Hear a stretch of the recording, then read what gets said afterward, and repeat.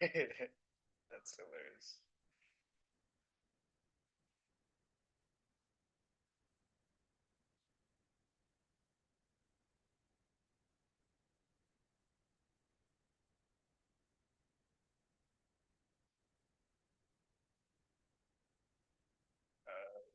You see.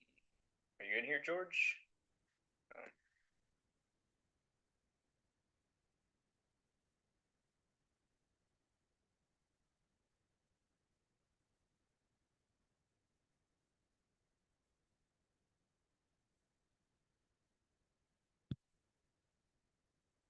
Yo, give me a second. I'll be right back.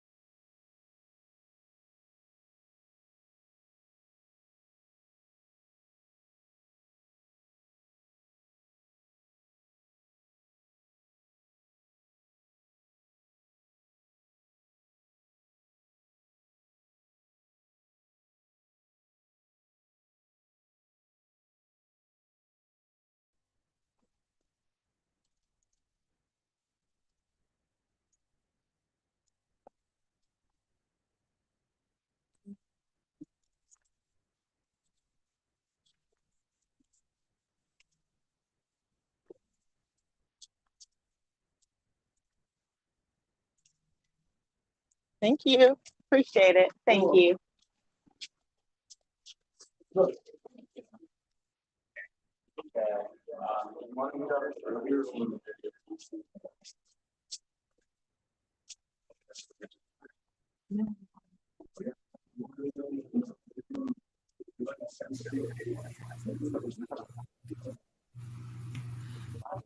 Hello. Hi, with DoorDash. It is for a bombing.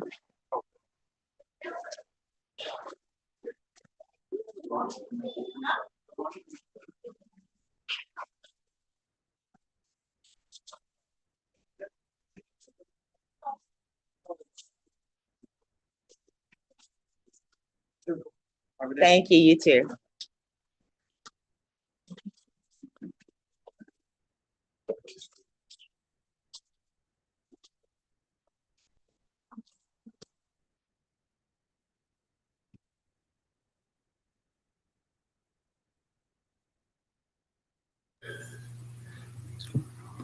Good morning. Good morning. Good morning.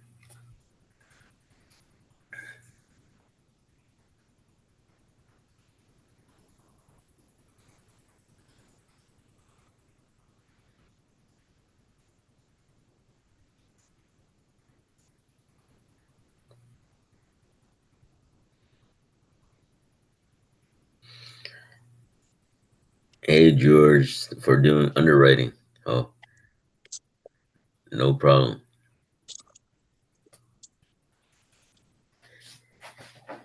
Wait, I guess we're waiting for our host, a host with the most, Joey C, in the place to be.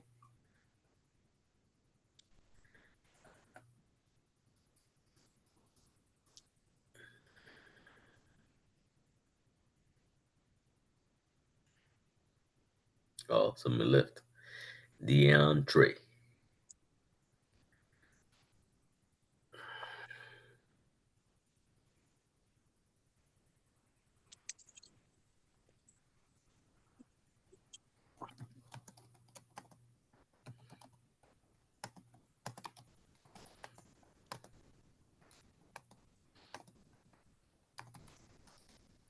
Oh.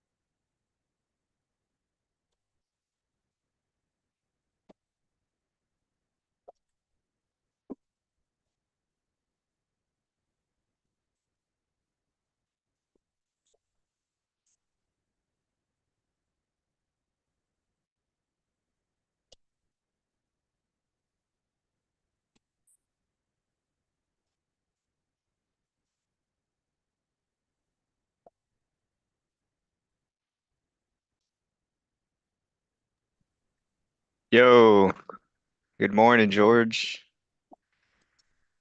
Good morning, Majida. Hey, good morning. How you doing? Doing good. How y'all? Doing pretty good. I didn't know Oh, I was unmuted, but that's all right. yeah, I heard you speak earlier, Majid. I thought I heard something about DoorDash, but Oh yeah, yeah, that's what I do. I have like 7 dogs. I have a really big heart for dogs. wow, 7 Yeah. dogs. That's a lot. I And have like a little small kennel.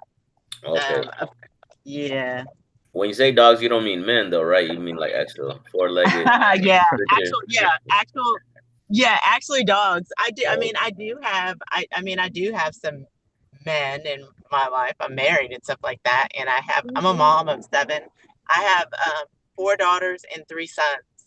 wow, same amount Yeah. of kids and same amount of fur babies. Yep. Yep. Wow.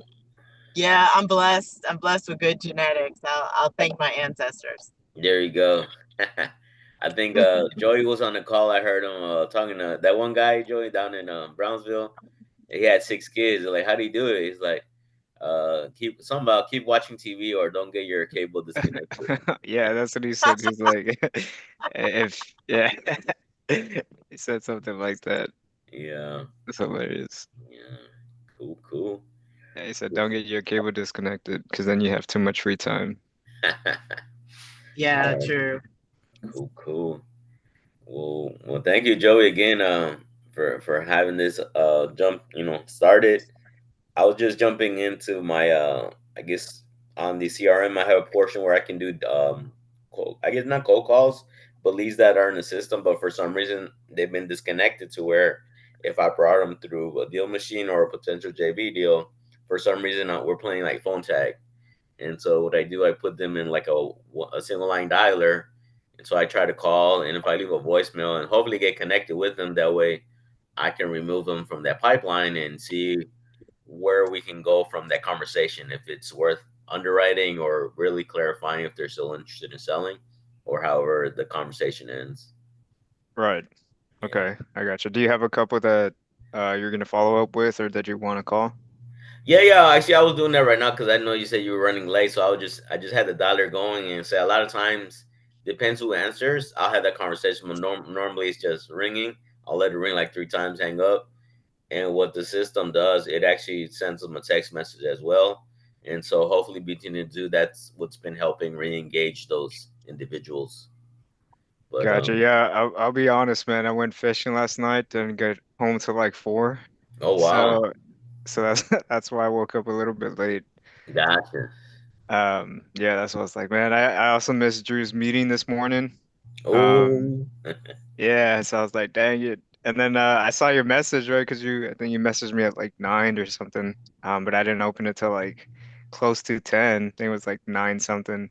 right, I saw it, but I thought I was dreaming.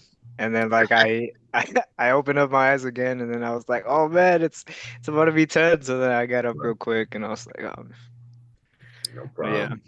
But wasn't worth it, man. Didn't catch anything. No, what do you That's think the it start of the was? game. It's like wholesaling, huh? It's like you're fishing maybe in the wrong pond or wrong time. I don't know, man. My uncles, they say that it's always the fishermen, so maybe that's what it was. Gotcha, gotcha.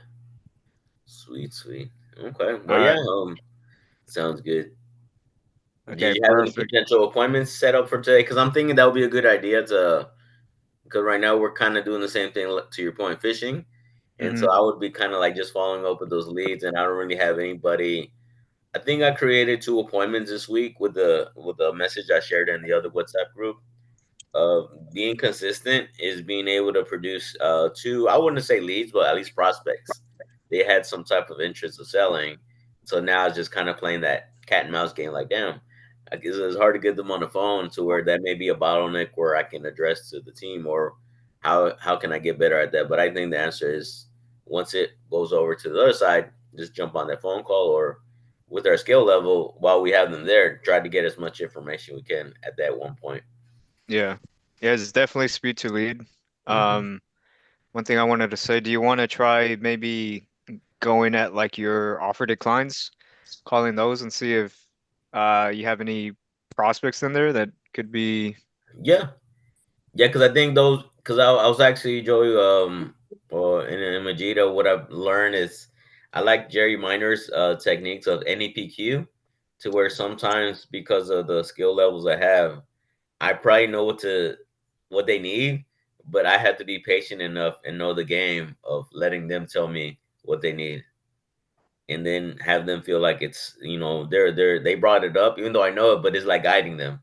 It's like, hey Joey, man, because you don't you think if you know that you got to be here at 10 o'clock, maybe you can set up that fishing day for another day, and like, yeah, that sounds like a good idea, man. Yeah, Joey, that sounds good, and make it sound like it's your idea, but being patient enough and playing the game. That's where I give kudos to Sub to Drew is learning that, and even your conversation I hear like, bro, this is not how Joey talks on a normal basis, but it Right. is following that script. Yeah. But yeah, I'll be. I guess we can do that, and then I guess just call and I know like watching other people's zooms is just like muting yourself until somebody answers, and then if it is a conversation, unmuting and but then just in case you are talking to somebody, it's just being able just to carry the conversation and then wait till wait till yours is finished and kind of see if I can hear you, or maybe get like if Majito wants to give her feedback of what she thinks, because sometimes we always know what to say when we're on the sideline. We're like, oh man, Joey, I would have said this, I would have said that, but Yeah. those things can help you out on the next one because now you're kind of getting the input. Okay, now I know what to say next time. That's facts, bro. Okay, All right. I think you got the first one today. okay, sounds good. Let me get out of my cold calling sequence and let me fix this up. I know how to do it.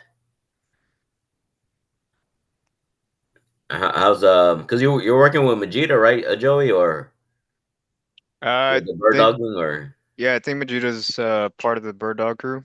mm-hmm. Yes, yes, I am. Cool.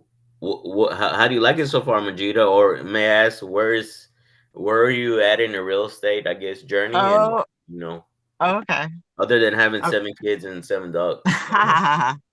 Yeah. Okay. Well, so far as me, I'm actually a gator. Mm-hmm. And what I found from being a gator, and I guess it's also true the way that I learn. Mm-hmm. I have to like, okay, I could watch the Zoom or whatever, the Zoom or whatever, but Mm-hmm. I need to get out there and like experience it for me to actually, feel like I'm getting the skills and things like that. And I found from like Gator, Mm-hmm. if I don't really understand like how the underwriting going and how these properties are being how they're with the price point, the comping, all that stuff, they're being Mm-hmm. purchased and stuff like that. Being a lender, it was making it somewhat challenging for me. Got it. So that's why I said I've got to get in there and get in the game, and then I want to be with people that are actually being they're actually being active and stuff like that, because honestly I get it, people do deals, hooray, good for you. But I want to get in there and make sure I understand it, get my hands dirty, whatever. Right. Okay.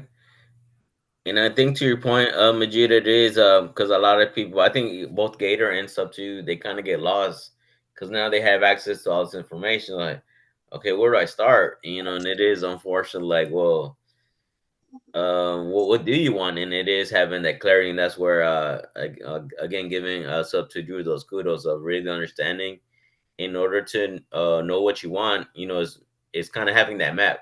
If we're going to California, do you know what freeways you're taking? Do you know how much gas you need? Do you know how many rest stops you're going to take? And so it's having the end in mind and then being able to reverse engineer that bad boy.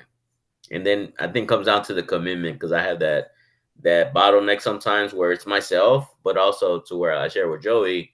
I want other people to succeed as well, but I sometimes fail by not understanding what is their agenda at the end of the day. Do they really want this? Do they understand what it may take to do this? It's not simply just paying for a mentorship and you automatically absorb the talent or the experience or the knowledge. It does come down to getting, your feet wet, getting into those tough conversations, but also understanding, being able to leverage things as you're learning, and then building your repertoire. Right. Yeah, I can agree. And then also, I mean, also too, like, I know for me and Gator, I've always been like, okay, the number one deal is to not lose money. Yeah. Right. And everything. So I said, dang, I gotta understand what is the price point? Where are the deals need to be purchased at? Because Hmm. that makes me better at what I'm trying to do. Gotcha. Okay. Fair enough. Fair enough. All right. Well, appreciate you getting, explaining what you're trying to do, Majida, and like I said, I think you're in the right room with people like Joey, and then obviously sub to Drew, of being able to share with not only how to speak with wholesalers, since that's part of the bird dogging, and also talking to agents. And what Joey does a great job is understanding that it's not my goal to necessarily buy this property, but at the end they hopefully I explain myself how I buy it. These are my parameters. This is my buy box. This is what I'm trying to accomplish. And if it's not that particular listing, now the agent knows, okay, next time I find something that may fit Joey's buy box, I'm gonna go to him. So now it's gonna be Joey's turn to actually perform and say, yeah, we can buy this on these terms or at this price. Let's get the ball rolling. And having, somebody like Drew is backing up, because he's gonna actually buy it since it does fit his buy box.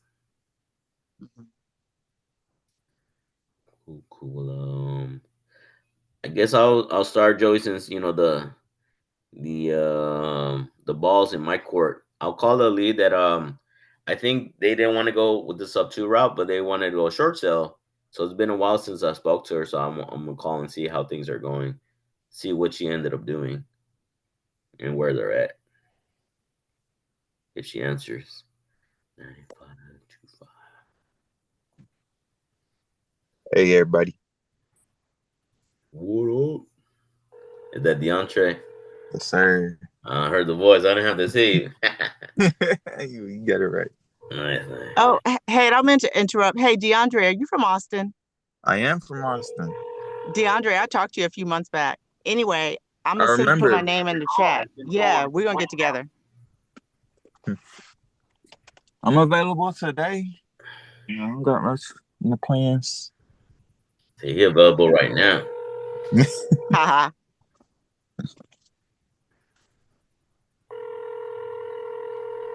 Hey Joey, you don't mind underwriting this property real quick? You don't mind? Yeah, just post all the Hello, Miss Bianchi. details in the chat. Got it. Yeah, I was. This is George. I don't know if you remember. I was calling you a couple months ago about a property in San Antonio. Oh yeah. I was just seeing how things ended up, because I know the creative option didn't make sense, and that you wanted to move forward with the short sale option with your agent. So I just wanted to see what ended up happening. It went into foreclosure. Oh, okay. What was it? I guess it was up for auction last month or this month that just I'm passed sorry, by. what? Oh, did it go up to auction this past month? I guess the November auction. Yes. Okay, got it. Gotcha. Were you able to at least find somewhere else to like just move into? Because I remember, I think you were trying to find somewhere for Yeah, yourself and your I kids. got into an apartment. Okay, that's good to know, Bianca. Well, Yeah. okay. Well, sorry. Yes. Thank you. No problem, Miss Bianca. I know this is just like I said. Hopefully, you see it as just a temporary chapter, and hopefully, you can move on to bigger and better things once you get things rolling in 2026. Yes, sir. Thank you. I Okay. appreciate that. All right. Well, you enjoy the holidays, and I look forward to hearing good things from you in the next couple months. Alrighty. Thank you so much. All right. Have a Happy great. holidays to you too. All right. Thank you. Bye bye. Bye bye. Dang. Dang. Part of the game, right? People lose their houses. Yeah, especially being like say for us, or if you're going to foreclosure in December, which most I guess counties in Texas are, we technically have one more week. But then if you add Thanksgiving, depending on the offices you need to speak with, it may be like close to 2 or 3 days, basically, unless you're willing to do certain things that we've been able to do as walking them through the if they want, well, I don't know if I can say this, but looking over the bankruptcy route as far as being so short to the time frame and depending on what they want to do. And sometimes it is battling the agent to where I didn't know the exact numbers, but the agent wasn't willing to work with me to see if sub two may have worked. Right. So for most people that are essentially new to maybe calling people that are going through pre-foreclosure, typically when you get on the phone, George, what's one of your first options that you present to them? Usually what I'm slowly learning, because obviously the first thing is, figuring out, because majority of the people, Joey, that are going to foreclosure, the last thing they want to do is sell their house. So it's trying to come in at a certain method of, coming in and disarming them. Hey, Miss Bianca, in this instance, my name is George. I'm just working with a group of volunteers in the area, just seeing how things are going with this property.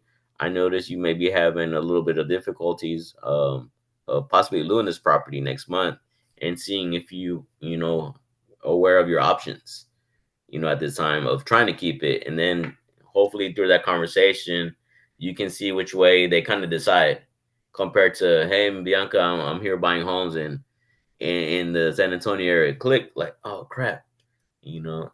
At least that's been my method, Joey, so far, and still working on that as well. Because doing this for about 3 or 4 months, I noticed I haven't done any. I haven't been able to do any deals with foreclosures, but I have been able to navigate those conversations to where, like, hey, George, thanks for calling me because I found out that either my account wasn't paying the mortgage every month, but thanks to you, I figured out that account, something wasn't working, and I was able to use this account.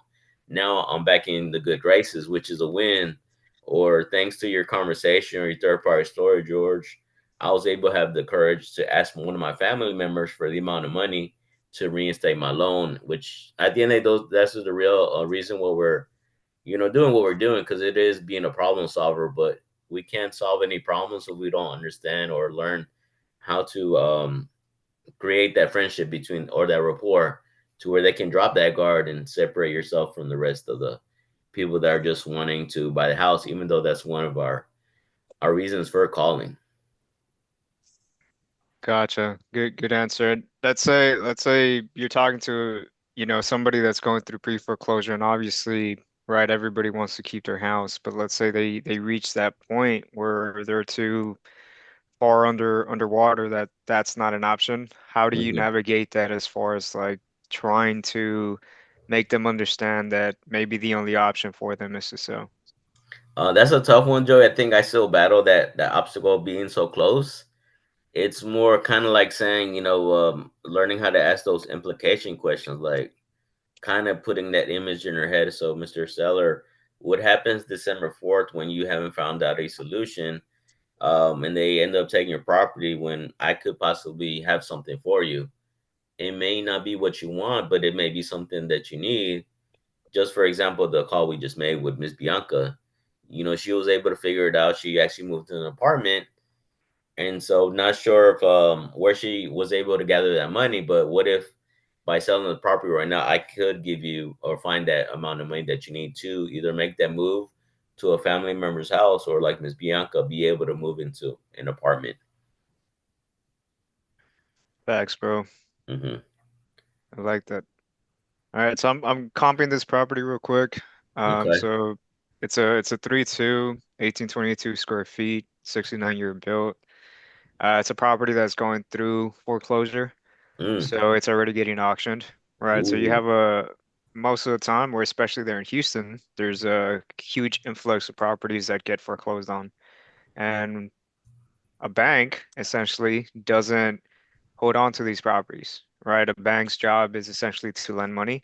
So their job isn't to necessarily hold these properties. So then it goes into, all these REOs, which are, bank-owned properties that go into auction, and then, essentially you go into bidding wars and things like that. So We're gonna try to figure out what ARV is for this one and see Hmm. if we'd even be close to what they're probably asking, because I think they're asking close to about 200. Hmm. But I think ARV on this is probably gonna be somewhere around like the 260, 270 range. Got it. And So by Joey, I just sent you the property that I need to count, all the information. Okay, did you put in the chat? Yeah, I sent it like directly to you in the chat. Or you want me to post it in the to everyone? It doesn't matter as long as it's where I can see it. Okay, I'm well, gonna, yeah, you should be I'm able gonna, to check it I'm out. gonna steal it for you, DeAndre. Yes. Yeah, give him a call. Let me see. I don't even think I have his number. Yeah, we've only been talking on Messenger. I guess I should look for his number. Have you tried to get on the phone with him, DeAndre? Actually, because I know sometimes it is like I said, certain things are best said through text, but obviously the initial, building the relationship with the individual, it is better to kind of just have that conversation and Mhm. see what it is they're trying to accomplish, and then obviously if they're trying to get 200, it's more like, what ways have you tried to get 200? Okay, what if you can't get that 200K? So those are things that probably just by listening to what you said so far, I could tell you right now, but more than likely being on the phone, you'll probably forget all that. Even I'll forget that, like, oh crap. But that's the Yeah, beauty of having that, the putting in those reps and really understanding what is my goal with this conversation and what is my outlook wanting to be. And then obviously listening to Joey and sub to Drew, and I guess me sometimes being able to accomplish that during the call. I know that it may take a couple calls, but at least by us underwriting it or having Joey help you, now we can kind of have a framework what we can give you and what we can't. right. You know, depending on your money, I can give you steak, but with your budget, Mr. Seller, I can give you Denny's. In order to get you a fogo to a child, we may have to work something out with the numbers or something to that, that silly analogy. I hear you. I hear you.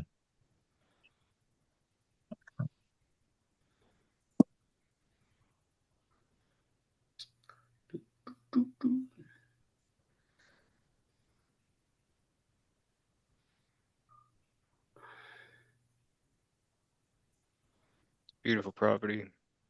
Need some work for sure. Not too bad. Oh yeah. Did they try to sell it on the market, DeAndre? Uh, I think this is a different one. Oh, different. yeah. Okay. Also, this one's not going through foreclosure. Oh, he left. Yeah, no, this is the one that's going through foreclosure. Gotcha. Because it looks like they worked on it. Don't look too bad. Yeah, like see here, they stripped out the flooring there. Mm. It's like they were gonna It lay ran on out of some. money, maybe. Maybe they pulled a George. Yeah. They need a DSCR loan. Ooh, holla at your boy. See foreclosure, they're asking 200. Yeesh. So we don't have too many comps. It's been on the market for a while though. Mm-hmm. Oh, I've called that agent, bro. She never answers. Oh man, Never. top agent right there. You need to skip tracer, bro. This is door knocker. Dude, I had an agent, when was it? I think Thursday. Mm-hmm. I called him 3 times, sent all three of my calls to voicemail, Mm-hmm. and then he sends me a text message and he's like, text only. And then I'm like, I'm reaching out about the property they're on, and then he's like, send me Mm-hmm. an offer. And then he sent me his email. I Mm-hmm. called him one more time, he didn't answer. So then I like sent him an email with an offer, and I just like lowballed him. Mm-hmm. I was just like, bro, like answer your phone, bro. Like, why are you an agent then? Right. But I mean, that's just some agents don't want to work. Right. Then I met this other agent. Um, she's part of some guy named Ben. Do you know who Ben is? He's Ben Deal yeah, yeah. So she's about the part wolf of pack. yeah, the Wolf dude. So she's part of his agency, I think. Okay, what's her name? Lily. Lily. Oh, I I think her wonder. last name's Wolf too. Lily Wolf. Oh man, gotcha. Yeah. But yeah, so she's like an up and coming agent Mm-hmm. and trying to see if maybe she can find me some deals. Gotcha. So for this one, there's not a lot of comps, at least from what I found in Quest. So what I'm gonna do is Low ball. no, not yet, not yet. Work in progress. Mm-hmm.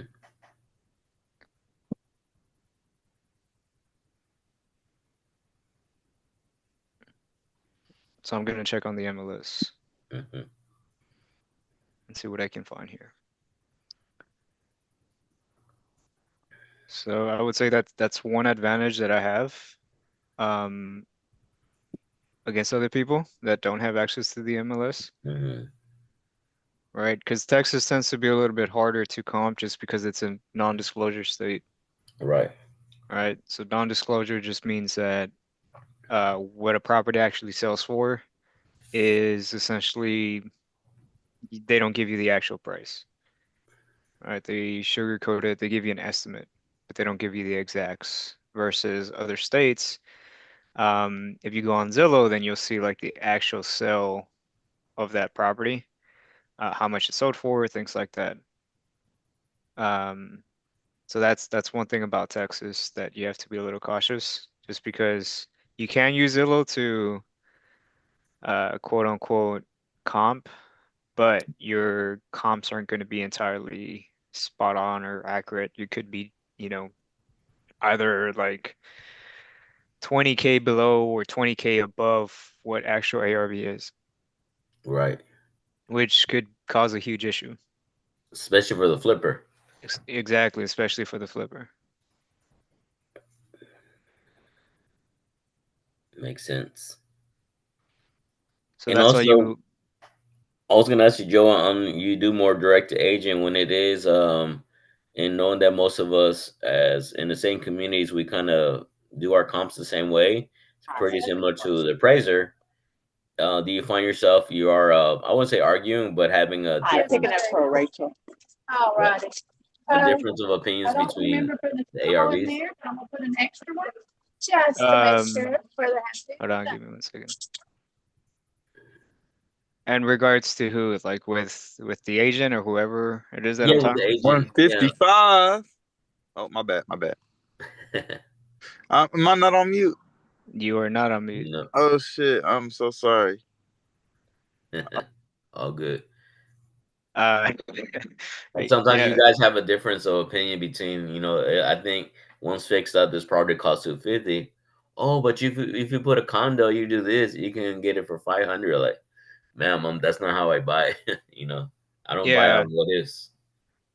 yeah. I think it just comes down to like educating them and giving them your perspective, because obviously, um, not all agents. Like, I mean, of course, agents have access to the MLS, so they should be good at comping, but Right, not all of them are. And then that's where you have that discrepancy when they go with, certain sellers and they tell them that they can list the property at certain amount. Um, so I guess it would come down to like the morals and principles of that specific agent, just because most agents are money hungry, so they try to get the most that they can. right, But you do have some that are pretty spot on as far as like when it comes to ARV. And it's okay if you're like off by like 5, 10K if there's, a difference. But as long as you're like within range of that amount, like let's say you're an agent and you tell me, hey, Joey, you can probably get to 80 for this one. And as a fix and flipper, I'll probably tell you, hey, Georgia, I think you're absolutely right. I can probably get to 80, but I would rather feel more comfortable to have my ARV at 265, 270, right? right, Because as a fix and flipper, you want to get in and out of that property as soon as possible. right. So that's just one thing. Like, as a fix and flipper, you want to be a little bit more conservative. Hmm. Um, just because you do want to get out of that project as fast as you can and then just rotate those funds over to a different project, whether Right. that's, buying a long term or, doing another fix and flip. Got it. So, Okay. but yeah, I mean, I would just present your comps, and tell them, hey, this is what I'm saying. Like these are my comps. I'm comfortable with these comps. So that's why Hmm. my ARV is at this price. Got it. Um, yeah, so we don't really have too much going on in this area. So, I mean, if we use typically you want to have at least three comps. We don't really have three comps. We only have one in the last 6 months that sold. Got it. So if we were to use that one, our price per square foot would be 158. The one that sold is 1755, so for 279, and then we can double check. What it look Um, like? so on here you can see like if they have any concessions. So it says 279, but in actuality it sold for 278, Mm-hmm. right? Because they paid an extra 1,000 in repairs for whatever that may be. So if we take the 158 times our square footage, then that would give us an ARV of 287, Oh and wow. we can be conservative and we just say 280, and that's our Right. ARV. We go to Quest. 280. I had the same comp, 279, see 289. Mm-hmm. So I'd feel comfortable with just saying 280. So 280 Gotcha. would be our ARV for this one. So 280. And then rehab, we're looking at the pictures here. It needs more exterior work than interior work for the Right. most part. You got a tree right in the front, which Mm-hmm. can cause foundation issues. You can already see there's cracking here. Um, so definitely landscaping, power Mm-hmm. washing this. That garage door, have to wash that too if it's not broken. Mm-hmm. This here looks good. Maybe some paint touch up. I think one of these was fallen. The door, maybe just paint the door. The interior looks pretty solid. Maybe just some more paint. I wonder if it has tile left over for those one rooms you pointed out that still needed Yeah. be done. Or they were See planning here. to use something else. Yeah, granite countertops. These cabinets, they look Mm-hmm. pretty old. So you can either just change the handles and put Mm-hmm. something a little bit more modern and then paint them again. That's what a lot of fix and flippers do sometimes, rather than putting new cabinets and things like that. Right. You have a stainless steel microwave there. This doesn't look bad. This is solid. So mostly just paint, and then of course those rooms, like the bathroom. This one would need some work for sure. But you can probably get that done with like 2 to 3K, if anything, maybe even less. Right. This bathroom too. Old school. This one you would have to update it because I mean it has completely different flooring than the other Right. ones. Brown and gray Carpet. carpet. This one's stripped out and it's just that padding. Right. So, and then this thing right here looks like it's fallen. So you Slanted, probably yeah. have to. So some exterior work, some interior work. So I'd say it's not a full Reno. It's Mm-hmm. more along the medium Reno on like the lower end. Right. Uh, I'd say a little bit closer to like a light rehab, but you would budget in for like something medium. So I'd say maybe like 40K on this one would be solid. Ooh. Okay. Could be even less, honestly, But you but wanna but you want to be conservative. So um, let's see. So we'll put 40K as in rehab. oh man, so you probably like around 150, 160 for cash. So Plus 280 assignment. times 0.7 minus 40. Yeah, 156. So that's what your buyer would pay. Your buyer would pay 150. Mm-hmm. You go, DeAndre. Lock him up. Now Hold up. you, if you want to wholesale it, you gotta offer like one Less. 130. Yeah. 120. That way you can sell it to your flipper for 150. But just by looking at the picture, Joey, looks like this property may have a hard money loan to where either they ran out of money because it looks like their intentions was to Yeah, fix and flip it. So I wonder why the 200 is right around the 70%, but based on your realization of how much more it needs, yeah. maybe it may not make sense for a cash offer at this point. Well, that would be completely up to the bank, right? Because it did get auctioned off already. Oh, did it get So auctioned? Okay. yeah, well, it went into foreclosure, so it's going into like auction now. So the bank's auctioning it. So Yeah. depending on what the bank agrees on, Mm-hmm. and that's what, you know, Gotcha. if they accept it or not. Got it. So you don't think this was a flipper that bought it using a hard money loan? I think that could be the case, honestly. I mean, it looks like they were gonna do the renovation. They started some of it, and then they didn't finish, and then maybe they just ran, like you said, they ran out of money, or maybe they went underwater with that loan that they got, Mm-hmm. and then they got foreclosed on. Yeah. Because they've been holding on to, like, say, 150 days. Have they been making payments on the either mortgage or hard money loan that they've been having to pay each month? Yep. So, but that's why you want to make sure that you run your numbers correctly, because Hmm. if not, then Got it. that happens. So what will be the next step? DeAndre just letting him know basically what you just went over right now. No, so that wasn't DeAndre's property. I'm about Okay. to comp his here. Yeah, that wasn't mine. Oh, okay. It's one that was in the CRM that I had to comp. Right.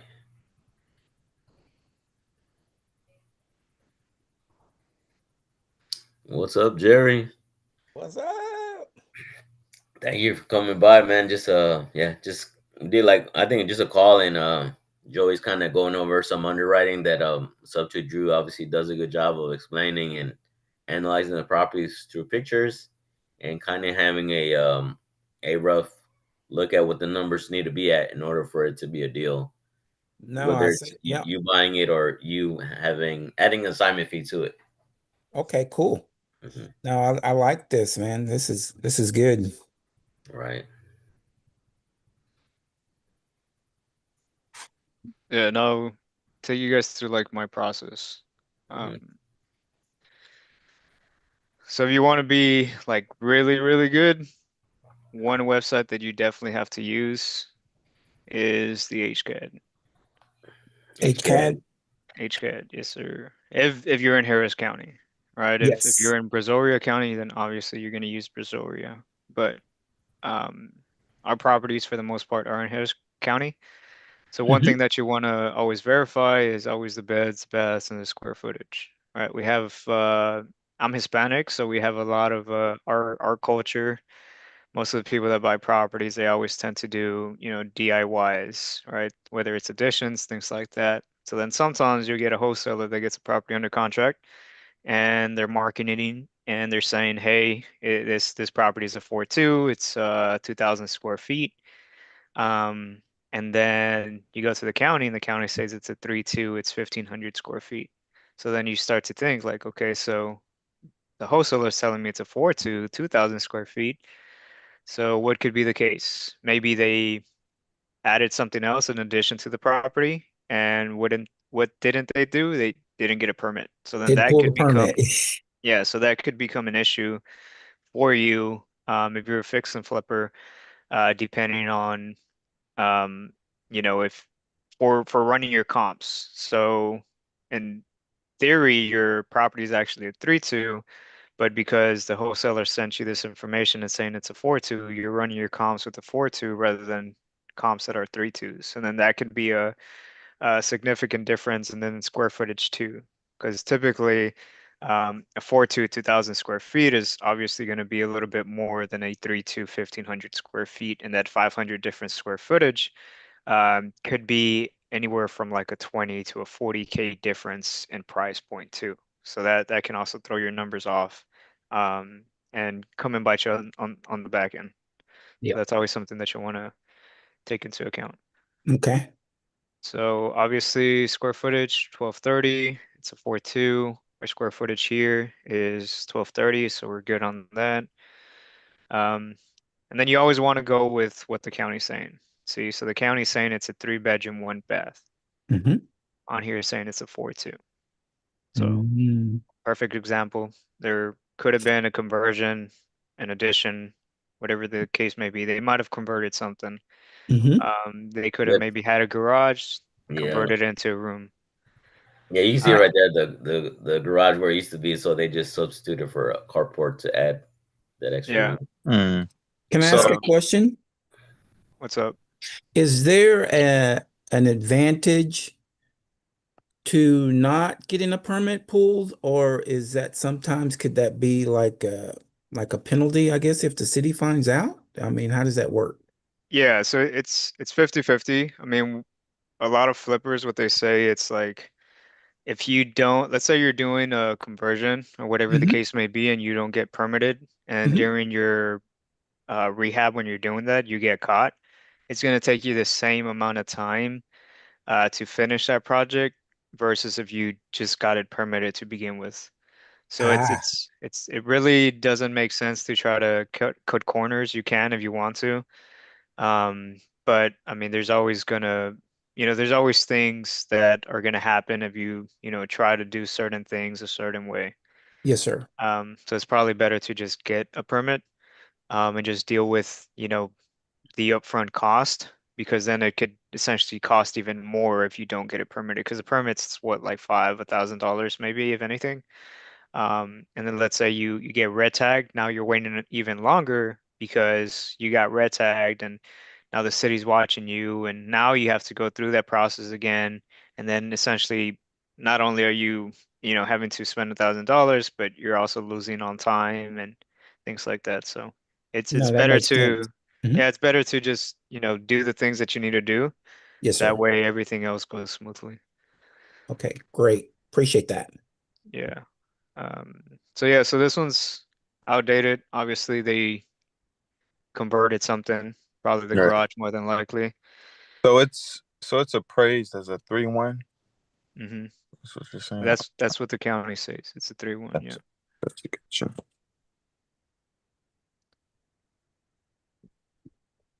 So it's outdated for sure. It's not in terrible shape, but it would need some loving. Right. Yeah, Jerry, and that's why I guess it's so important to, or whoever's watching, to kind of have a checklist. And I can share that with you where it's like, do I have everything to but probably give to Joey? Because that way it kind of helps Joey instead of doing this part. Now he does have the information that the garage was converted into a room, and small things like that. And obviously having all those tools, so now you can come back with an offer and be able to state why you are where you are at. Hmm. Oh, Hmm. because it is gonna, to Joey's point, even though it's a 4.2, but because it's not permanent, because at the end of the day, if you are using a hard money loan, they are gonna require it, because they're looking at the same way Joey's explaining, like, bro, we can't give you money for a 4.2 because it's actually a 2.1 or 3-1. whatever it was. Yeah. Hmm. You need Mm. to knock all that crap down and start from the bottom up, and that's money wasted, that's time wasted. Uh-huh. And we have a reputation, depending on, you're trying to give that flipper a potential property to make money, and that's why they don't mind paying you that wholesale assignment fee, because you're finding them quality product to buy and eventually turn into something. Yes, understood. That makes sense. Yeah, DeAndre, what I would do is whoever you got this from, just call them and just ask them about that. Be like, hey, county showing that the property's a 3-1. Was anything converted? Was the garage converted? What can you tell me? Okay, give me a second. I'm gonna get to my computer and call him off my phone. Yeah, just let them know. Um, but yeah, we can still come to this. But obviously, we're gonna use 3-1s. So even here on Quest, it says 3-1. Hmm.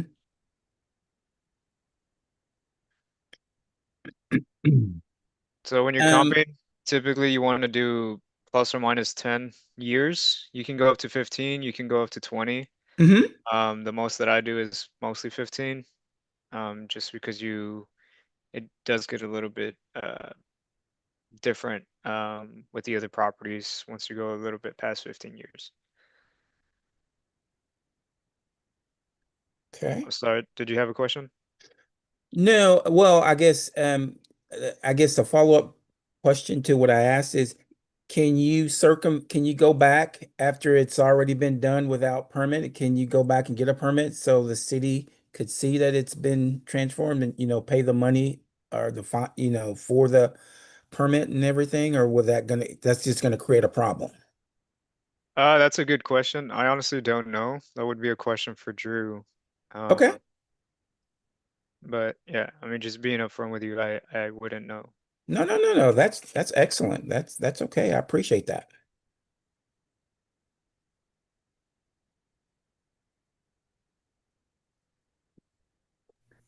And what I'm learning, guys, it is to Joey's point of, obviously we're not in a buyer's market, so it is being, instead of being I guess exaggerating on your ARV.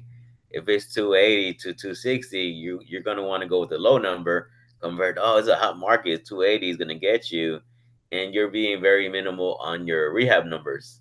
So it's good to be the opposite, be conservative on your ARV and exaggerating on your rehab numbers, because that just means that's going to be more money for the flipper to potentially get as a profit, or at least have that wiggle room where they're all of a sudden leaning on that what do you call it, bathroom wall. Like, why is this wall so wobbly? Oh crap, there's mold behind here. Now that's going to cut into the rehab budget and stuff like that. Makes sense. Mhm.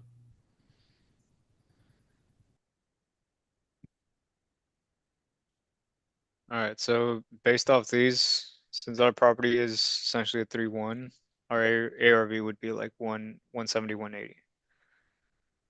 So, I mean, we can meet in the middle, say 175,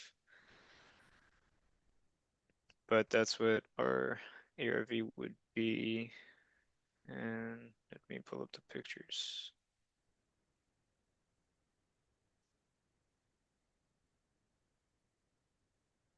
They're asking 155. Too close. Yeah. That's not even enough for the potential 8% of closing costs and agent fees. Yeah, but that's because they're basing their numbers off of the property being a 4-2. Okay, boom. That's that tough love you got to give them. Yeah. Or do they want to hear that? Like, shut up. You don't know what you're talking about. Like, whatever, Yeah, bro. Next one. more than likely that's what's gonna happen. That's probably what they're gonna tell you. Mhm. I'm like, you don't know anything. Yeah.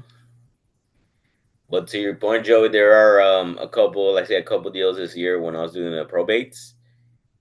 Established that great rapport and everything, but when it came down to the point of being using the same formula you use, I was outbid by other buyers who were like, "Who the hell are these buyers, man?" And but luckily, I created that good rapport with the seller to where they would give me their numbers, to where now I can store them in my database to, like, okay, if people like Drew or Philip or some of these sub two buyers don't want it, let me check on this guy if he's still playing risky, because at the end of the day, it comes down to knowing, what is your buyer's risk tolerance, and Yeah. what is your goal with selling the property. Are they buying hold where they don't mind coming up to 80, 90% because they're banking on long-term appreciation compared to fixing and flipping and then pulling out money and moving on to the next one. Yeah, and that's the thing too, right? Like you have to know your buyers, like as a wholesaler, or whatever you wanna do, because you do have some buyers that buy at 80 cents on the dollar, which obviously gives them, they have smaller profit margins, but they're also able to buy the property a little bit higher, but because they're Mhm. not trying to make as much. So I mean, there's gonna be competition in like every market that you're in. But that's why you have to stick with your numbers and stay confident with what it is that you want. That way you don't, go down a different path, and then next thing you know, you similar to that first property that we got, you get a hard money loan. Next thing you know, they foreclose on you because you bought a little too high. So what I say is, I'd rather be conservative than aggressive, because if you're a little bit more aggressive, then that can essentially come and bite you in the ass. Okay, Um, so I'm about to the wholesaler just sent me his phone number. I'm about to hop on a call. What all do you need me to ask him? just call them and ask them about the property and be like, hey man, I pulled it up on county. It's coming up as a 3-1. Were there any additions? And if they are, were they permitted? What can you tell me about that? Okay. And let's go, DeAndre. Low ball on. Lock it up. Be Yeah. aggressive. Yeah, tell them you don't know what you're doing. Yeah. Still, Good buddy. you dumb Oh, wholesaler. Yeah. hey Fabian, what's going on? Good, good. Here, good to Everything's good. good to hear. So I was comping that property that you sent me, the one on Cathedral. Uh and it's showing up as a 3-1 on Court County records. Can you tell me a bit more about that? Like, were there any renovations done to the property that weren't permitted? Let me check this out. I have been in contact with the seller, like he has it under contract, but I haven't gone around to asking him those questions. Let me check. Yep, go ahead. Cause yeah, Shoot him a text and send. Is there anything else you saw that like raise an eyebrow? Like you said, I did not see that. that's no, that's mainly my main concern because it's showing up as a 3-1, so I have to comp it as a 3-1, and that brings my resale value to around 175 to 180. See, see, yeah, everything changes. All right, Mm-hmm.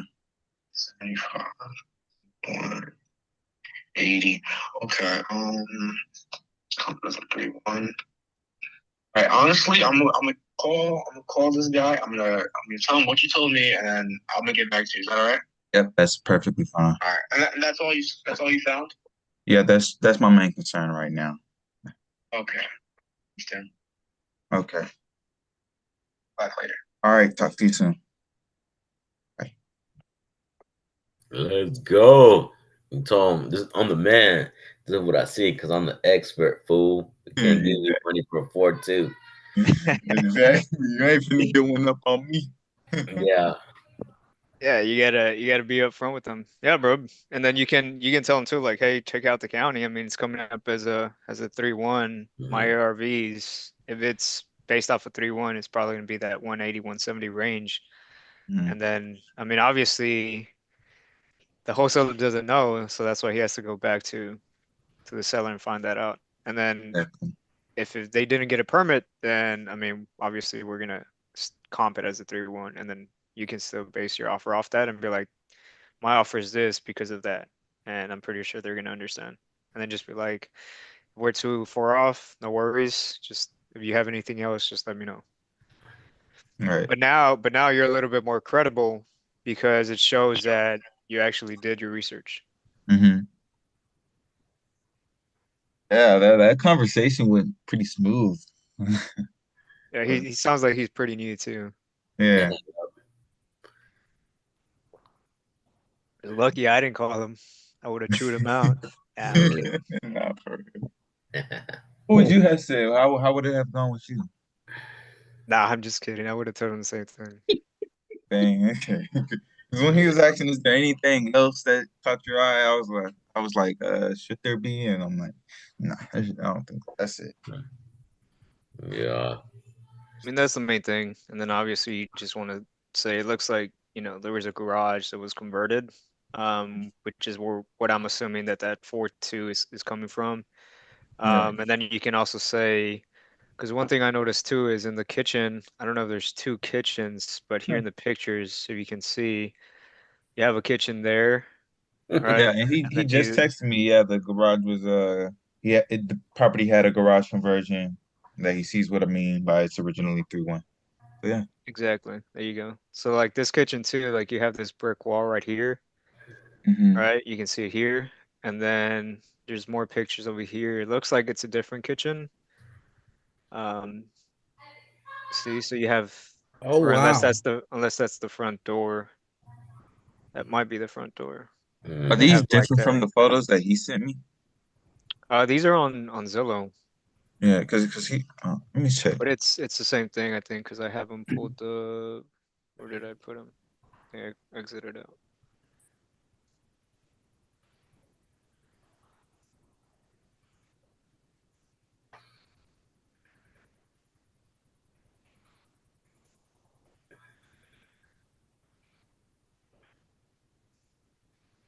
Did you ask him if did he say if they were permitted?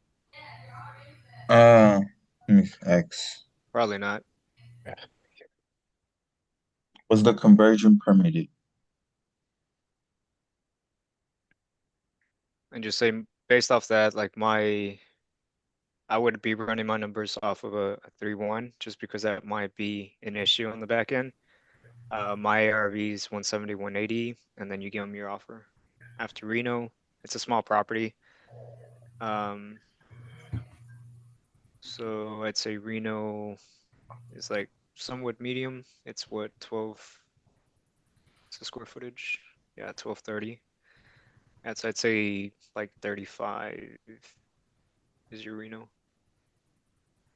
You said it was how much? I'd say like 35, 40 for your Reno. 35, 40. Okay, yeah, and that's way off from what he had it. I think. So I'd say 175 times 0.7. Let's say minus 40, just to be a little conservative. 82. Yeah, he has the repairs is 15,000.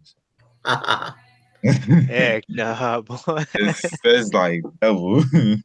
Yeah. But I think to Joey's Definitely. point, DeAndre, just being able to be credible, but also be I guess transparent. Hey, bro, sounds like we're both wanting the same thing, but man, yeah, our numbers are totally off. This is what I'm seeing. What are you seeing? And that's when sometimes it takes those skills to convert from being a salesman to you educating. It may be different with another wholesaler, but mainly if you are doing like a direct to seller, having them explain to you, how much money do you think this property really needs? What do you think it will take to fix it? And Mhm. then just comparing notes and going from there. Okay. Because like Drew said, I think he said at various times, in order for him to do a deal this year, he's had to gone through about 150 of these just to Yeah. find a good one. So it is a numbers game. And the same thing on the cold calling aspect of, I was sharing with Jerry, like as far as cold calling, like, hey George, how many calls do I got to make to get a deal? Like a deal is totally different. A lead, now we're talking. It takes a couple hours, couple days of being consistent, and I need to follow that same suit as well. But yeah, to this instance of being transparent with them, and at the same time, you're learning to where he may hold you up there to where now he's giving you other potential opportunities, and both of you guys are learning, and then you're practicing to become more clear. And then instead of going back and forth in text messages, just straight, hey, this is the business, this is what I need, or this is what I'm seeing. What do you think? Where do we go from here? Facts. And I think our MAO for this is pretty spot on, right? Because we have a property here sold for 112. It's a 3-1. It's a little bit, it's nicer than ours for sure. And then we have this one over here that sold for 72, which is pretty bad.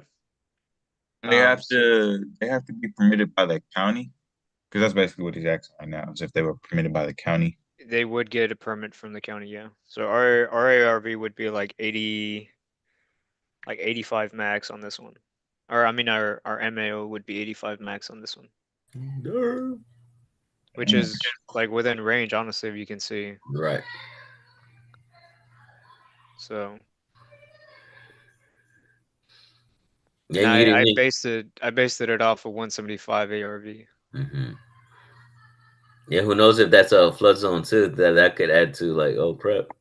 Yeah, Some we of can check that too. If it's He a said it's not a flood zone. It's never flooded. well that's There's a lot no, of places said never too. flooded until Harvey. Oh, true, true. Yeah. facts. Or when I was a postman, that dog doesn't bite. Like he doesn't bite yet. Yeah. I still got a postal guy that doesn't talk to me now because I Oh said yeah. that same thing. He don't say yeah, he don't say nothing to me. He looked the other Oh way wow. when he see me. Oh man. Yeah, that's hilarious. George knows that way too well. Yeah. It wasn't until the end of my career that I got bit, and it was the smallest one. And those are the ones. I'm not worried about the big dogs. I'm worried about the ankle biters, because Yeah. yeah.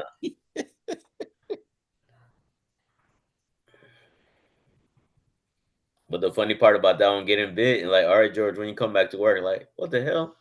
This other person was gone Oh, for like it's 5 not in months. a flood zone. Oh wow, that orange part, huh? Yeah. So he was lying. See, we caught him. No, What was no, it? no. So Oh, it's it's out not. of yeah, it's out of orange is out of the flood Oh, zone. okay.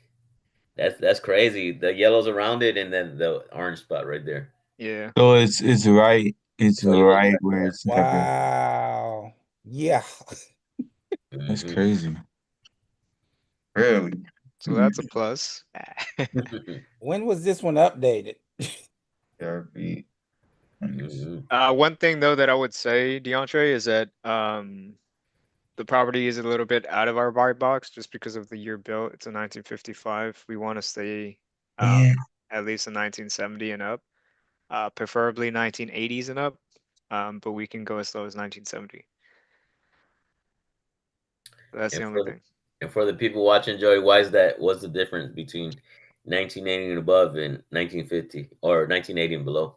Yeah, because of the way that the houses were built, the materials that they used, things like that. Like there's a lot of things that they discontinued, whether it's like with paint, but not necessarily, lead paint, which was like I think in the 70s. But mostly because of like the piping. Gotcha. There's a lot of issues with that, with houses that were built back then.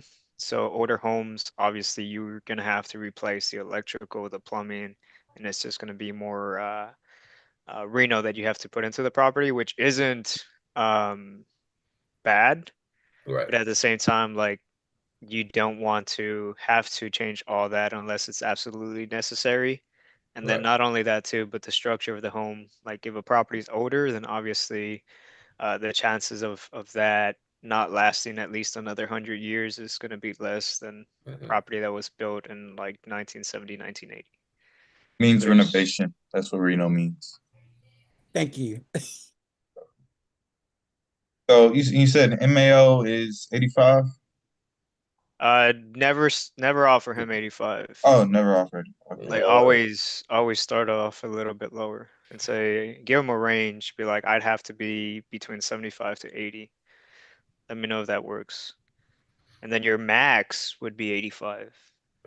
But you never want to start off with your 85. It's like if you're talking to a seller too, you run your numbers. You always want to have different offers that you give them because you want to work your way up. That way they can work down. So let's say your MAO is 120. Obviously, I'm not going to offer 120. I'm going to offer like 105, 110. And then at that point, it's a negotiating tactic. And the seller's going to be like, I can't do 105, but maybe I can do 115. And Right. now he's in your range. So now you can be like, well, let me see. Let me talk to my partner or let me talk to my underwriting team. And then that's when you come back and you're like, or before you go and like, hey, if I'm able to come up, to that 115 or possibly even close to that, is that something that you're willing to start today? And then whatever, and then they'll tell you, yeah, yeah, yeah, and then just put them on mute or put them on hold, and then Hmm. go get some water, go take a piss, take like 2, 3 minutes, and then come back and be like, hey, great news. I was able to get them to come up on price. And then now you're able to, you know, still play that game and be like, they want to come up to 110. And then maybe they'll drop down to 112.5, meet you halfway. And then now you got a deal. Yeah, because after a while, you're doing it on your own, but as you start building, you have a team now, so you have to think about everybody on the team. So that bigger, if you are wholesaling, the bigger the assignment fee, the more you're able to distribute to your team, and then obviously you have that threshold of, what are we in here in the business for? Which I have that issue sometimes. Are we here to make friends, or are we here to, do deals. And as a wholesaler, what is my value? Why am I spending these 2 or 3 hours with Joey and this guy named George? Because I'm investing in getting the knowledge so I can provide that service to either direct to seller or direct to agent, and seeing how we can work together. And normally that first number they give is not the real number. So it's not being afraid to be firm with what you believe the number's at. Facts.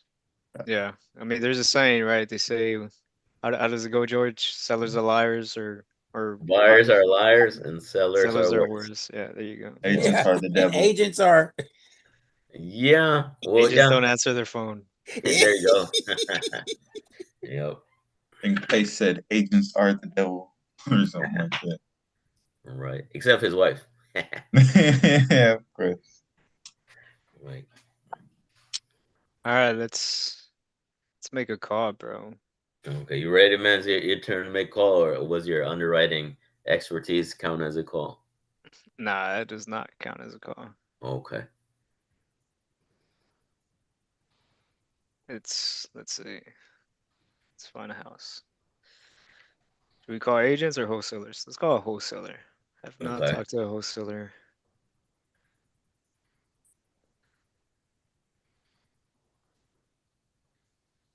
Let's see what these knuckleheads tell us.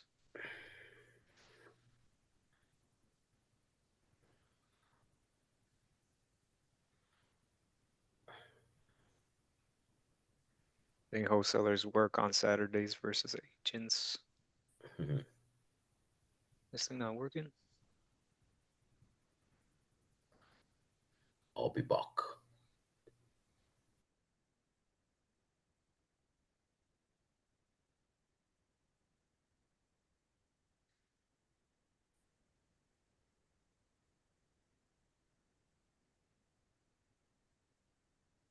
Jerry, I heard you're going to be helping out George on his acquisition side. Yes, yes. Nice. So Uh, you have you ever called before, or I have not. I have not. oh, it's going to be fun. We're there. Look, Yeah. I had to go get my reinforced teeth in, because I know they're gonna get kicked. Oh man, you don't even know. Nah, so I think you're gonna be on like his deal machine side.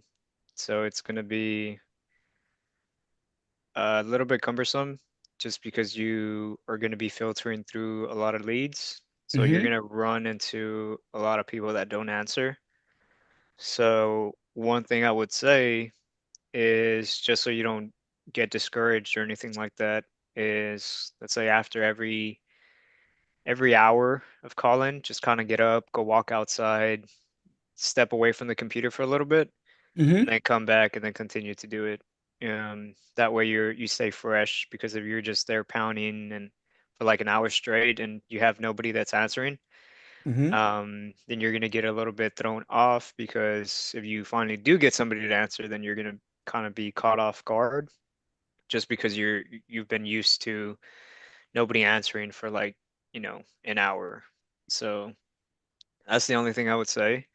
Okay. Um, it is going to take some time, right? But Rome wasn't built in one day, so that's all I have to say. Gotcha. Yeah, like it took me, when I first started, it took me 2.5, almost 3 months to get my first deal. All And then right. Nice. and then even then, like, it wasn't a big spread. I only made 2,500. You know what? Look, that's a start. Yeah. Yeah, Yeah. and it was proof Yeah. of concept, right? And that's Mm-hmm. that's Mm-hmm. that's what you want to see. Once you have that, then And where Jerry has experience, Joey, we were talking for a while yesterday, or the day before, was he's just do door to door with knives. So oh, it's okay. like I was explaining to him, like, a lot of times either sub to or any mentorship wholesaling is, once you figure out that you are the product and you're not the knives, you're not the solar panels, you're not the bridge behind you, you're selling. No, you're selling yourself as a problem solver. And in order for me to help you solve your problem, which in this case is foreclosures or a stacked list of pain, I'm trying to see if there's a pain that you have that you haven't been able to solve yourself, and see what options I can have for you, or be that guide in helping you figure it out. And then to Joey's point, a lot of times it's going to be just like with the door to door. A lot of slam doors are not answering the door and jumping to the next one, jumping to the next one. Facts. But yeah, I mean, like this thing is really just a numbers game. So as long as you stay consistent and keep putting in the time and effort, like Hmm. eventually you'll get something. That's all I can. That's all I can do right now. You know what? That's all I can do. That's Right. what I'm gonna do. And what is oops and investor lift? This lift kind of sucks.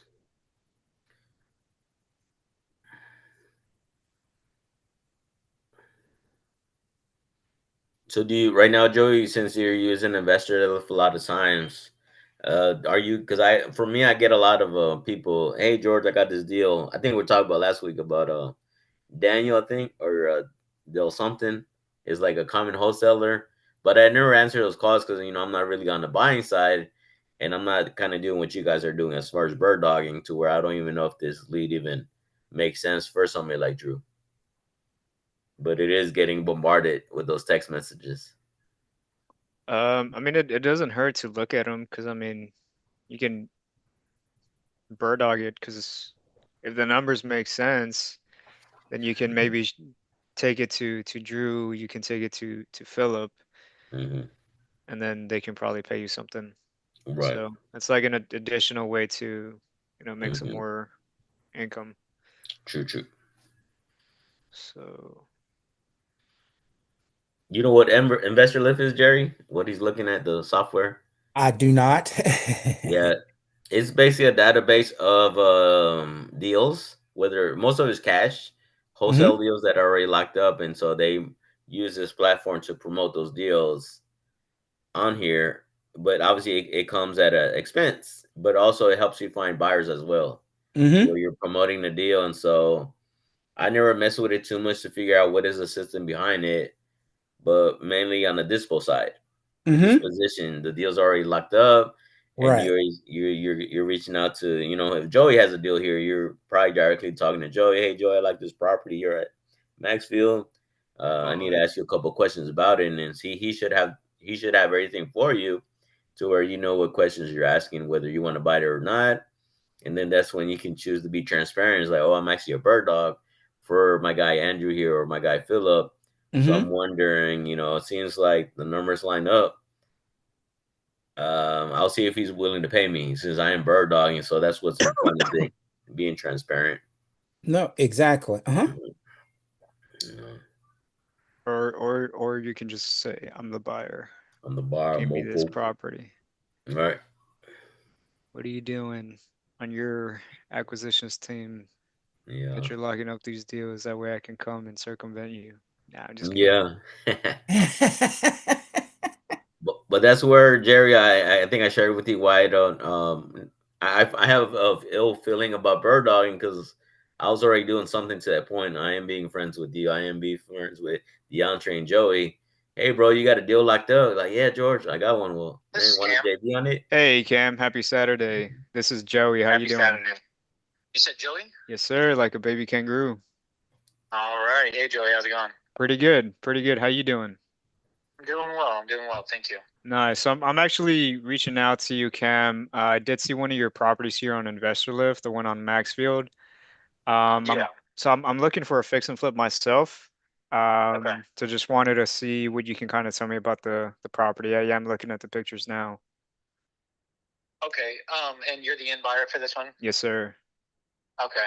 Yeah. So I'll be doing a walkthrough there on Monday, at 12 p.m. Mm-hmm.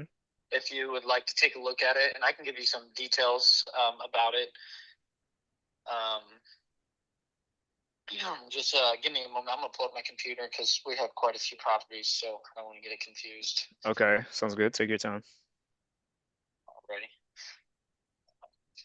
But yeah, I'll be showing this one on Monday at noon, and the way we do it is sometimes every once in a while we'll do first come first serve, but for most of the time we do like one big group showing with all of our investors, and then we'll do best and final offers either that same day. Later on in the day we'll receive offers, or maybe the next day, and then we'll kind of just go from there.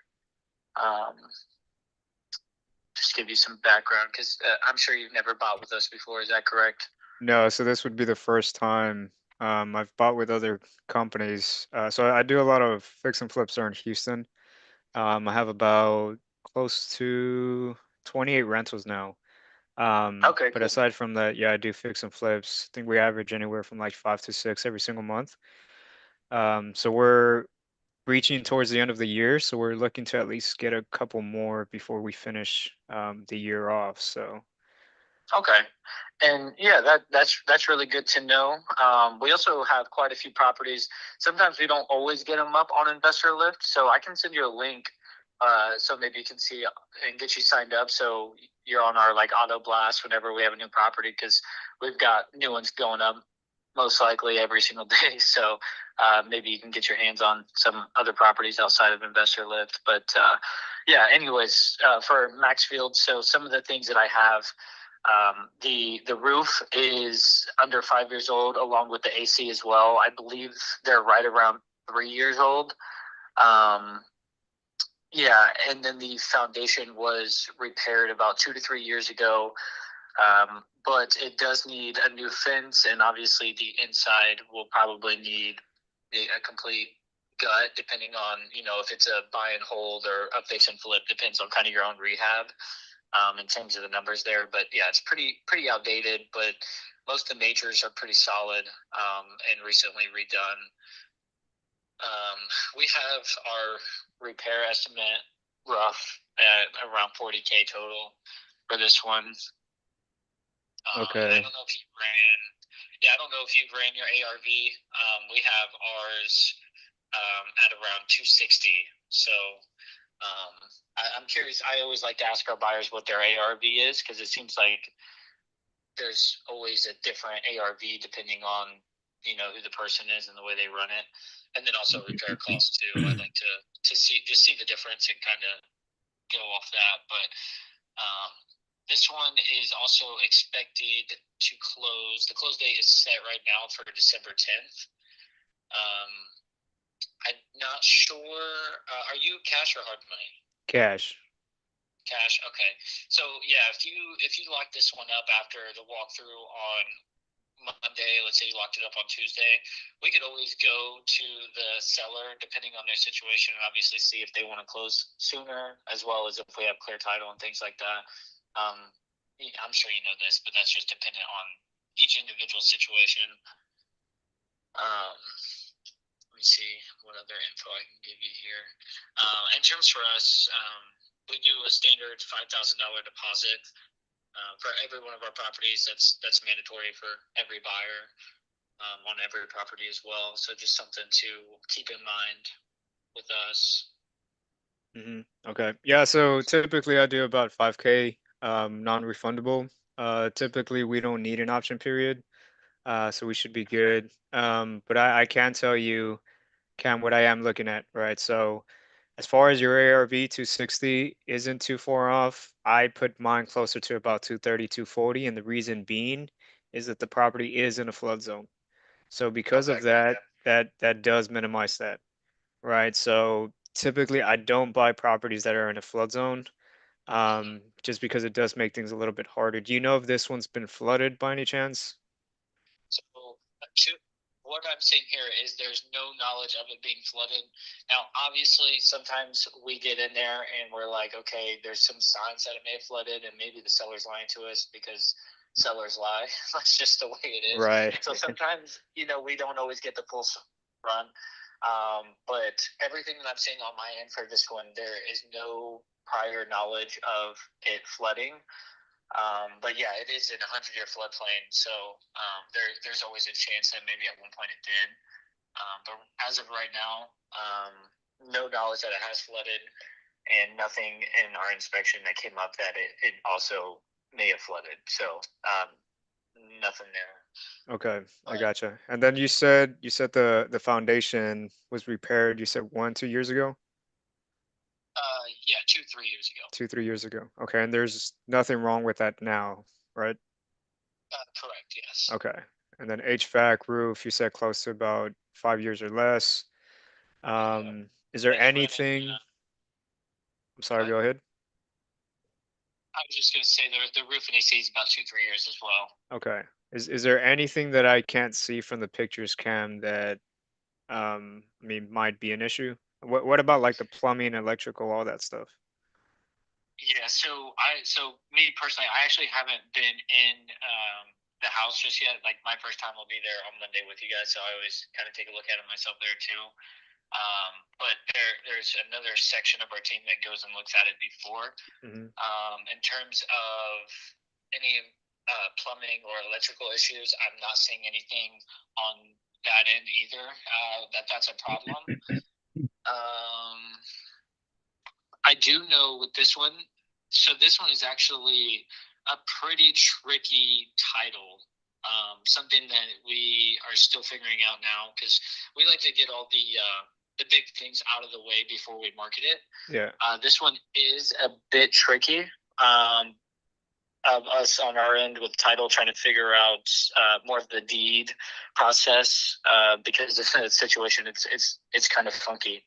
What So do you mean by that? so it's so how do I okay. So there was the mom and dad, they were on the deed with their son. Well, the parents died, the son married a girl, and then the son died. But the Oh, man. parents also have 3 other kids, so we're seeing in title if it goes to the wife of the son, or if because since the son died, if it goes through the children, like if we got to bring them in, or like that. So it's just it's not a crazy thing to deal with. It's just a one that's a little odd that may take a little bit more time than we thought. But I still think by December 10th, I mean that's a pretty good ways out for us. Usually we have a much quicker um, option period or option period to go through it. But I think by the 10th, I mean that's still over 3 weeks away, or right under 3 weeks. So I think we should be good there. I gotcha. But Yeah, it sounds like yeah, probate issues, and then I mean we have Thanksgiving coming up. yeah. So that might be an issue too. But I mean we deal with probate all the time as well, right? So that Yeah. that might just make things take a little bit longer, but wouldn't really be an issue as long as we get everything situated with title company, things like that. But based off my numbers, Cam, this is what I can tell you, right? And I mean, you can tell me if this works for you guys or not. Totally understand. Um, but my ARV, I put it at 240. Rehab, I have it at about 45K. Just based off what I'm seeing here in the pictures, right? For me to actually have an exact number, I'd have to go walk it. Like you mentioned, you guys have a walkthrough on Monday. So I think based off of that, I'd have to be anywhere between like the 115, 120 range.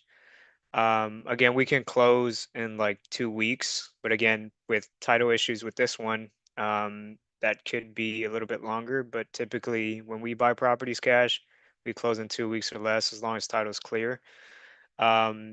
Is that something that would probably work for you guys, or do you think we're a little too far off? What do you think? Yeah, I think this one's gonna be. You said you said 115. 115, 120 from what I can see, yeah. Yeah, yeah. I don't think that that would work. Only because I know that we already have offers at ask. Um, so I doubt that. I mean, if everyone that has left an offer and that will leave an offer on Monday fell out, maybe. But I think being that low, I mean that's considerably low from our ask at 160.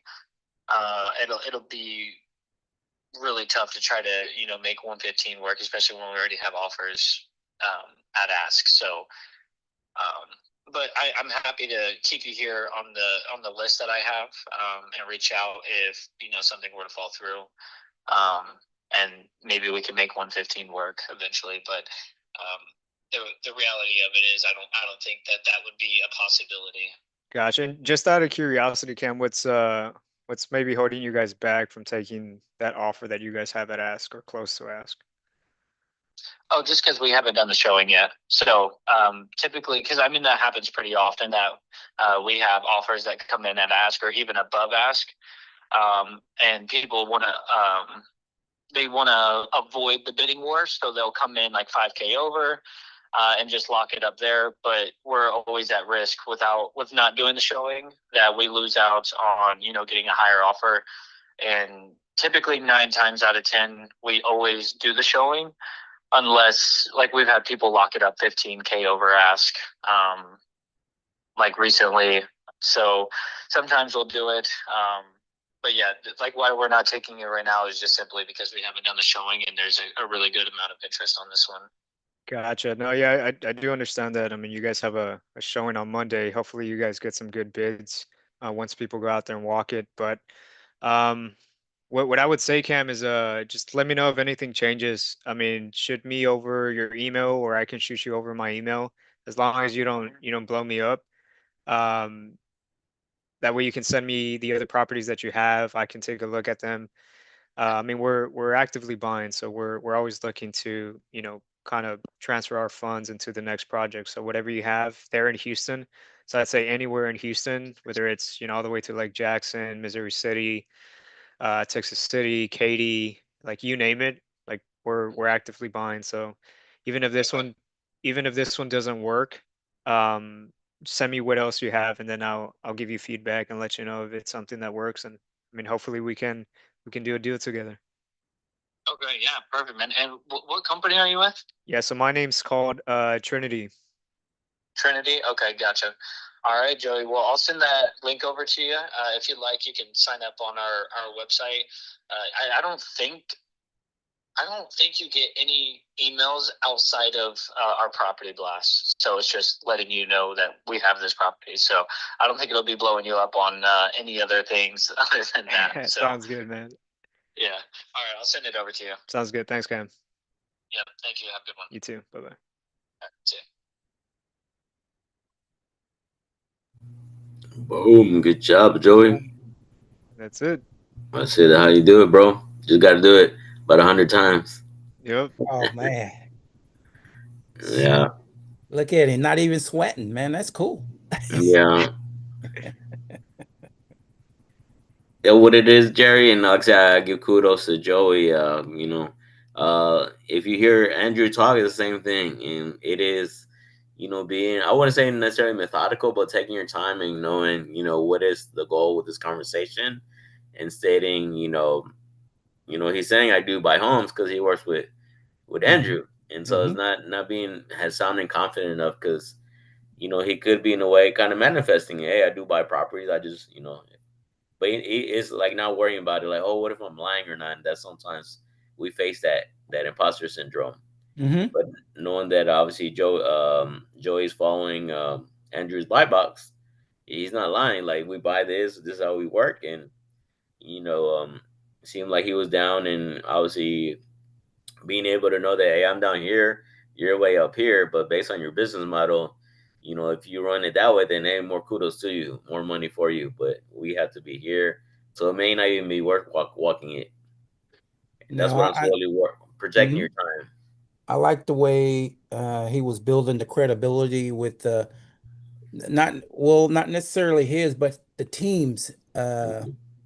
credibility with with, like you said, the homes, the rentals, the fix and flips, and just because as soon as you built that credibility, then he was like, oh, he was willing to share, right? Oh, you know what? We have other things as well. You may, right? And that's good. And that's the Mhm. relationship right there, like you were saying. Right. Facts, bro. Now All he's gonna right, get blown up George. with a bunch of properties without Yeah. money. Now I'm But gonna that's the goal. have to block his number. Sweet, sweet. Okay. Well, Let me see if I can imitate Joey in a better way, because I guess with direct to sellers, I guess it's the same process, It's a but different dance, yeah. yeah. But I'm gonna call this guy. He wanted all his equity out of the property because he was open to doing sub two, and so because we weren't able to give him the 35,000 that he does have, we couldn't give it all to him up front, but we were able to, maybe we can give you 5,000 up front and give you monthly payments moving forward. And he wasn't open to that. And so this was a lead that the our creative offer didn't work, and neither would cash. Cash, I believe, was going to be less than what he owed. So it seemed like the only solution was they going sub two. So last I remember, he was going to work with an agent and see if it got sold or not. And so I'm about to follow up with him, see what was the end result, and see if he's still possibly interested in our creative offer.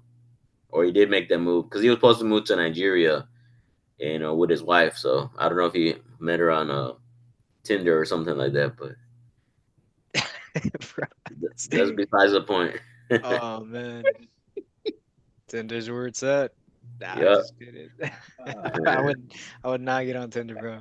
3, 4, 6, 7, 3, 5, 2, 1. Oh, see, he might have moved. He might have made that move to Nigeria. It went straight to voicemail. 3, 4, Yeah. 6, 7, 3, 5, 2, 1, 7, 5 is not available. Hey, how's it going, Henry? It's been a while. I'm not sure if you made that move to Nigeria and were able to get your property sold here at Ridgeton Drive in Houston, Texas. If you did, congratulations. Hopefully you're doing well and making that move that you wanted to do. But either way, feel free to give me a call. Hopefully it doesn't cost too much to call me from, across the water. But yeah, hope all is well, and hope you have a happy holidays moving forward. Talk to you soon.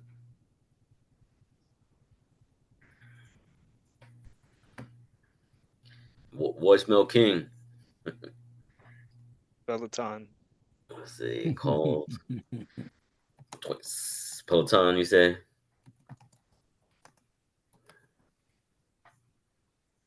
Let's see.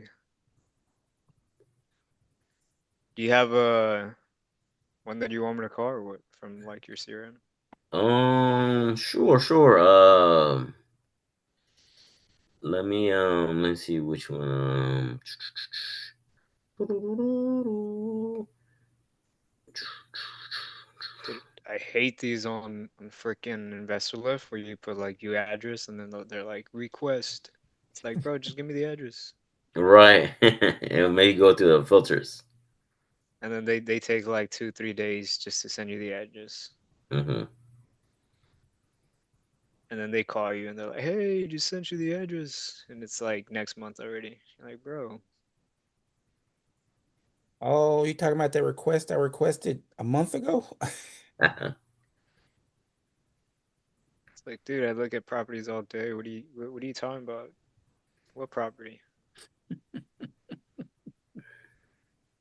um, I got one for you, bro. Do you want me to just give you the address so you can kind of see the property itself, or you just want to go straight to the call? Yeah, give me the address and then I can just call. Okay, got it. I typically do like my comping during the call. Mm-hmm. Yeah, I noticed that, bro. That's good. And that was something I was share with Jerry. Sometimes when you're on those cold calls and they do happen to answer, it is being able to open up like something Zillow at least, and Mm-hmm. then kind of go over the property with them. Hey, I see this property here. Because some properties, or even on the notes, Jerry says, "Oh, it needs a little bit of work," but then you look at the picture, like, crap, like a tornado hit this property. How old is this picture? And then that's when you can give them a chance to kind of open up and Mm-hmm. explain what's going on. Yeah, yeah, Joey, this was another foreclosure lead, I believe.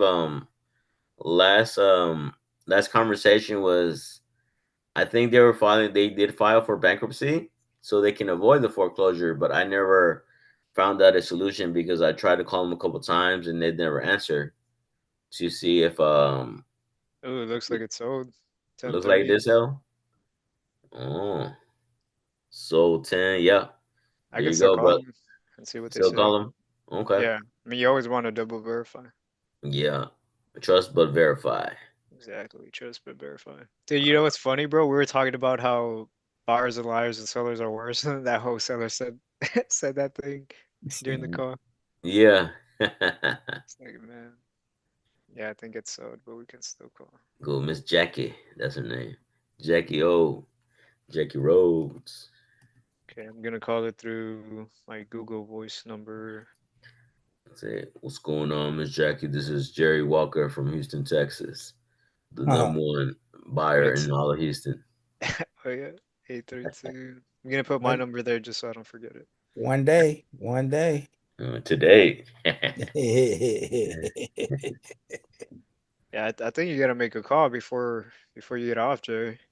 Yeah, get the Juices. get those memories back from the door knocking Listen, with the sword with the blades with the knives. 469 woo, 388 you know what? Let's do it. Let's 8589. do it. Yes,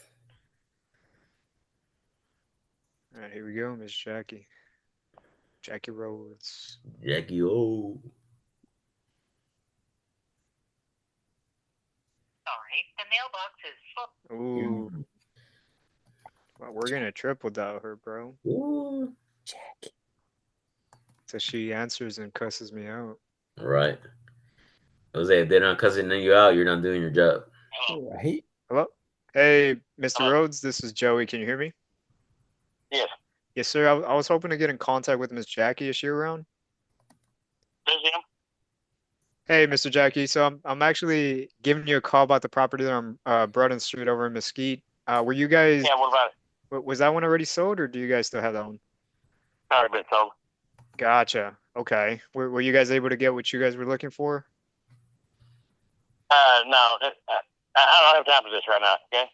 All right, Thank you. Mr. Jackie. You enjoy your weekend. Well, he sold it anyways. Gotcha. There you Damn, go. dude, I thought it was a girl. Right. That would confuse me too when I heard his voice. I was like, oh shit, I don't know if this is a woman or this is just a man with a Jackie name. Oh, like Jackie Robinson. Okay. There you He go. was like, Hey. "This is him." I'm like, "Oh shit." You could at least told me, bro. No, I couldn't remember until I actually heard the voice. I could like, oh crap. But that was a good lesson of always being on your feet and pivoting to where is can I talk to the man of the house? Oh no, can I talk to the woman? Like this is a woman, like, oh crap. Oh man. Um, my bad. Oh man. Gotcha. Oh, so you ready, Jerry? You want to call just kind of like a just any number or kind of have the property in front of you and just be because like this is a good example where if we had something like an open house Hmm. where you're calling and as you're conversating somebody like Joey's underwriting skills he can kind of already look up the property, he's doing the numbers and he kind of say hey Jerry, we may need this number or ask this ask that. And but yeah, just to get out the just get it because I know you got it in you. And what do you think, Joe? Should it just be a something from Zillow, an agent, or just Yeah, a why random don't you seller? call? Yeah, why don't you call an agent? Here, Okay. I'll give you an agent here. One that I haven't called. Mhm. Let's see if they answer. You can use your cell phone. That's fine. Yes. And then just tell them, hey, it's my personal number. And where's Zillow? Oh, there we go. Yeah, I'm looking to buy either a possible fix and flip or a rental, and just seeing if he's interested in this one and possibly moving into it. Yeah, so you're looking for a fix and flip. Did I Is call this the this one? number right here, the 832 number? No, that's my number. You can call me. Don't call me. You should Oh, call my it. bad, my bad. You should have let him call you, Joey. You're like, hello. Right? Joey did that to me Role a play. while back. Yeah, bro, I called them. Where was it? I was so live, right? We're cold call. Yeah, We're you cold like, calling, I'm like, what and do I you want? called George. Yeah. Oh man, y'all gonna rope me up like that? That's all Right. right. That's what they call hazing, Jerry. When you're like college or in the military, like Adam as well. Thanks for coming by, Yeah. Adam. Is I need you to get a. Hey, I I need you just to get a. wanted to pop in and say hello, man. I'm about to head back to sleep, but it was good getting on here and seeing those calls, man. So I'll be in touch, Gotcha. George. I got your email too, so I'll be reaching out to you shortly, probably Sounds good, when Adam. I wake up or Monday. Gotcha. No problem, man. Thanks for coming through. All right, brother. Y'all have a good weekend. You Sir, too. you too. 7-7. Yeah, Jerry, but it is to a point. It's you're having fun with it because look how many red dots there are out there. There's so many homes Yeah. to where it is a numbers game. It's like, hey, I'm just here, and though I think the imprint that you leave, like Joey does a good job with the direct seller. I mean, direct agent is now they understand what you're looking for, so now they're keen to. This one may not work, Jerry, but let me find one for you, and because now you have a good follow up system. Now you're keeping up with them once a week and you're building that pipeline. Okay. But yeah, yeah, go Christina. There you go. Jerry, you got it, bro. And the name, what's the name of our company? I would say optimistically, or Yeah. I'm buying a property for myself, whichever way you feel more comfortable. Okay. Okay. Yeah. They I'd, do I'd need a say LLC. I remember Drew posted up some LLCs, the main one being Ascendant Home Solutions. yeah, it's fine. Like, I mean, it doesn't really matter what you use. Okay. Yeah. All right. All right. But I would say for you, Jerry, you can use say Optimistic just because you're going to be working with George, and that's his company's name. Well, there you go.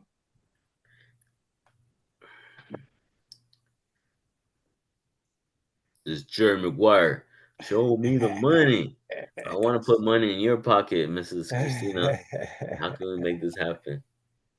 Oh man, that's in my zip code, bro. You're trying to buy a property next to me, bro. That's good. Let's lock it up, Jerry. All right. All right. Oh, this is the This one. is it right here, right? The one on Snow Bay. Yeah, I have it pulled up on my screen too. All right. All right. Cool. So I'll comp it real quick, and then depending on your conversation, then I'll tell you what to offer. All righty. But call her up, see if she answers. It's 12, so these agents, I don't know, Right. man. They all suck. JK. I'm friends with some agents. Yeah. So I got MLS access. Oh,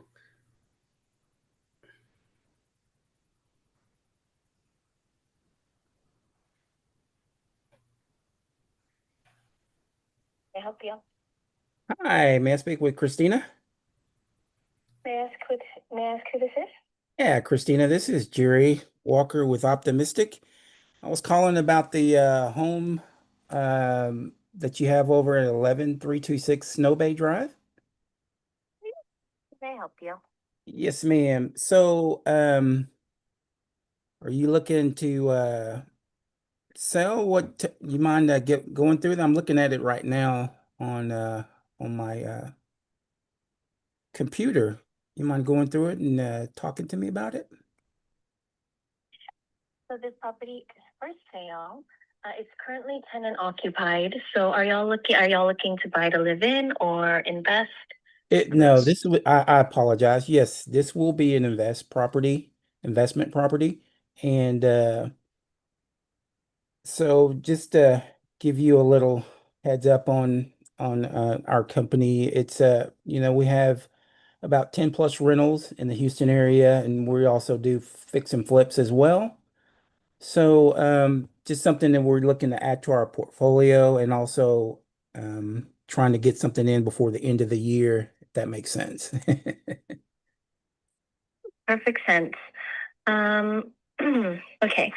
So then do y'all want to keep the tenants or would y'all want it without tenants? No. If they have tenants already, that's a value, right? As long as they're in place and they're, under contract, that's great.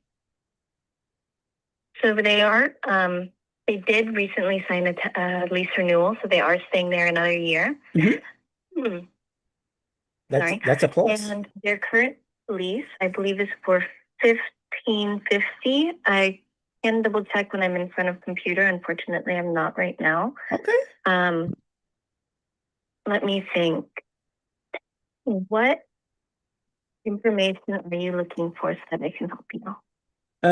Well, just looking at Is there the home. anything that I can't see from the pictures, like maybe any structural issues, anything like that?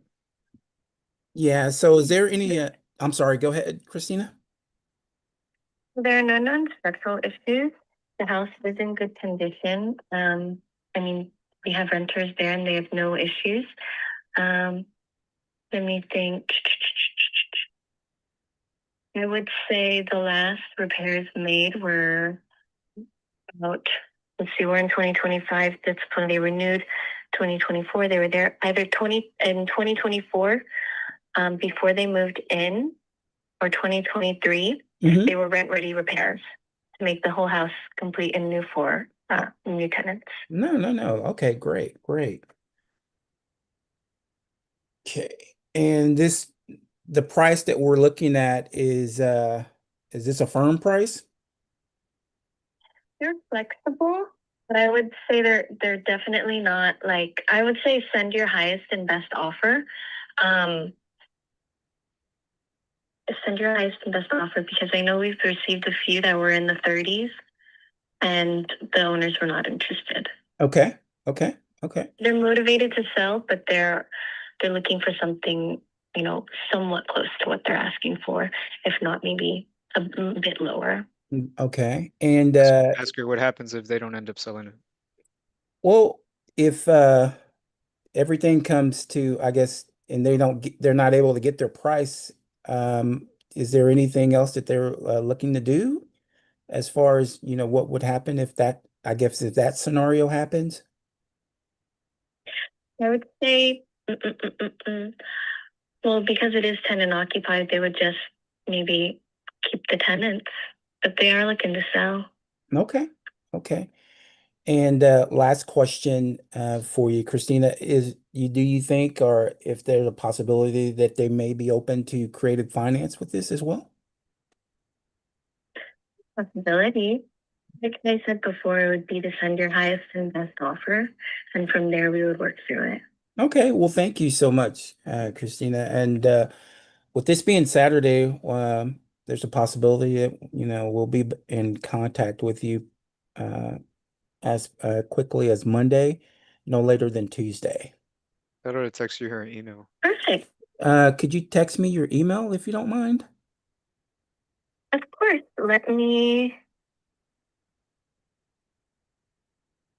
What's a good number to send text messages to? Yes, ma'am. It's going to be 281-908-9211. Okay, and I'll just send that over right now. All right. Thank you so much, Christina, and you enjoy the rest of your weekend.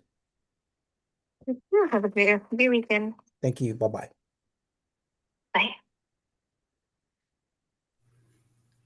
Oh, that's as Let's good as it go. gets, bro. These No, agents. She was smooth a nice operator. agent. What's up? This is Jerry. I'm by your home. Jerry Walker. Jerry Walker. I'm gonna walk all over you. Yeah. How you feel, Jerry?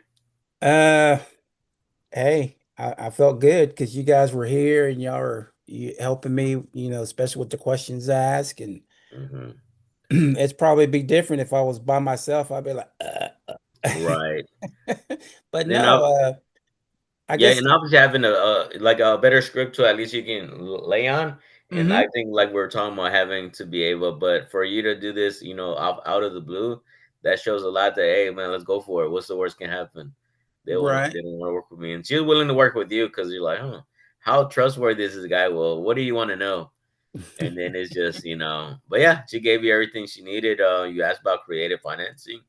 Now it's now having Joey finish up the numbers and kind of now you can at least put in an offer by sending her LOI. This is where we're at with cash, and then obviously having all the little bells and whistles of what this means and seeing they Hmm. can move forward. Because if I heard, I thought she said the lowest offer was 30,000. 230, I believe. I thought I Was it? heard that. Like, wow, I that's think she said in the 30s, so I'm thinking maybe 130. I'm not too sure. that was Yeah, peculiar. if they want in That's what 184, I it was probably thinking. they were only offering 130. And if it has tenants in it for a year, Mm-hmm. they're just signed a, she said they just signed a contract, so that's good. So Right. I think ARV for this one's 190, Gotcha. 200. So 130 is around 70% based on your numbers, Joey. So Huh? what Is it? Is 130 70%? Oh yeah, 133 is actually 70% Oh of yeah, the yeah. ARV. Yeah, then that's because I mean it has tenants, that's probably why they're offering that. Mm-hmm. They're not, I mean, because it's not in terrible shape. I guess you can say it's rent ready, it's livable. Yeah, and they've already signed a well, it yeah, they already have a year. They just signed a year lease. So Yeah. so in something like that, guys, what is y'all's best? I know we're always looking at that 70/30, especially when we have to have rehab work done to it, and then Mm-hmm. looking at the closing costs and agent.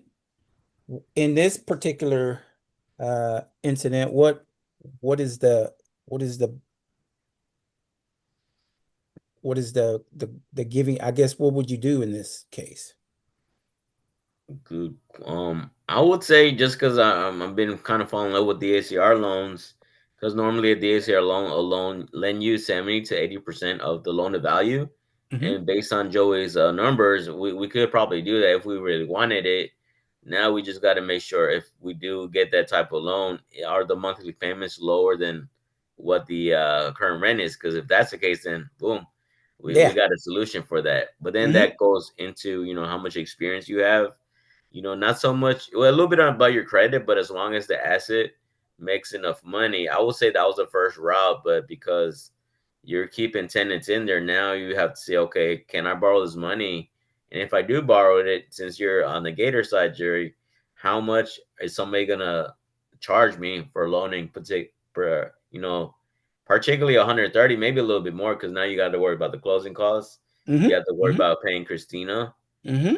and that's kind of what I have in mind, to where obviously and knowing to where Joey's asking, what happens if they don't sell. So that's kind of like measuring their motivation, because it seems like, what are we missing here? Because if I was in their shoes, I'd be happy. I wouldn't mind No. somebody paying my mortgage. Hmm. Is there a mortgage? Yeah, And according to her, she said that if they don't sell, they'll just keep it because they already have the renter in place. exactly. Yeah, So it's Yeah, like so I guess there's not a whole lot of motivation, but there's motivation because they obviously they want to get rid of it, right? yeah, yeah, well, I think that's where you would have to come into place, right? And be like, I mean, well, it sounds like it's a good property. It's been a good rental for them. I guess just out of curiosity, Christina, why are they even looking to sell? And then maybe Bam. she'll give you a little Exact. bit Okay, more. that's a good question. I like that. mhm, You'll have some agents that are defensive, Hmm. but I mean, she seems like she was like right. real, like pretty good agent, honestly. Like I've talked to some that are like, tire kickers and like they're bad, but Yeah. like this one, she was cooperative, like she was answering questions. Hmm. So I think if you dig deep a little bit more, she would have given you more. And then you could have also brought into, her thoughts and be like, hey, Christina, well, look, if I decided that I wanted to flip it, what do you think I'd be able to get for on the back end? Just to get Hmm. her expertise and then be like, okay, and try to Hmm. understand where she's coming from. And then that way you can walk her through the numbers and be like, hey, all these other investors, like that's probably why they're coming in at that 130 range, because that's, Hmm. where it That's what they makes want to sense. do. Hmm. Yeah. And then even if this one doesn't work, like you're still building a relationship with her and be like, hey, Christina, well, if this one doesn't work for me, do you have other properties that I can look at? And then now you have more leads coming in from her. Yeah, that okay, great. I like that too. If you do not, if this doesn't work, Yeah. But yeah, I would just text her that. If she texted you, just be like, hey, if this one doesn't work, do you have any other listings? Tampoco, tampoco. But yeah, okay. good job, man. Like I said, coming out of your comfort zone. And normally, if you notice, with agents are more business orientated compared to, hey, tell me what's going on with the sellers. Why are they selling? It's like, bro, I don't know you. But as you build that relationship with him, now Christina can say, "Oh, by the way, Jerry, they're Mm-hmm. going through a divorce, so maybe creative finance it may not work if you get to that level." But it was a great. Think it's a great ask because now that option is there. So now when you do eliminate the cash, would you be open to getting that full price? But would you be open to terms? Okay. But still, to this point, it's not getting that far. And more understanding, what happens if they don't sell. Are they Right. willing to keep the tenant in place? And if that was the case, why are they selling in the first place? Because they actually have a tenant that's staying there. I'm just curious. Yeah, I like that question that you just gave me about, if they have the, hey, why are they wanting to sell if they have Hmm. this in place, right? Right. So yeah, that's a deeper dive question. So Hmm. Big Drew, the other sub two Drew. But but yeah, man, it's obviously just we'll work together on having like say that just like Joey has practiced so long, he has that set script in the beginning of hmm kind of introducing who he is, stating the reason why he's calling, and then setting those expectations by kind of running how the call is gonna go. And if they're fine with that, the same thing with like with Christina. Hey, Christina, this is Jerry from Optimistically. We're local home buyers. We're looking for another rental, and this one kind of piqued our interest. But in order to see if we can move forward with this, may I need to ask you a couple questions. And so by the end of the call, if I think we're a match, then I'll probably not probably, but we'll give you hmm a call back and give you our best offer and see what you think from there. Okay. Hmm. Okay. But obviously that comes with time. And it's like your first time, you did a great job.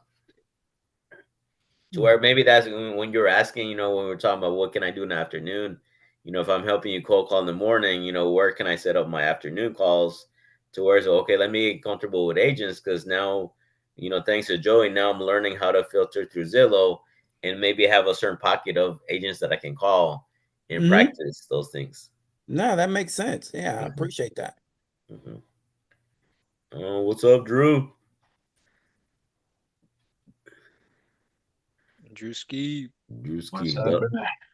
happening? You ready to make a call, bro? You ready to Nah, lock up some deals? I'm doing homework, bro. How you doing home? What kind of He's homework? out doing homework, man. Underwriting. Oh, okay. Gotcha. Cool. I guess it's my turn then, huh, Joey? Yes, sir. And then I go after Okay. you. All right. You gonna Let me call a seller or you want to call an agent? let me what do you call it? Let me follow up with Jerry. He gave me the encouragement, so I'll go ahead and I'll call an agent All right. since Well, I that's got one right here. oh Masters at work, bro. So oh that's pick up actually in my some neighborhood. There you go. Okay, So the number's right there. His name is Guillermo. Guillermo. Hey, Porte o pare para. para like stop. Yeah. Let's see. 832 Guillermito. 353 7346. Got it. What was it again? Or are you gonna copy and paste it for me? Yeah, let me do that. Put it in the chat. Guillermo. Here you go. It's all yours, bro. All right. 353-7346. And guess what's the address so I can kind of in Steamboat. It's Steamboat. spring. Yeah, that's exactly in my neighborhood too. You live in Spring, bro? Well, I call because Spring is a little bit north, and I live right at the bottom. Where Gears is at. Let's see, where do I live? West Greens, Walters. If you go a little bit to the, oh, that's actually Rushwood. To the Mm. left of your map is across Walters, and then boom boom. Where are we at here in this map? Antoine. Oh, okay, never mind. Never mind. It's the opposite way. Oh. Oh yeah, I live right. Yeah, where you see Loveland Pass. Yeah, go up Camden Parkway. You see where the pending is. You can zoom in where it says South Camden Parkway and North. Well, actually, yeah, you're good right there. Where your Where? thing's at, yeah. Click on that one. I live right there on North Camden Parkway. Which one? Which one? So I can call you. Oh man, I believe it's the scroll a little bit. I guess up north. I think that's my house right there. Where's your look? Will you see where the pending's at? If you go up a little bit, up now to your right, to your right. This Keep one? going to your right. I think it's the next street. That I'm right there in the corner. This one? Not the opposite corner. Keep going. Yeah, Oh, this right one. there. I think. All right, cool. Now I know where George lives. I'm gonna wrap his house. Mm, yeah, There it that's me right is. there. Oh, That's George it. Paredes, baby. Let's see. Don't lowball me either. Dang.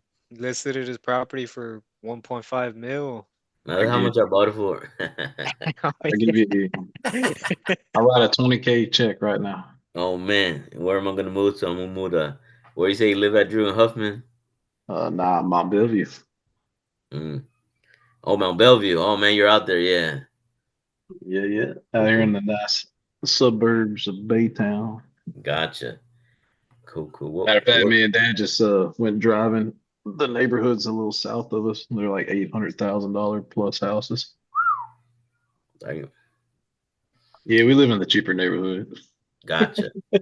Nah, we just did the budgeted Hey, conservative. Yeah, yeah. We speaking speaking of neighborhoods, when like an agent or a wholesaler asks like where we're buying, instead of like listing off all of these zip codes, what can we stay? Like um I tell them the Houston area. Like we have the Houston certain area. targeted zip codes that we prefer, Yeah. but anything from like Conroe up to the north, out to the west, like Columbus, Texas, Mm-hmm. down through Brazoria County, down to Freeport, Galveston, and then out to like Mont Belvieu area. So like just a big circle.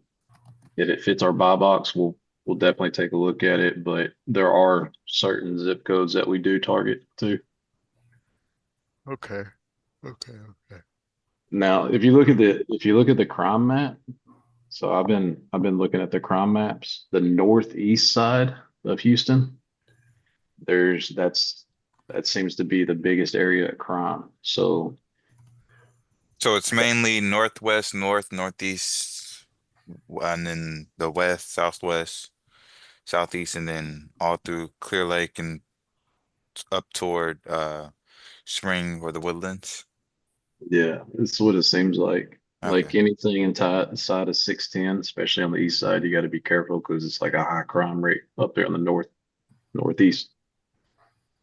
But Okay. there are some really nice neighborhoods up there. So like you got Kingwood, you got the Woodlands, you got certain parts of Spring on the east side of 59, 45. Makes sense. I mean, inevitably it's up to Drew where he wants to buy, but Right. That's what I'm trying to get at is like his zip codes. I'm going like based off his buy box. yeah, Yeah, honestly, I wouldn't like be too specific on the zip codes. Like, yeah, obviously he's gonna decide like once he looks at them, but I mean, your goal is just to get as many properties as you can. Like, just look at anything that way you can get experience, and then like he'll choose the ones that he wants. Gotcha. right. All right, George, you ready? I'm ready. All right, ARV's 200 for this one. ARV. Oh man, that sounds right down the. I know my ARVs in here. Yeah, I'd say 200. 190, 200. Yeah. Mm-hmm. Gotcha. So they got it listed pretty much, Yep. but it looks like it needs a little bit of work. But that's not my point to Yeah, pick it it's apart. right. Gotcha, guy. Okay, I'm calling Guillermo. Yeah, it does need work. It's outdated. Say 35, 30 on this one. Mm-hmm.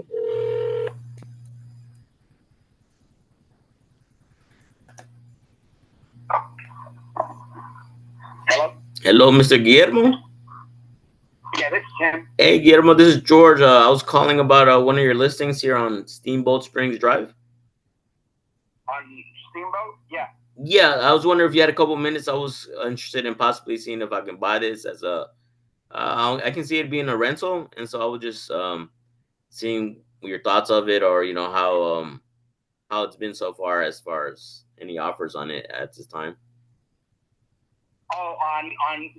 Sorry, man. I'm walking out in the park and I can't hear that well. Okay. You're talking about Steamboat Springs, right? Yes, 11707 Steamboat Springs. Yeah, that property, it's still available. We received an offer last night. Nice. But we just countered them back, but I'm not sure if the sellers are going to accept. Right. So it's still available. Got it. Okay. Ask them what that offer was. Would you happen to know what that offer was, Guillermo? I can't disclose. No problem. Got it. Okay. Well, I am looking at the pictures, Guillermo, and I see the number you're asking for is pretty close to market value, but but I see there may be a couple discrepancies where I may have to put in a little bit of work. But as far as wiggle room, I know you guys are at the 184, and it seems like you guys did a price cut. As far as the 184, is there any more wiggle room on there, or because I do see the patio in the back needs a little bit of work and some smaller discrepancies.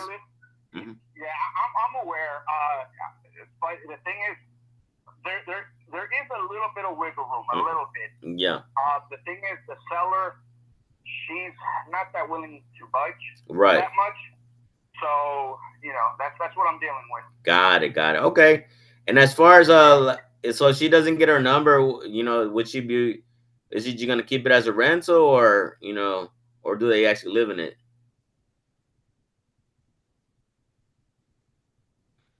Hello? Ooh. These agents, man. These agents. Yeah. He said he was taking his morning stroll. He's at the park, man. Looking at some lady. He might have got. That doesn't really happen, does it, Joey? Hello? So somebody in the bushes. Sorry, I lost you. Yeah, go ahead. Gotcha. And as far as that offer, what stuff has your seller accepted it yet, or are you kind of looking at other offers right now? We countered the back, and I haven't heard back from the buyer. Got it. Okay. Tell them where would you have to come in that way you're competitive with that. Right. Got it. Well, yeah. As far as because I am seeing the numbers, I'm seeing I need a bit of little wiggle room because I would want to try to put a little bit of work in here, maybe replace some carpets. Yeah. And I think the back, it looks like a converted patio. Yeah. Mm-hmm. Yeah, they added that on there. Yeah. Got it. Okay.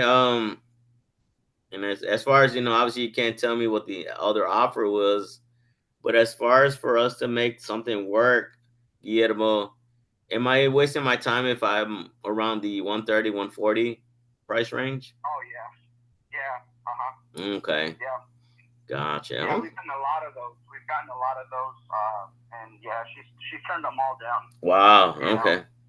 Yeah. So what do you think is gonna happen if she doesn't hear her number, or if this other person doesn't accept her counter? We're just gonna keep on listing it. Gotcha. Until she gets something close to what she gets. Hopefully she realizes that she's too high on the price. That's what I've been trying to tell her. Right. But some people want to learn the hard way. Right. Yeah. I'm still learning that Guillermo myself, but as far as any fix and flips, would you have anything else down in your pipeline that may work better as far as? That's probably it, man. I got a couple other homes coming up for sale, but they're gonna be fixed up. Got it. Okay. This is probably the best one I got. Like that's a fixed. Gotcha. Yeah, I actually live in this neighborhood of Guillermo. I'm in the Camden Park as well, off of North Camden Parkway. Yeah, but okay. Well, let me see. I'll just follow up with you, Guillermo, and I would love to work a deal with you here. Maybe not this one, but yeah, because I was thinking of probably using a DACR loan, which basically the property I needed, like say around the the 70% price range in order to get it qualified for a DACR loan. Oh, you hung up on me. Yeah. Man, I thought you about to get it 0 down, 0.5 interest rate, 50-year mortgage. Bro, I'd have bought that. You would have bought that. Oh man, you got it right there. Sweet, sweet. This one seems like it could have possibly, I don't know. What do you think about, you don't think they were interested in creative finance at all? Because you had them. I mean, Yeah, you had some good conversation with him for sure. true. And I think we agreed that the seller was a little delusional or needing their offer price. But They I don't don't have know if enough this pain yet. instance, Jerry, creative financing would have been a solution because I don't know what the problem was. True, Because true. if she didn't accept my 130, 140, which is way lower than what. But luckily, he confirmed that that number was something that most people were willing to Have buy been it at. given. Mm-hmm. And so it's really understanding if she's not willing to set 130, will she be willing to set 180 over time? Because Yeah. she's not going to get the 180 either. She's going to get like a down payment towards it. Mm-hmm. And is she willing to take monthly payments? But Correct. Yeah.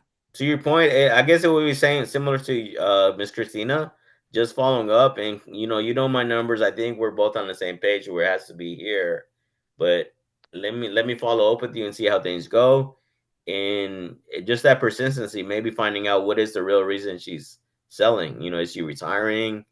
You know, or I do have but to your point, I do have this other option, which 130, 140 won't work. Would she be open to getting that 130 but over time? And Mm-hmm. by the way, is there a mortgage on here? Is it free and clear? Yeah, those are all questions, right? That, Yeah. Yeah, could Yeah. that's help all us you to got to know. look for. You got to look for the pain points. If you can't find the pain points, then you can't find their motivation. Right. Right, right. And it sounds like just from that conversation, like she's not there yet, right? Yeah. She's delusional. She's stuck on a number. Low Exactly. baller. Ah, no, I'm Low kidding. baller. Should Yeah. have gave her Well, I was 20K. going off your numbers. I think I was still off with the 130, 140. I'm like, oh shit, no, I think I messed up. But, Nah, but even then, I mean, like, we're like way too far off because I mean yeah. ARV is 200 Hmm. times 0.7 is like what is it? Like 120, I think, something like that, or Yeah. 130. The 140. Yeah, Yeah, one 140. 130, 140 something. And And then then MAO is minus the 105. Yeah. 35. Hmm. Yeah. Gotcha. And the fact that they didn't take that, then they're like, whoa, that means.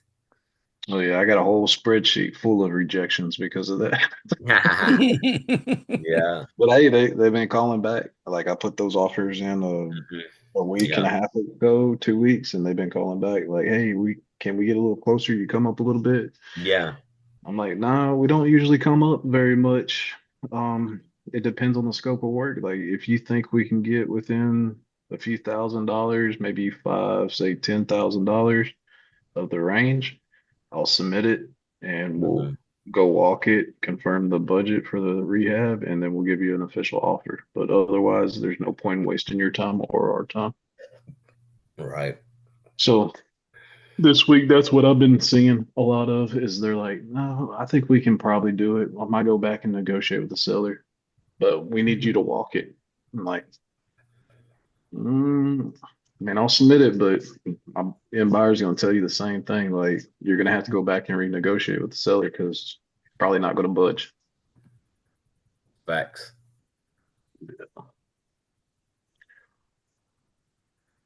Cool. And as far as for you, Drew, do you it's not like it's not your comfort of speaking to agents right now or wholesale. It's just either I'll finding the speak to right deal anybody. or just being the squeaky wheel that gets the oil.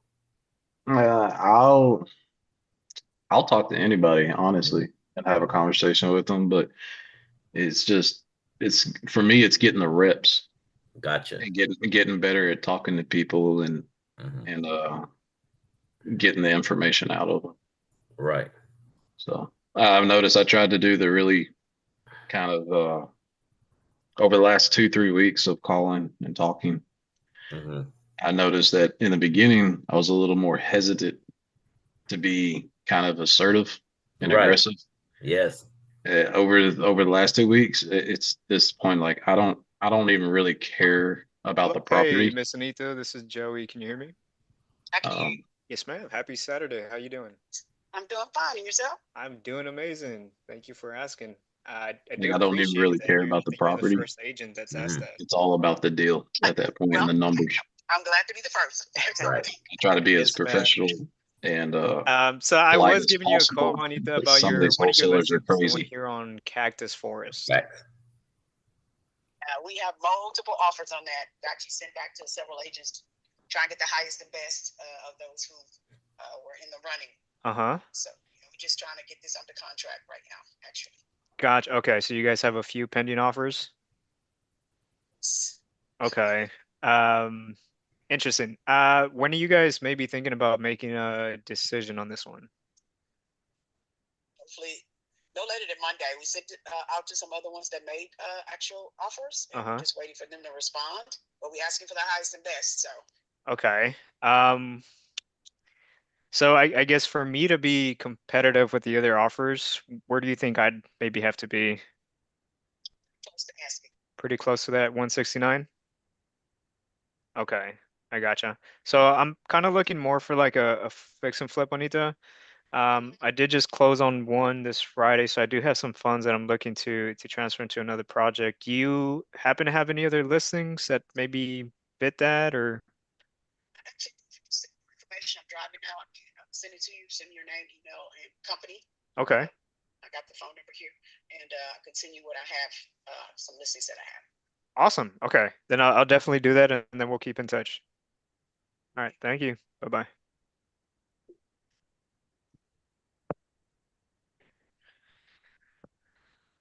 All right. Straight into the point. Yeah. They be like that sometime. I did it. I did it the other day. I offered somebody $1 and just made Yes, kind of a yes, joke that's me. out of it. Hey, that's me. But yeah, I'm looking to buy a home in Houston. You think you could help me out? First of all,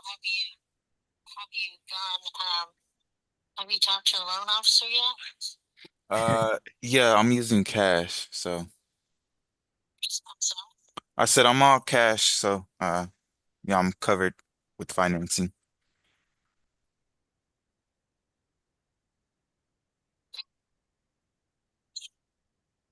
Basically I'm looking in all the suburb areas. About all over Houston, mainly northwest, northeast, west, southwest, southeast, and down through Clear Lake and up toward Spring and Woodlands. Basically all the suburbs around the Beltway 8. That makes sense. Okay. But do you currently have anything that I could take a look at? Yeah, I have things. Okay.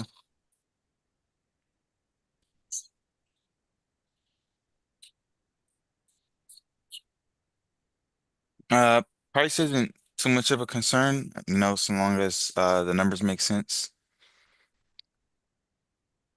But being pretty vague. Okay.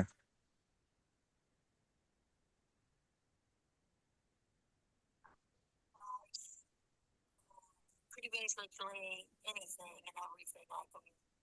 That's, fixing it, getting it down a little bit. Well, I'm looking for something that I can flip, something that's in original condition.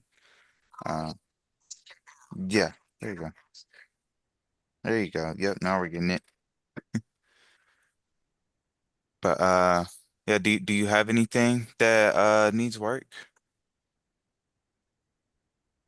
I do. Text me your email and I'll send it to you. But like on the weekends, I try to spend a little bit of time for my family. Mm-hmm. So if you send me an email and you tell me, you're an investor and you're looking in the Houston area, I'll send you what I've got. And if you're interested, then we can continue the conversation. Okay, great. I mean, would you like me to send over my, entire buying criteria to your email, or would you prefer?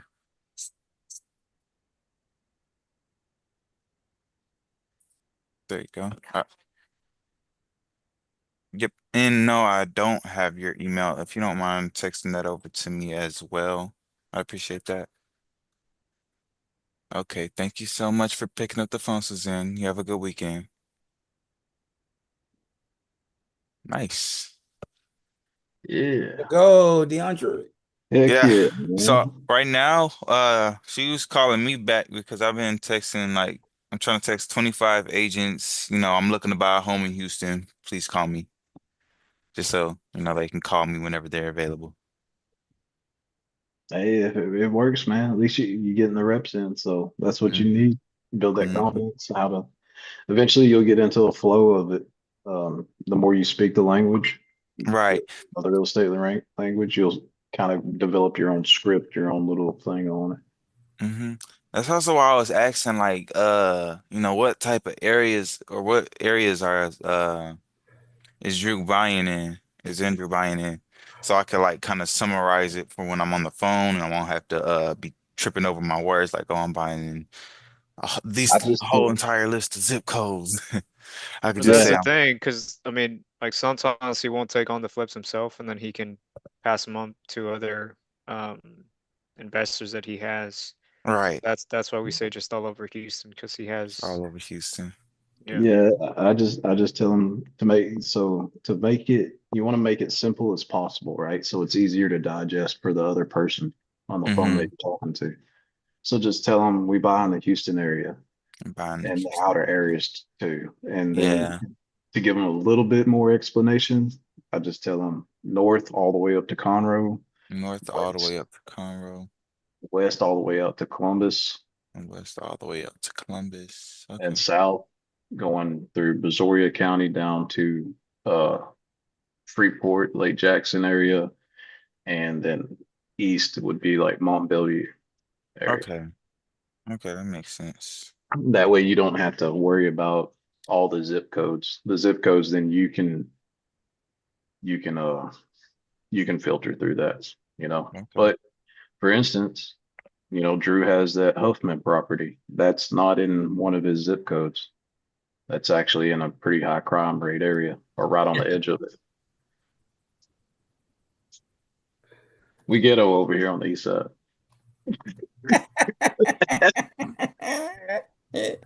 That's how we do it. Yeah, yeah, yeah. Ain't you in Webster? I remember. Yes, sir. Uh-huh. Yeah, yeah. You down there? I know about that. Yeah. I worked in Pasadena for a year, so jump on 99 Pasadena. and hit the bridge. Mm-hmm. There you go.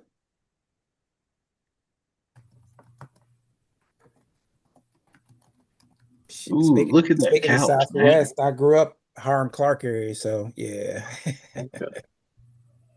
Yeah, look at that couch. Oh, I haven't seen that pattern in ages since I was like 5 years old. Man, I've been looking for one of those. There you go. Jerry called him and said you want to buy from him. I don't know about the house, but I'll take the couch. But yeah, DeAndre, I would say just I'm still working on too is just be more comfortable and not being afraid. You don't know, hey, I'm playing Monopoly here. Where are the dice rolls? This property is something I want. mhm. What do you think? It's kind of like, I guess analogy is like relationships. Yeah. Hey, Halle Berry, you look fine and all, but I need to ask you some questions. Are you married? You got kids? You got this? And really just trying to create that relationship with the agent as well. Yeah. And but as you feel comfortable, yeah, just looking for a fix and flip that fits a model where I can buy it low enough to flip, turn around and make some money off of it. Right, because you heard her on the phone. She was all like, that's a bit vague. I don't like that. Mhm. Yeah. Yeah. And see that was a perfect opportunity to bring up the buy box, right? So be Yeah. like, I would have responded something along the lines of we buy in the greater Houston area, all over Houston. We do have certain zip codes that we do target, but anywhere from Conroe to Columbus to Galveston, Freeport to Mont Belvieu, anywhere in that area, we'll take a look at it. If it fits a 3 bedroom, 2 bath, 1965 or newer. Also We also look for value add. So if it's like a 3-1-1, which is a 3-bed, 1-bath, 1-car garage, if the neighborhood is closing in that garage and making it into a 4-2 or a 3-2, we can add that value to that house. We will also do that. Yeah. But yeah, that would have been that at that point you could have kind of dug into the buy box a little bit more. Just like, hey, we target 3-2s with 2-car garage. We prefer slab, but we will take a look at anything that's pure beam of 2-1 plus, so on and so forth.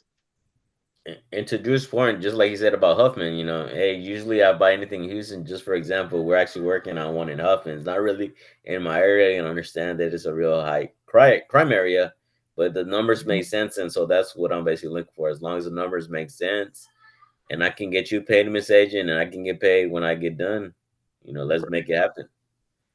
Yeah, and then something else that I do is to kind of gain a little bit of more of their attention and realize that we're a little bit more serious, like they should take this seriously, is I tell them what Drew's been saying in the Zooms and stuff. Like, I got 4 projects going on right now. I know that he's closing on 4 or 5 houses this month so far because he said it. And so we're looking to scale up from 5 houses a month to a consistent like 8 houses at least a month. Right. Yeah, because So that usually gets their attention too. Yeah, because you're on Drew's team. You are looking for deals for him, so you are buying it. So it's you believe in what it's like. I don't know how much of Joey's conversation you heard, but basically, like, I heard him like, mofo. That's basically what Andrew says. But that's good because now you're practicing it. That is your intro, just like a business card. This is what I do. Like me or not, this is what I'm doing. I want to make money with you. How can we make that happen? Yeah, But and doing that on a confident basis, because there's going to be some, like, say, we talk about agents that don't pick up, or they're just rude, and then some of them are, have great conversations. Like Jerry had one, I had one, and even Joey had one earlier. Not all agents are created equal, and you're just the entree trying to create a friend on the other end. How can we make money together? Hey, wait till you get cussed out. They're By an agent? hilarious. It's hilarious, bro. I've been cussed out by an agent, by a couple of wholesalers. I can't help it. I laugh, and it pisses them off, and they hang up. And I wasn't in a good mood the other day. I got that phone call from one of them, and I did exactly what Drew said to do. And I told him, I said, hey, I got into kind of a value argument of their ARV versus what it was, because they had it like at 300, the ARV came back at like 215. So we were 50 plus $1,000 apart on price. And I should have just ended it and said, hey, this is where we're coming up with our numbers. It's not a good fit, And I should have just left it at that. But we kind of got into it. And I told him, I was like, well, if it's such a good deal at that price, why don't you take your money or somebody else's money and be responsible for it? Buy the property, fix it up, put it on the MLS and see if it sells. Or if you're going to break even, I hope you break even if you do that. If not, then it is what it is. But I'm not willing to take that risk. So you go at it, big guy. And he's like, well, that's just rude. But I said, it's the facts, bro. Kind of turn it on them. Yeah, you have to. You have to. It's a game, is what it is. You got to look at it as a game. That's what negotiation is. It's a game. Who can get what? You're always looking for a win-win opportunity for the seller, whoever you're dealing with that's representing the seller, and the buyer, But at the same time, they're trying to make as much money as possible. You're trying to get lower so you can make as much money as possible. So it's a game and back and forth. Like, I used to go to car dealerships all the time, and I didn't have any intention on buying the car, but that's how I learned how to negotiate. Is getting them down. Where if I had the money and could have, I would have done it. So Big Drew. Since we all made calls, Drew, you want to make the next one or? I can. Oh, Well, I'll do it. Let's see. Let's see how it goes. yes, yes. Maybe I'll get the bad one. I hope Right. I do. Hey, honestly, I hope I do. I hope I get the bad one. Right. Joey's finding one for you. But yeah, just like Drew said, it's the reps, and obviously depending how you're feeling, just like how we feel bad, sometimes we are reaching out to the agent or the seller on a bad day, or just like to Drew's point, the wholesaler that's he ain't about that small talk. And that goes down to the personalities, and those are things that I was sharing with Jerry, that it's not really about the property, it's the person you're dealing with and what are they trying to accomplish. But it Exactly. makes up to a couple calls to Yeah, get that and that's not take yourself too seriously either. you see, this is why I try to have them call me instead of me call them, is with the text, Yeah.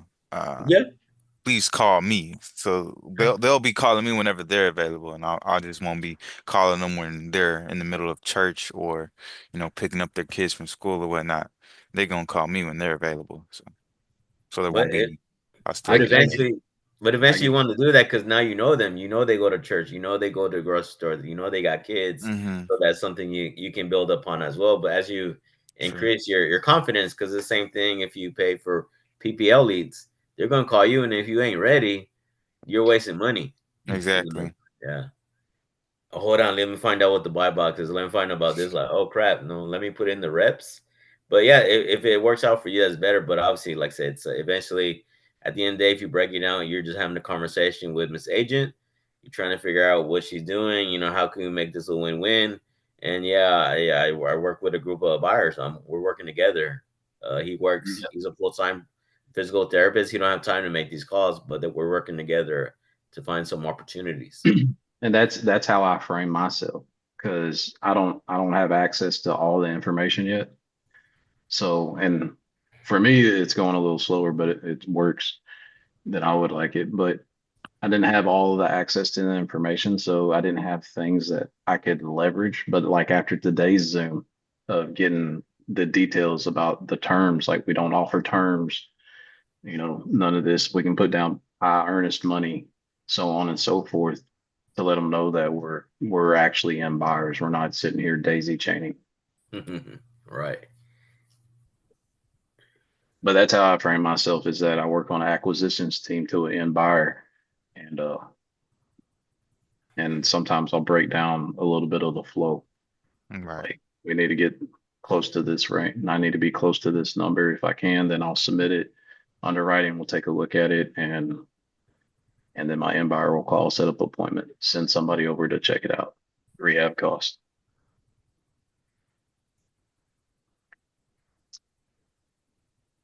Facts. But eventually next year I'm gonna do one, at least one, if not 12 Nice. flips. Yeah. So And Jerry will buy from me since he got all the money. I ain't got that money. I lost my job. What are you talking about? Oh no, Jerry will buy from Oh, me 'cause he Jerry, got the money. Jerry's got yeah. Yeah. Jerry, you can buy the turnkey, bro. You can get me paid, and you can get your money back over time. He's got all that land back there on his picture. If you notice, that's one of his acres he owns. Oh, Uh-huh. heck yeah. Mm. I got picture of what is it? Oh, downtown. You own B-side. that freeway. Yeah. Drew 59 or Drew 45. Yeah, Actually, this is bold. I All want to right, do it. who's ready to make the next call? Big Drew say he ready. I'll do it. All Let's right. go. Here you got Charlie. Charlie Boy, not Charlie Kruger. Charlie. Charlie Kegel. My Oh phone man, it's about to like die. Kegel exercises. Gotta blow it up. 832. Tell him there's no Mohawk. pictures of the interior. No pictures. What's the address? That's a red flag. That's his name. Mohawk Street. Mohawk. I'm gonna put it in the comments for Drew. He may want to look at it while you're running numbers, so at least he can be like, "Hey, mofo, where's the pictures at? The inside is the inside that bad to where you don't want to show it?" Yeah, right. Probably have tenants.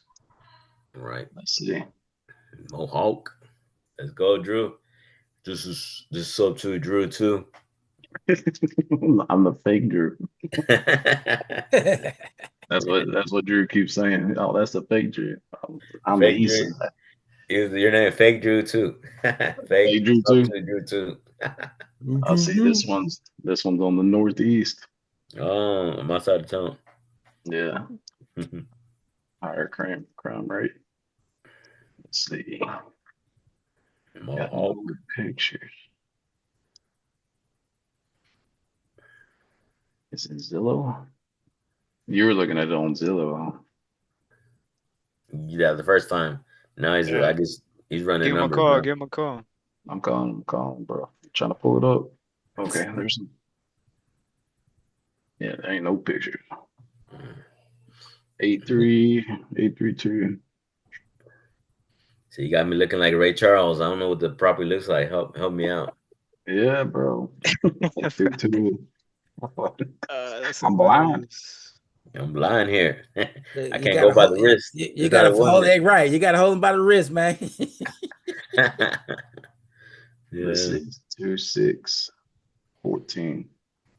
What was his name? Charlie? Charlie boy, yeah. Charlie Kegel. All right.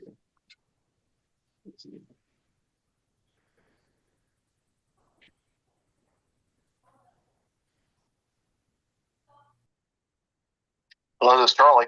Hey, Charlie, this is Thomas. I'm calling regarding 66111 Mohawk Street in Houston, Texas. Yes, sir. What can I tell you about that property? I'm trying to find some pictures, but it doesn't look like you have any interior pictures. Can you tell me a little bit about the property? So this is owned by an institutional investment firm. The entire property has been updated with quartz countertops. It has all new cabinetry in both the bathroom and the kitchen. It has mostly new windows. There's a sliding glass door in the back that was cracked and needs to be replaced. And a contractor went in there and stole all of the electrical. So it needs about $12,000 to $15,000 worth of electrical repairs, and then an HVAC, which should be about right around 15 grand. But contractor cut specific holes in the sheetrock and then just pulled out all of the electrical. So other than that, sliding glass door and electrical, it should be pretty much turnkey for, buy and hold. We've got a price. We just reduced the price again. So just depending if you're looking for like a fix and flip or a buy and hold, we're getting close to a number that might work for a flip. Okay. And that's concerning. That's two of the majors. Do you know if any foundation problems, any sinking? No foundation. It's got a newer roof on it. Really, the only repairs is just going to be the interior electrical and HVAC. Okay. And since we don't have pictures, would you say like it's a little above rental grade then, being quartz countertops, newer floors? You should be able to get kind of top of the market rents with the updates that it has in there. It only has the one bathroom though. So, but most of those properties in there are rental properties. Most of them are rentals. Okay. Yeah. And so what's the ARV here? I'm looking at it on HAR. It's saying it's like 146. What are y'all asking? Like, you want to be pretty close to that, or you have some wiggle room? I think we reduced the price down to 122 or 132. We've received offers around like 98,000, just under 100K, and the bank has rejected all of those offers. So it'd have to be somewhere in the ballpark. If you're in the ballpark, we're close to getting something together. They will allow me to give you the combo code to get out there and do your interior view, or you can make the offer subject to viewing the interior. Okay.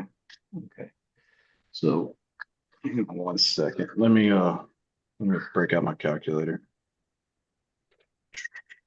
Some of those houses in the same price range you're selling for just 200K. About 200. Selling for, yeah, just I would say that if you wanted to do if you were going to button it up completely, I would say the ARV would probably be around like 189, 195 at most. Okay.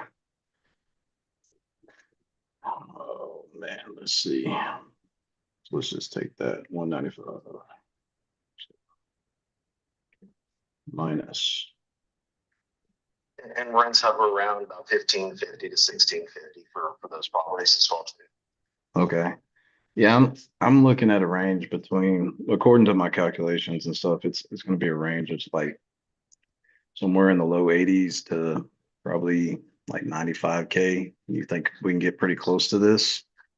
I mean, we've already turned down offers higher than that since it's institutional owned. It's not like a traditional seller. Oh, it has to go through committee and all those different things. And I'd rather be transparent. Yeah, with you. I appreciate that too. I appreciate the transparency. Yeah, if you want, I mean, I own an investment real estate firm. So if you're looking for something, with a higher ARV fix and flip type of model, just text me your email address. I'll send you over a couple bulk deals that we have a lot of flexibility on that you can kind of cherry pick the properties. And then I'm also getting a bunch more bank owned assets in December. So I can kind of keep you on my distribution list as those bank owned assets come in. Yeah, that would be great. So, and to be fully transparent with you, I work with a team of buyers. And so we buy like we have 4 active flips in the greater Houston area. We have like 6 properties on the MLS right now that are for sale that we flipped. And I think we're closing on we just closed on number 5 this month. And we're trying to scale up. So we're doing trying to scale up to like 8, at least 8 a month or so. Okay. So yeah, I would definitely text you over my information, and if I can go into I just got over to my open house. I'm setting everything else up here in Conroe. So give me a little bit of time, and I'll just text me your email address, and I'll send you a couple options that we have that might be a better fit. Okay. All right. I appreciate it. Thanks, sir. Thank you. Yes, sir. Bye-bye. Bye. Boy, it's a lot different when people are watching you, man. Like y'all kind of made me nervous. But you did good, man. It seemed like you found somebody that kind of matched your, tonality, and just being transparent. You were able to be transparent as well, and he told you, bro, this is a bank. A bank's not going to negotiate. Banks trying to clear these from their books. Yes. Yeah. Yeah. They're not. It's got to go through the whole committee. But we learned a lot about the area, right? So there's a lot of rentals in that area. But there was definitely 2 majors. The electrical. The contractor came in and took the electrical, probably a crackhead. And he also said something about the HVAC, HVAC. So cool.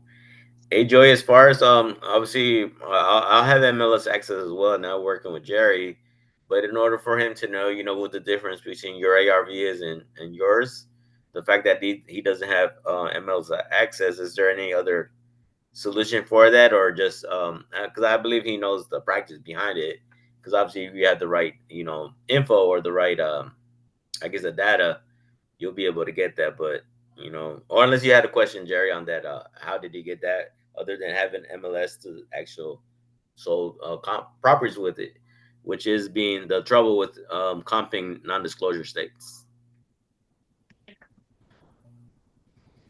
So I guess my question would be, walk me through your process, Jerry, as far as like how you got to 146 ARV, or did you mean to say that that's what they're asking? Oh, you're on mute, Jerry. You can. I hear you Sorry cursing about though. that. No, I just Googled it, man. Uh-huh.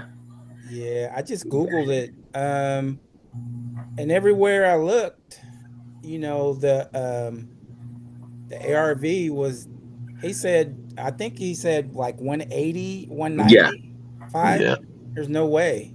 I mean, that area, there was nothing selling for that much. Right. From what I saw. Right. And I just Googled. So I don't have any software or any, Tahar or anything. So But what was good in that conversation, Jerry, and I don't know if you picked it up with Drew, basically the agent kind of shared all that. This is my ARV. Mm-hmm. This. So now you can get all that and then verify that with the team. Right. But yeah, What I mean, what was I wrong or was it what how was I off any with the ARV or what do you think? Yeah. ARV is a little bit higher. Obviously we have two that are smaller than ours that sold for 165. Okay. And like how you said, I mean, these are, let me see, hold on. Computer is a little slow.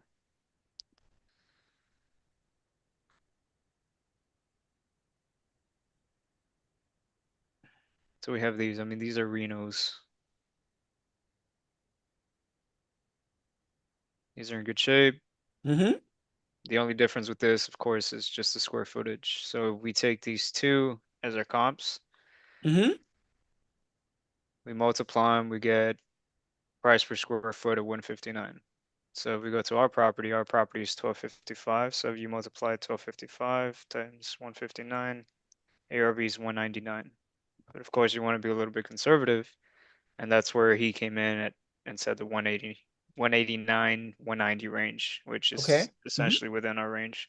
Yes, sir. So that's why our ARV is a little bit higher because it is a bigger property. I got you.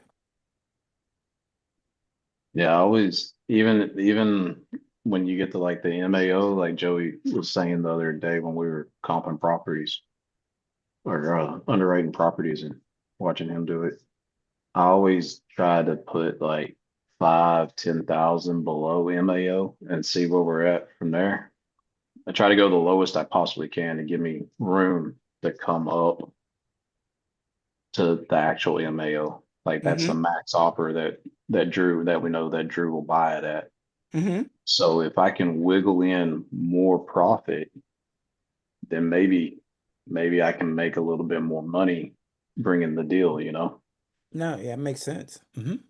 And on top of that, it's given the budget rehab budget more room too. Like if he goes over a little bit, okay, it's not going to hurt as bad as if we overbought it. Yeah. and to piggyback, Jerry, when you are doing direct to agent, you want to, obviously tell, hey, Mr. Agent or Mr. You're the expert. What do you think this property will be worth once I fix it up? You know, Okay. and Right. then it's just like the guy told him, hey, I invest too. I just know that this project's not going to work for you because it's not even work for us because Right. it is bank owned and they're trying to, get their books out. So it's more like you responding and Mm-hmm. you be able to, actively listen and then repeat what they said, but ask an open-ended question. It's like, yeah, what would you think this will be worth? And kind of like Got with my call, the agent said, the lady, she's the Lulu, she yes. wants this. Like, okay, at least we're on the same page. But Mm-hmm. and then your point is okay, because obviously they're gonna get paid the commission check. So in your mind, hey, in order for either you got nice boobies or whatever, or you're pretty fit in your Yes. business dude, but help me. What would this property be worth once it's fixed up? Because I want to pay you, but we have to work together. Oh yeah. Mm-hmm. Yeah, he definitely fits my profile. Like it's like we click pretty Yeah. quick. Now you need about 10 more of those, Drew, and now you have your own bird dogs. To where now they're Oh, bringing you opportunities. dude, I already got it, dude. Like I'm sitting here trying to look up leads. I haven't had time this week to really Mhm. look at any leads on Gotcha. Investor Lift or Facebook at all. And Mhm. my phone's been blowing up. My little tablet here, Right. you can't see it. Nice. Yeah, my little tablet. Mhm. That's my phone. There It you go. folds. Samsung for life. There you go. Team Droid. No iPhone, huh? No Nah, iPhone. I always tell Pace, hey Pace, you want an iPhone, buy a deal for me, then I'll buy an iPhone. They're like, I don't buy in Houston. Y'all flood too much. Yeah, gotta know where to be at. Yeah. Man, that house has got a big backyard too. Mm. Mohawk. And with REOs, Jerry, just so you know, and anybody watch it, is real estate owned properties, Mm-hmm. and those are usually the ones either they went through auction, nobody wanted to buy it, And so now the bank's trying to take them off their books. So a lot of times nothing's gonna work, not even creative, kind of like the agent explained the truth. Yeah, the bank's not negotiating. They want this, they want it off, and they want this price. Yeah. Yeah, but it's not moving at that price. Does that they don't want to come down It off don't of it at matter. all? Huh? It don't matter to them. It's just a number on a spreadsheet to them.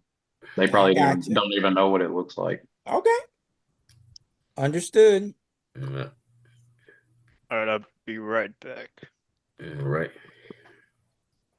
Yeah, these houses are liabilities to banks, financial institutions. Their asset is the actual mortgage. And so it's a non-performing asset to them. So it's a liability. Yeah. But they're not willing to negotiate. It'll sit there for years. Yeah. Kind of like the agent you talked to, Jerry, the property has a renter. I'm curious why sell this property? You're in good shape. Unlike the bank, they're eating that every month, but they have a different business model where they don't mind it, but they're not willing to come down on the price either. They want their number so they can write it off and invest in something else. And that's where short sales are kind of hard to do, where it is the agent, that is a role where obviously it's a necessity, but a lot of times it is negotiating with the bank and having the proof of this is the reason why we need a short sale, because the seller either is going through a financial situation or the property's not really worth it. It's going to cost more money to fix the property than what the property is going to be worth. And then those are ones where you have to come in like these buyers that do have close to market price, because they have a different exit strategy. They're trying to hide their money, or I wouldn't say hide it, but use it as a tax tool to write off. Yeah.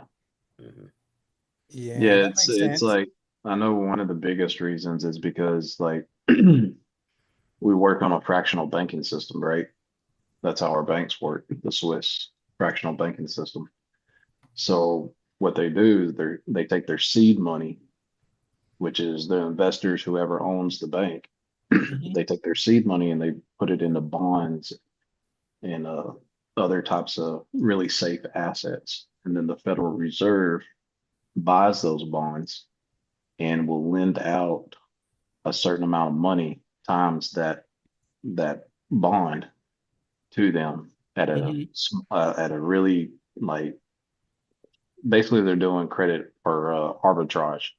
So it might get from the Federal Reserve, say you put they put $1,000 in there. Well, they're gonna be like get 100,000 to lend out at like 0.5% or point or maybe like 2%. And then they're gonna go and sell you a financial product like a mortgage Sponsored by Ghost.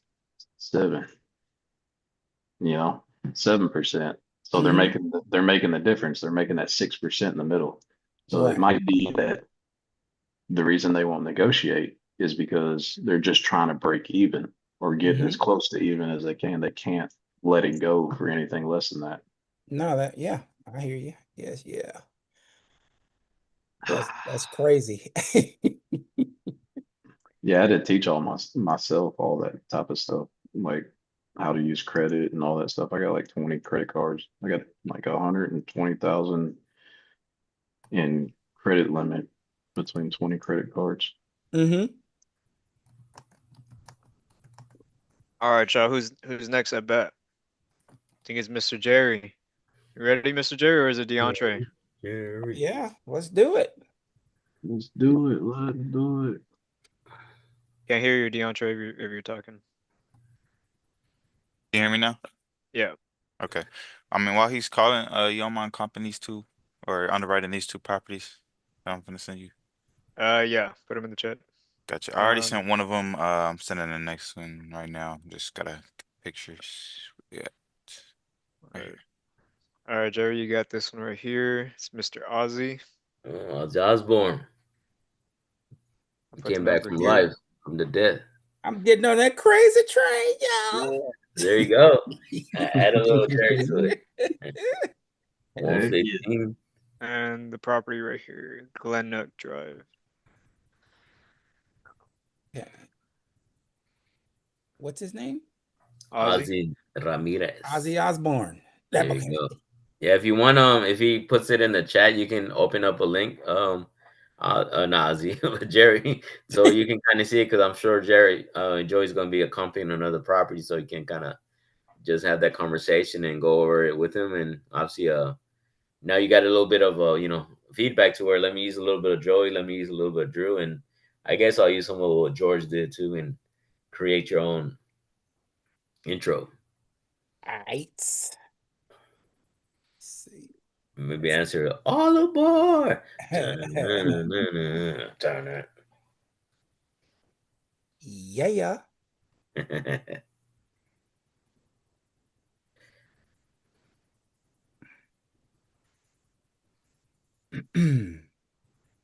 Let's There we go.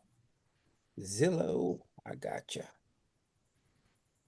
All aboard. I feel like I've seen this property before. Probably. It looks. Which one is this? This is the one for Ellington. Joey? Yeah. Okay. It sounds familiar. Yeah, it is. We've underwrote it a bunch of times. Wow. Says it's pending. Yeah, it is. Matter of fact, I think. Let's see. 2923. Yeah, that's the one at 5413 Glen Nook, right? Mm-hmm. Yes, sir. Mr. Ozzy Ramirez. Mr. Ozzy Osbourne, the one and Yeah. only.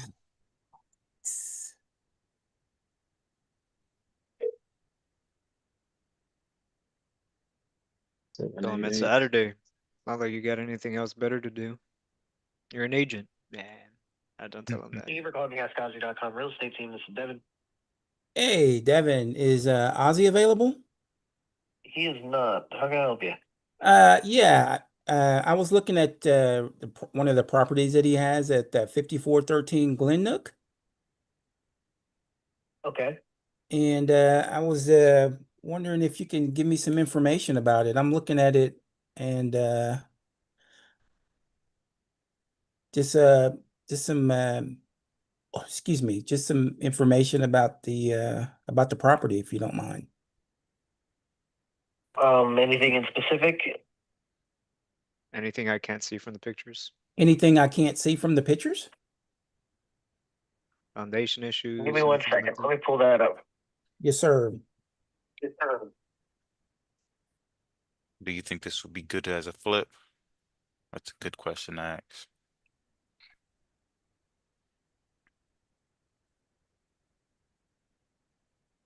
As a flip, the numbers don't really add up. I mean, I guess in that respect, it's more of a hold. It was currently it was rented out before. It was okay for a rental. Okay. Yeah. It does need some work, but I mean, Tell them you're looking for a flip. Yeah, I am looking for a flip. We currently have about to close 5 right now and looking for a few more before the end of the year. Gotcha. Yes, sir. Well, I mean, we have stuff available that's in Houston. I'm not sure what area you're trying to stay in or what. Yeah, like, in the you have a greater certain Houston area. area. In the greater Houston area. I apologize for that. Yeah. In the greater Houston area for sure. So yeah, if you have some other things that we can take a look at, I'd really appreciate that. No worries. Well, this one right here, I mean, you could absolutely, I mean, there's room for updating, but it really doesn't have too many good high value numbers, being that it's a 2-bedroom, 1 bath. So if you're looking for a flip, I don't know where you'd stand on that. And there has been an offer made, a pretty decent offer that the seller still declined. Well, basically, yeah, well, our buy box is about 3.2, looking for slab foundation. Yes, sir. Does that ring any bells for anything that you have you seen this one? I mean, we have one on the market right now. It's 5122 Sandydale Lane. Sandydale? Yeah, it's one word. Mhm. Now this one's basically like move-in ready. However, like all it really needs is just kitchen, like everything in it still works. Like everything's amazing. Like everything's in great condition. It's just obviously like counters are outdated.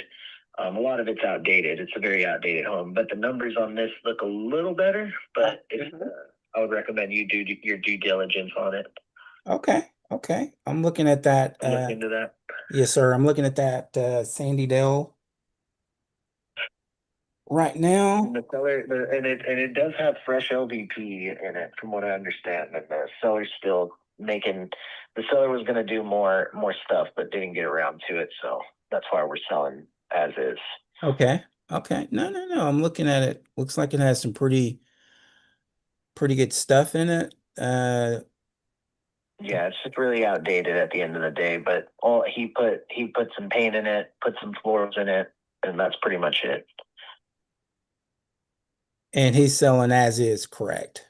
Okay. Correct. So do you think there's any wiggle room there? I know that one's gotten some offers that have been declined. I would say there is some wiggle room, but do you have an agent? I do not have an agent. Okay, if you don't have an agent, we might be able to make a better deal, but it just depends on what you want to do. Because like we've gotten an offer that they were willing to accept if they didn't have to pay a buyer's agent commission. Yeah, tell them if you can represent us too, that would be amazing. If you could represent us as well, that would be. Yeah, no, for sure. We would be an intermediary at that point. That's fine. Okay, great. But yeah, if you're interested and want to put in an offer, if you want to check it out, we can work it out. Okay. All right, thank you. And last question. Do you know if they were not able to sell this at the price, I guess, what they're looking for? Do you know what their other alternatives would be? What do you mean? Like what other options they would have if they, I guess, couldn't get the price that they wanted? They'd be open Perhaps. to something creative. I think he was just talking about refinancing it and putting it as a rental. Okay. Well, thanks. But okay, well, great. Well, tell me your full name again. My name is Devin Martinez. Devin? All right, hey, Devin. Correct. I appreciate Jerry Walker. Okay, Jerry. Yeah, let me know if this is something you'd be interested in. We also get some off-market. We have an off-market listing. We have off-market listings that we have all the time. Right now, we have 4, but they're all under contract. They tend to go pretty quick. Those are ones that obviously are in a lot more distress that aren't really suitable for listing. But yeah, those come in very so often. So right now we're going into the holiday week, so we don't really have anything under contract at this moment that's like available. Right. But no, that makes sense. Your info down, but yeah, definitely let me know. Sandydale is a good one, in my opinion. And I know the seller is really motivated. So if you got something you want to bring to the table, we'd love to talk. All right, I appreciate it, Devin. Hey, and thank you for answering the phone today. And you have a great rest of your weekend. No worries, you as well. All right, thank you. Let's go. Beautiful. Yeah, good job, man. Oh, I was over here sweating bullets, man. Hey, you did good. You did Good, good. man. And as you have more conversations, you'll get better, bro. It's all about the reps. Yeah. It'll Jerry get a little Walker, bit smoother. sponsored by Ghost. It's like the military, slow is smooth, smooth is fast. More reps, it just gets faster and faster and faster. So I like the way he pivot to the other property. Yeah, especially when he said he has off-market listings that are more distressed. Like those are the ones we want to get at. We definitely Right. want to be looking at those too. So I think this will be a good follow-up candidate as well with Devin. And you know, like I said, just getting to know him, be friends with, or you know, I guess how should I say, cure that relationship, and Right. so we can get in the loop with those other properties, right? Yeah, Right. so that's like the main objective when you're calling agents. Like obviously we want to touch on the houses, but that's not or the listing, but that's not our ulterior motive or our end goal. Our end goal is to build that relationship with them. That way you can have conversations like this where they tell you, hey, I have off-market properties, and then those become more opportunities that we can look at, and then eventually those become a deal. And then those agents are will consistently bring you those leads for you Right. to look at, and then you can fix and flip them. You can even wholesale them yourself. But that's essentially what we want, and that's why we're going after agents specifically because we want those relationships, not necessarily the house, but the relationship.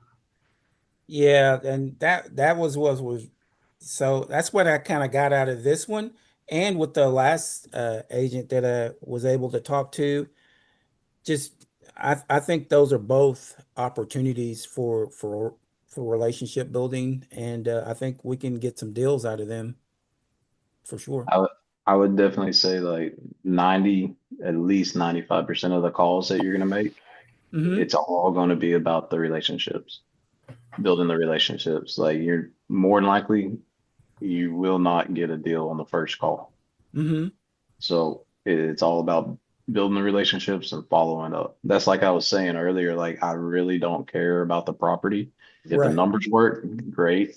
But if I can talk to them and vibe with them like you did with that agent and Mm-hmm. get to those listings and get them to send me that before they blast it out, then that increases my chances of actually getting a deal. Yeah, and I because you could tell that that's what they were doing. That's what he's saying. Exactly. We blast those are not even listed. He go, we blast those, we give those to the preferred people that they like to talk to. So. Yeah. Yeah, I had a 2 hour conversation with a agent. He was an agent, but he worked for a big dispo team. Mm-hmm. And basically I told him, I said, I'm a tool. Like use me. I'm a free tool to you to get it to in front of the end buyer, whatever Mm-hmm. properties. Yeah. I'm not gonna stack my fee on top of the numbers that you give me. My buyer is gonna pay me from his side. So like I'm a free tool to get your properties in front of my buyer or buyers. Mm-hmm. And Mm-hmm. and he constantly is sending me stuff through text message and emails now. Yeah, that's okay. Wow. Yeah, I appreciate that, guys. I appreciate you guys letting me just get in there and y'all are like I said, it helps with y'all being there, giving me the information, you know, to ask the questions to ask and everything. So Mhm. I know there's still a lot, but again, I needed this. I needed this for sure. No, Yeah. no problem. Well, Joey's the mastermind behind it, created it. Like, hey, George, let's start doing this. And like I said, this was a big jump from last week, which it was. I think it was just me and him and I forgot his name, Mr. Austin. I think They're Joey, Kevin White. Kevin White. Yeah, he was just. I think he's in the military too, Jerry. And so, and are you in the military too, Drew? Just by the way, I heard you say something about the military. I was a Marine. Oh man, thank you for your service. I wasn't as tough as you, but I was in the army. But but my point being, I think he was in the military too. But he was saying, "Wow, guys, I'm actually scared. I don't know if he said scared to make calls, but he didn't want to make calls. Hmm. And Yeah, so for he's you scared. guys to jump in and just like say, just jump in the pool, and that's what it takes, to get the Yeah. ball rolling. Like I actively the way I got it in my mind is like I want them to say no. Right, I want them to say no because then I can bring up more things and start building a relationship. You know, right. Hmm. I can use their no against them basically. And to your Now point, Drew, I had one say yes the other day. Like we were within like 3 grand or something like that. mm, But but that deal fell through. He sold it like 2 hours later. And that's a good point you brought up. Yes, like hold on, you're moving too fast. What's going on? There's nobody usually says yes this quick, so it is going for the no. And also knowing why kids are the greatest salesmen, because they're always asking why, why, Why? no, Right. why, and we forget that as what we're doing here. Mm-hmm. Going for the no and asking why you're saying no. Hey, Mister Seller, if you have a renter in there, why are you selling? I'm curious. If I Yeah. Yeah. had a renter, I'd keep it myself. Stuff like Yeah. that. Especially if they're paying, man. Like Right. that's free income. Let's go. Mm-hmm. And she even gave us the numbers, how much they were paying a month. I mean, Exactly. Mhm. Yeah. yeah, yeah. So I like that. Gotcha. Oh, we got one for DeAndre. Hey guys, give me a second. No problem. Just don't forget to wash your hands.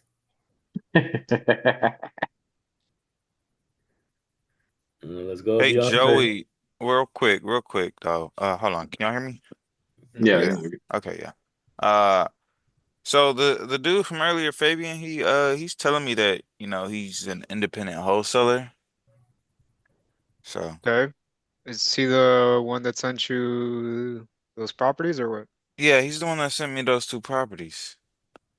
That's not making sense. This. I've seen both of these already. Let me see.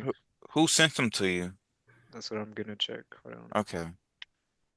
I got him from this dude named Fabian James on Facebook. I will notice DeAndre after a while you start seeing the same address. And you're like, hold up, I've seen this before. And Yeah. then so because really, the network you're in, you're like, hold up, that's like for anybody so watching, it's like oh man, I know about that girl and she gets around, or that guy's a slut, in high school. To where you start listening to these address. Hold up, I already know the situation with this one. They got title issues or they got a bunch of memorandums. You're like, oh crap, mm, okay, let me avoid that one then. But Hmm. one of those properties was Ellington Street, right? Yeah. 2923. Yeah. So I got it here on my tracker. I talked to Luis Castillo at Luis Castro. Equity Properties or Equity something. cash offers. Yeah, yeah. So they're a dispo team. They're Yeah. wholesalers. They work on a dispo team. They had it listed That's for 240 ARV, asking price 165. I talked them down to maybe accepting a 130 is what they told me, but the soft MAO came out to 120.5. yeah, So that's 120,500. They're still 10 grand above. They'd have to go renegotiate with the seller is what they told me. all right, man. Cause yeah, like I said, I got it from Fabian James, so I'm thinking he must be working with somebody that's working for the big wholesale companies. Yeah, on Yeah, Facebook too, you gotta be careful because there's also daisy chainers too. So That's that what that yeah. this, that can yeah, be that's it. exactly what this is. I think is a daisy chain type of If situation. he works for that company, that same company, then it's probably just you probably have the like their main number to the whole dispo team. And there's so many people on that dispo team that they're all calling you. Because I talked to like two different people from that same company. Mm, Yeah, I lowballed the shit out of them. I talked to a guy named Chandler for both of these. I offered 115 for Ellington, and then I offered like 75 for Valley One. damn. Yeah, Um, I told on Ellington, I told him I was like, man, I'm more like 199K. He's like, man, that's way too low. And I was like, look, man, I can give you a range, but it all depends on the scope of work. So I'll say between 100 and maybe like 115. And I knew my max MO was 120,500. So I let him talk me up to 120. He was still kind of iffy. He's like, man, maybe you can come up to 130. I said, I don't know, bro. And then he told me I'd have to go renegotiate with the seller. And I told him, go renegotiate with the seller, get it down as low as you can. Give me where I need to be in my numbers, and let's get this thing off of your hands, man. Right. So Like shoot, I'm tempted to just drive out to Houston and just start door knocking, getting my own leads. yeah, the that's floors are yours, my brother. That's what I'm man. saying. Oh yeah, let me. You want me to call this one? Yes, Yes, sir. please. Gotcha, gotcha. Give me a second. Uh, This name looks familiar. Shit. Yeah, Chet Holmgren, OKC Thunder. Let me see. Seven Get one three hungry. eight 71. Shit. Uh, 871. It's Is that probably a what 5 or a 6? Turkish. Ask him about his Turkish coffee. Six. That's a One 6. six zero. 1600. Okay. I always ask them like, you got the A to B contract? They're like, well, what's that? And I'm like, oh, okay. I know what you're doing. Right.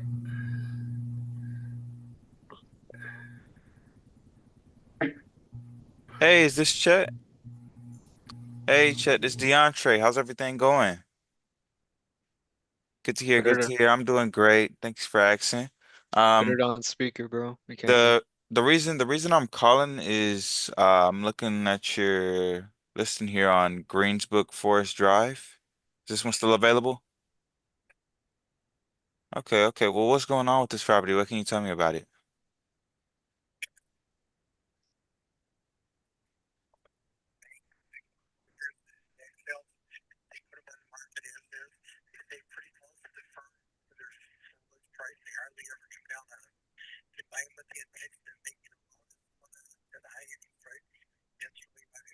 Put it closer to your mic. Okay, okay. So they're not looking. So there's not much room to negotiate here on the price that they have. Oh man. Okay, okay, okay. Uh, yeah, that's what I'd be. I'm here as a flipper. Uh, do you work with investors or no?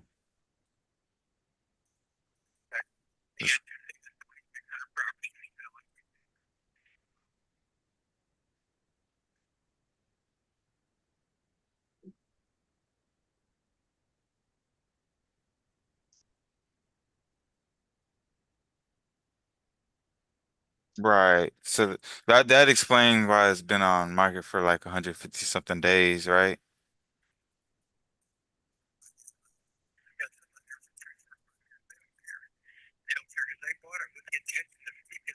Mm-hmm.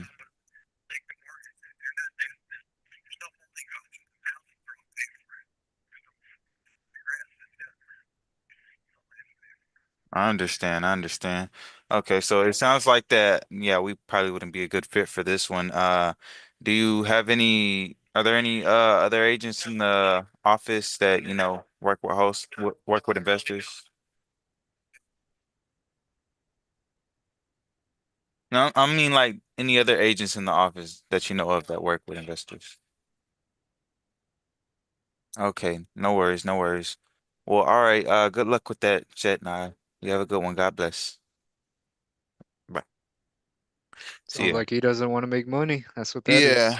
Yeah. Well, I wouldn't say that. I'd say like he has his own way of making money. Like he works with only this one client and he knows exactly how they operate and they're willing to let these homes sit on the market for so long.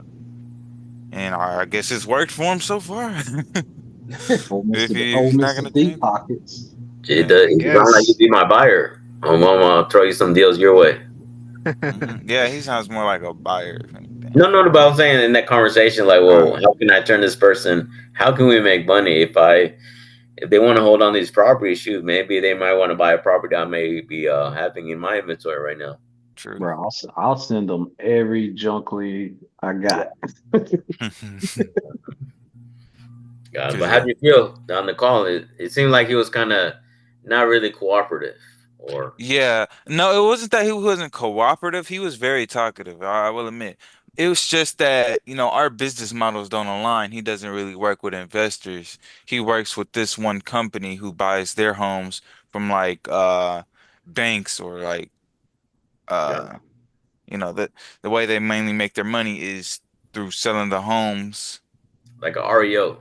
Yeah, Yeah, basically, that's what yeah. it sounds That's like. the base. That's basically what it is. Gotcha. Shit. They got deep pockets, man. They got deep pockets sitting there, letting them houses sit like that. Right. Yeah, exactly. They looking for a sucker. And And it's like if our business model doesn't align, then I mean that's the end of the conversation right there. No point in continuing it, trying to fish from there, you know. No, no, he Just could. cut it short. You're single, right, DeAndre? You said what? Are you single? Am I single? Yeah, I'm single. What if he has a sister that may be matching up to your style? So don't say it's over. Could It's be. always a way to create a relationship Facts. one way or the other. Could be, but I'm focused on making these racks right now, so. But what if that sister has a rack? She can be your private money lender. Yeah, you She sure could. She sure You You know got what I'm them could. saying? double D's, bro. Double D. No, but I'm saying just open up your mind and kind of like in this conversation, how can we make money if it's not this way? You Mm, know, but you did a good job by asking. That's why I heard you when you said, "Hey, do you have any other agents that may yeah, be open?" So, but yeah, just making fun or to anybody listening, trying to pull it out because once you start paying for these leads, they do come at a cost. So it's like, how can I make the most money out of this if it's not a direct deal? Oh my guy George, he does DSCR loans. Do you need those, or do you have anybody in Austin that I can help out? I'm up here in Austin, or right. but to your point, it's like next one. find another way to make money. So turn him into your buyer, basically. Basically, yeah. Yeah. Well, shoot, I want to say I'm only working with one buyer, and this one buyer is Andrew. So But that's why I'm trying to steer away from that. It's like, true. But also, yeah. But I get you because sometimes you're trying to do a lot because mm-hmm, Andrew is kind of picky on what he wants. So what may not work for him may work for somebody else based might on work. Right. the I hear relation you. you created over here. I hear you. Yeah. Yeah. Yeah, he did seem like a potential buyer for sure. Mhm. Mm-hmm.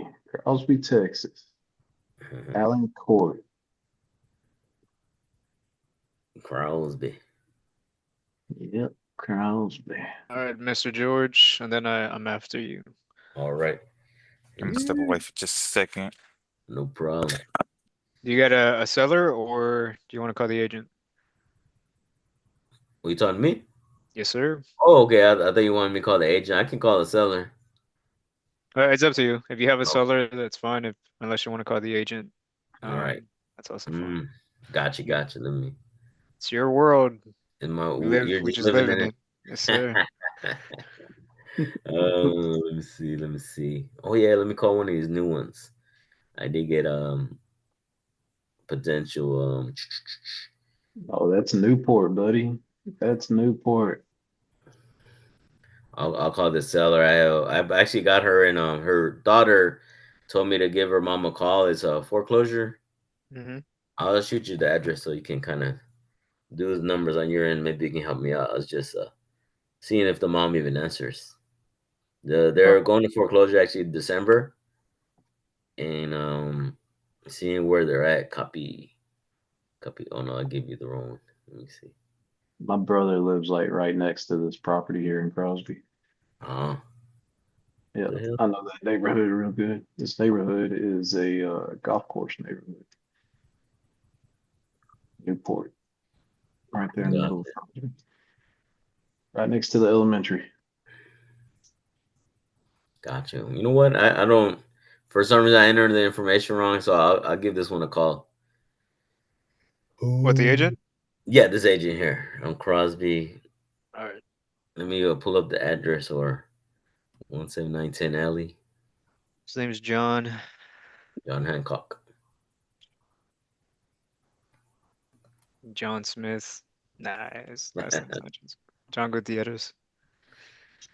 Gutierrez, part of the Gutierrez gang. Good there. Let's see, Mr. Gutierrez. Let's do it. Yeah, this is one of the most, or one of the most desirable neighborhoods in the Crosby area. Oh, it is? Yeah, Okay. yeah, it's a huge neighborhood. Yeah, it's fairly new on market. It's only been on there for 5 days, so do your thing. Do my thing like a chicken wing.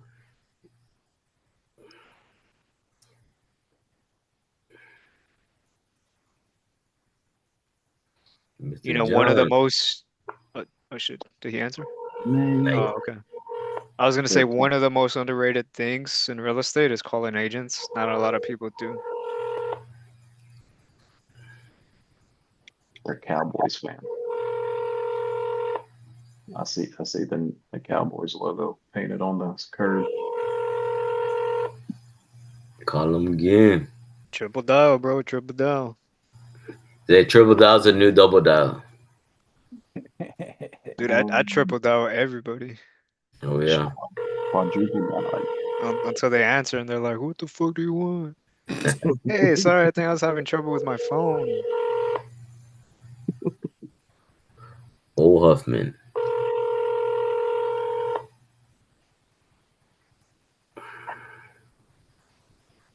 Good afternoon, this is John. Good afternoon, Mr. John. This is George. How are you doing this lovely Saturday? I'm well. You're well. Okay. Well, yeah, just calling about a property you have listed out here in Crosby on 17910 Alley Court. Seeing if by chance I may be able to pick this up as a potential rental, or if it needs any work, possibly a fix and flip. Just seeing if other than the pictures, what other information I may need to know to kind of come up with an offer. If you're not going to be at least at 170, then don't bother. We've already had plenty of people come through. Numbers don't work underneath that. Oh wow, okay, got it. And as far as it's going to need carpet and HVAC. HVAC, got it. And so we could be able to do that, Mr. John. What do you think we can sell it for if it's such a tight number as far as the ARV? 220. 220. Yeah, that does seem pretty tight based on what you're saying. 220 minus closing costs and those two things you just mentioned. Okay. What happens if they are they willing to wait for the right buyer to come pick this up, Mr. John? Or are they willing to work on numbers? I mean, both. It just depends. Got it. Okay. Well, shoot, would you have anything else at this time that may fit what I'm trying to look for as far as a fix and flip? That's probably around, no. Okay. Gotcha. Do you find ourselves probably working together in the near future? Probably not, man. I've got a portfolio of homes that we own ourselves, so if it's something we got, we usually handle it. Got it. Okay. Well, man, hopefully I can change that and maybe work with you. Are you buying any properties at this time? No, not right at this time. We're kind of expanding in other ventures at the moment. Gotcha. But we will be probably in the near future.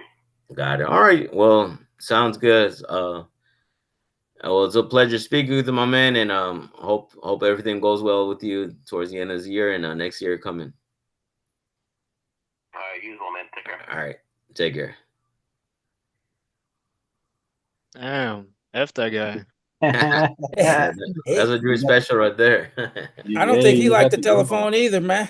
Right. He didn't answer. He sounded annoyed when he picked up. Just short. Just short. Like, what do you want, bro? Right down. That would have been like, dang, John, you haven't drank any coffee this morning? What's going on? Right. Need someone to talk to? I got you. Yeah. But I think but that was a good example of like maybe a bad call or just a bad agent, to where if you're doing to what Jerry was saying, doing it by yourself, it could kind of overwhelm you. Or like, oh man, I don't want to call no more. But because you guys are here, it makes it a little bit easier to just poke fun of it, just laugh, and then jump on the next one. Mm-hmm. Yeah, that's. But I was trying to figure out something like, oh man, you want to be my buyer? You want to do this? And do you want to go watch a game or what? Like, no, I don't. Yeah, no, he was just closed off, bro. Like from the beginning. Right. So did he say that he owns his own portfolio? Yeah. He did. Hey, you should have swung out and said, "Hey man, I do DSCR loans, bro. Yeah. Let's do something." Let's do something. I was thinking about that towards the end, but when I kept hearing no, like no, can't we do anything? You don't want to do business together. We don't want to be a partner. You nothing. Nothing. I would have said something along the lines of like, man, I'm sorry, bro. It seems like you're a little closed off working and talking business today. I get it. It's Saturday. Do you mind if I call you back Monday and maybe we can figure something out, like a DSCR loan? Maybe you need some funding or something like that. Right. I mean, he might be more open to it or something like that. But yeah, man, that was great. I love those calls. I love those I mean, calls. he said it himself too when George was like, "Do you see us working together in the future?" He was I like, know. "Probably Like, not." no. Like, damn, okay. Mm, Just because of that, I'd call him tomorrow. right. Yeah, I would probably call him back, bro. Or have one of you call right behind, like, "Hey, bro." Let me call Though, him right though, now. Let me call him right now. All No, I'm right. though, kidding.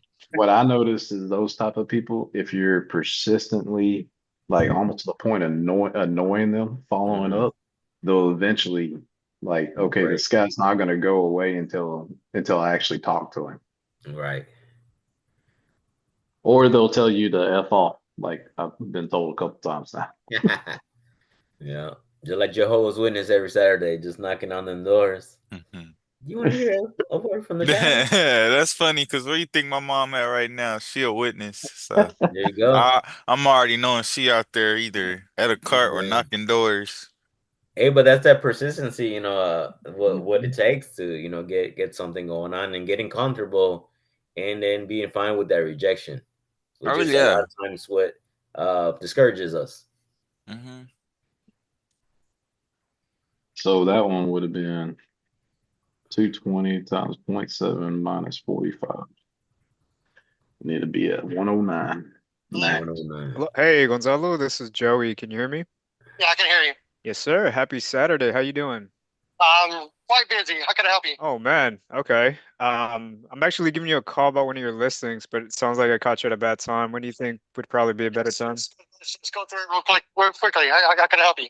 Yeah, what can you tell me about this one? I see it does need some work. Looks like maybe they started possibly doing some of the demolition on this, or I mean Yeah, they there's started renovating. And I'll let you know. It's a divorce situation, so I'm having to Gotcha. husband. The husband's pretty lenient, but the wife is real. She thinks her house is worth a certain amount, so I I'm see. having to have issues with her. The roof is like 3 to 5 years old. The AC is three to 5 years old. You look at the seller's disclosure. There is an updated disclosure as well. There is foundation problems. They pulled the carpet out because they were going to replace the whole floor, but they didn't do it. They started doing small renovations, but then they decided to get a divorce, so they kind of stopped. Oh man, that's tough. Yeah. That's I tough. got okay. I gotcha. It sounds like there's probably not too much wiggle room, and I'm pretty sure you get a lot of phone calls too. I got a ton of calls. I got a ton of offers. They range anywhere from 90,000 to 120, so or 125 or something like that. So Right. And that's nothing that the sellers are looking to do. I see. Okay. Do you, I they'd be all right. They do want a quick closing, so okay. Yeah, I think as far as cash, I'd probably be somewhere around that same range that you've been getting offers in. Do you, by any chance, Gonzalo, do you have any other properties that kind of fit like a fix and flip? sure don't. No? Okay. Do you work with investors or not really? Sure. Okay. Why is that? It's too complicated. I ain't got time for y'all. I gotcha. Okay. Burn, bro.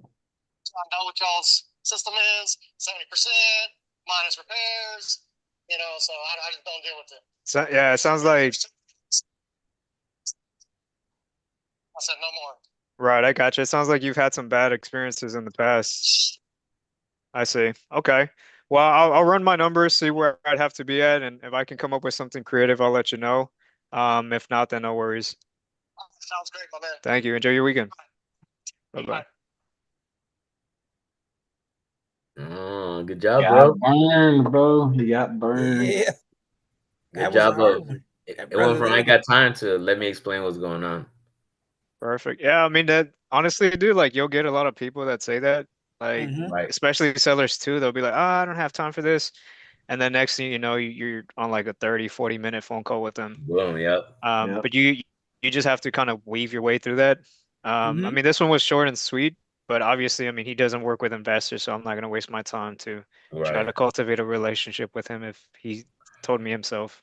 Mm-hmm. So, Yeah. I mean, I can still throw an offer in this, but like he said, he's been getting offers at 190, 120, and the sellers are going through a divorce. It's not something that they want to do. So this one would be a perfect to follow up. So once it falls out of contract with the agent, then you can go direct to the seller. So this is one that you would follow up with because I mean it's been on market for 81 days, Right. and they haven't sold it. They're not going to sell it at 150. I think ARV is. I haven't even looked at numbers, but just based off what I'm seeing, I think ARV is probably going to be around that 240 range. Does need some work. Like he said, they started doing some renovation on this. That's why I brought that up because I mean, it doesn't have no flooring, no nothing. Right, the You're probably gonna biggest, have yeah, to gonna be pull the all this foundation. out. Yeah, foundation issues too. Hmm. Things like that. So obviously, property does need some work. The sellers just need to realize that what they're asking is a little bit unreasonable, but they're also going through a divorce, so you kind of have to let that marinate a little bit. We're making phone calls. I wonder if that instance, Joey, based on what you just said, and knowing that this agent doesn't want to work with investors, like where would you buy it at? Where would how would you make this make sense? Or are we on the same page that the agents are kind of out of their mind, but also that we're probably not the right fit for them, even though I said I don't like how you guys do your model, but it's at the end of the day it's about making money. Yeah, honestly, it's like the agent, like he positioned me with like the other people that he's talked to. Like Right. we haven't really had a conversation. Exactly. Um, but I mean, some agents are a little bit closed-minded just because he's been burned in the past. So that's Right. why some people tend to be a little bit more defensive. It's like relationships too, right? Let's say you meet a girl and Yeah. her previous relationship, she was Yeah. abused or whatever the case, or she got cheated on. So she's going to be a little bit more defensive. So it's the Right. same thing. You just have to kind of wiggle your way in there and then try to see if you can get them to open up. But I mean, this is a perfect follow-up, honestly. Right. Like Break them down there's not like much to Jehovah's. it. Yeah. So that's it. If he had been a little bit more open, you could have kind of got around that. La la la la la, where he's gotten burned by like maybe bringing up the terms. Like, I mean, you woke up late because you're out there catching fish all night, but bringing up the Yeah, but terms of like no assignment contract and no option period or inspection period and stuff like that. yeah, but I think But in this and situation, you wouldn't have worked. yeah, I think it's just I caught him at about that time. So that's what I'm saying. Like I can probably call him up later on again and then have Right. that conversation again. But that's the thing, right? Because he told me himself, oh, you caught me at a bad time. So obviously Right. I'm trying to get as much information as I can, but also at the same time, like I know that he's going to be a little bit closed off. So Yeah. um, Better to just move on and go to the yeah, next one. just got some information. And then I can just keep tabs of it and then just reach back out again. Do. So I would save this one. If you if you can, Drew, can you put it in your sheet? Uh, Um, the sheet that you have, just put it there and then just put like follow up and then like we can follow up with this one later. Wait a second. Indeed.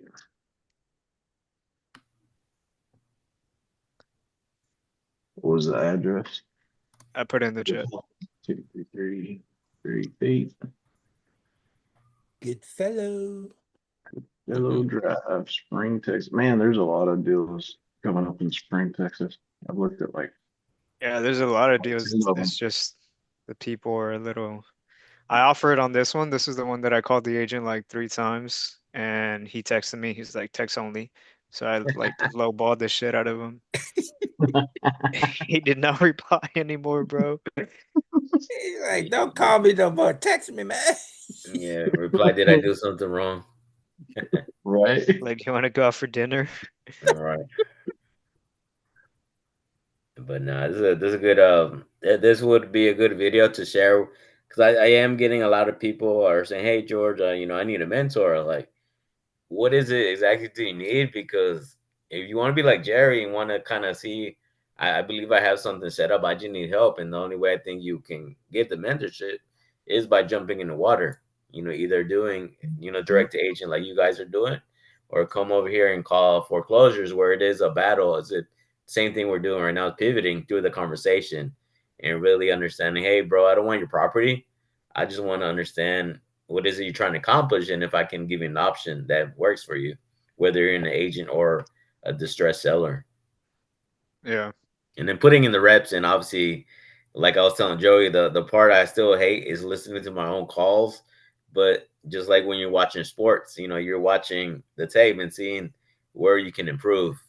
And then by having, somebody on board like Jerry, or just practicing here and listening to you guys what you're doing, like, oh crap, let me include that into my repertoire, because I don't have the confidence to say all this that Joey's saying. But remembering that Joey didn't start off that way. It is listening and then copying it and writing it down and practicing it. Yeah, it's it's a process, right? Like I know where I want to be, Uh-huh. but you I'm of the mindset now because I wasn't. Everybody wants to start at the top, right? Yeah. Everybody wants to be buying the 20, excuse me, 100 plus, multifamily. You Mhm. already got 20, 30 single family in your portfolio. Everybody wants to do, the land deals, but starting, like you said, getting in where you fit in and Hmm. figuring out a way to keep your mindset on your goal, but Right. also getting in where you fit in and making the most of where you get in. Right. And then measuring that progress, Jerry, because I barely learned that like this. Most of this year, last year, like George, you got 30 deals, but it wasn't once a month. It was more like 1 or 2 months, nothing. Then month three, here goes Drew. Hey George, I got something. Can you help me? Bro, great, bro. Like want a JV on it, then boom, there goes a deal. But Hmm. because I created that relationship with Drew or created it with Joey, but I Hmm. know that's very hard to scale because it's gonna take a couple people to get to people like Drew, people like Jerry that are open to even collaborate. Just like the example of these agents that we call, some of them are open and some of them are just closed, and like that's a Yeah. part of the game. Hmm.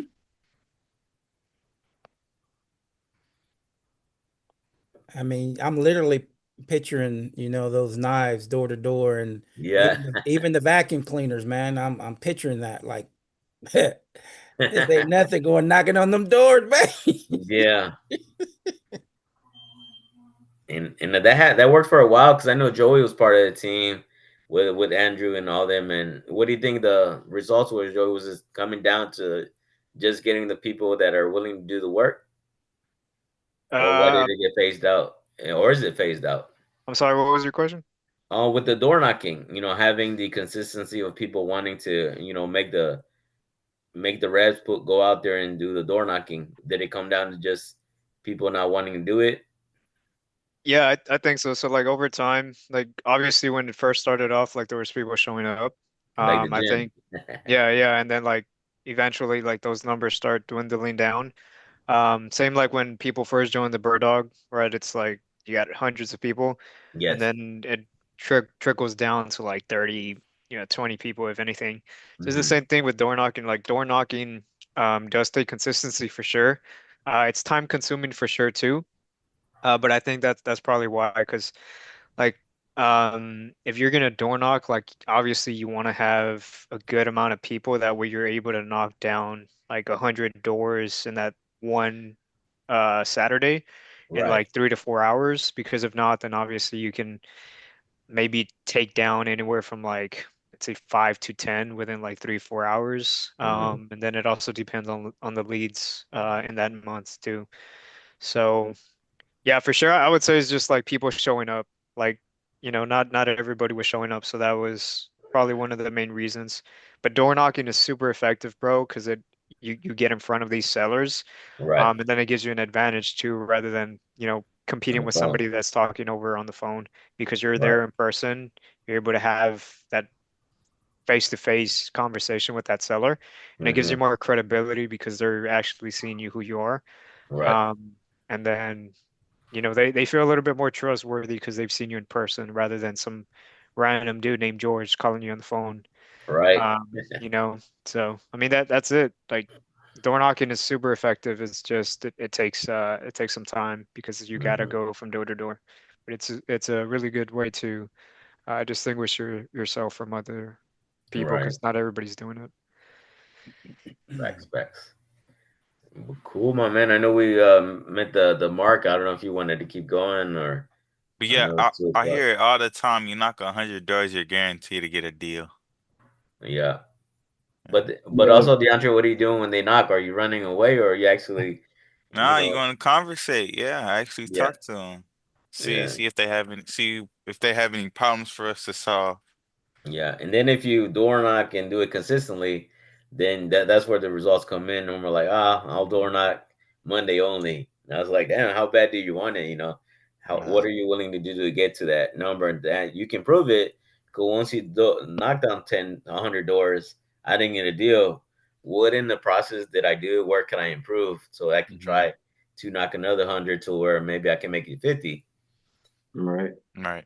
Yeah, I think Pace even has an ongoing challenge that he'll pay somebody like $10,000 if they get to 100 doors and don't get a deal. And one guy Man, got if got that's the case, 99. He got to 99 and got his deal. Made a if Nice. $30,000 commission. if that's the case, then y'all will see me living in my truck in Houston. Oh man. I swear to Just go God. just go find your co-living property, bro. 600, $800 a month. There you go.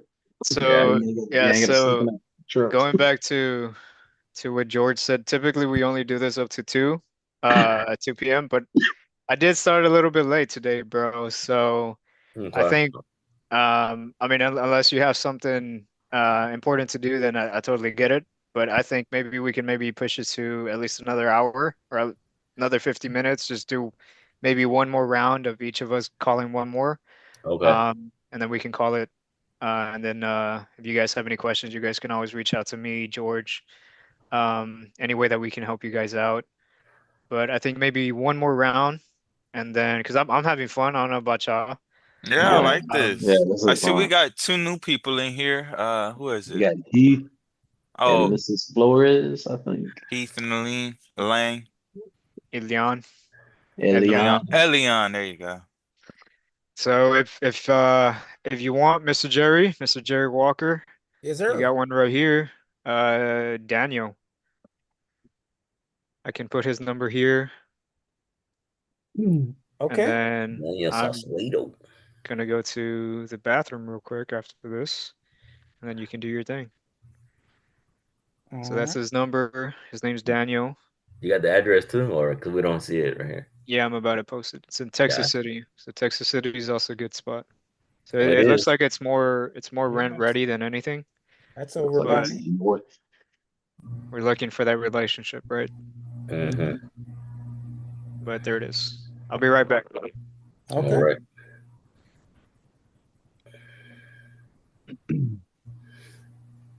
Let Yeah, me it's in the let me northern pull up part. this. Let me pull up this address right quick, and I'm gonna give him a call. For sure. Texas City. It's in the northern part too. It's the newer homes or Got it. more stuff. You get closer to the plants, it's Mhm. old school, like 1920s houses. Mr. Saucedo. Yeah, it looks pretty rent ready. Yeah, it does.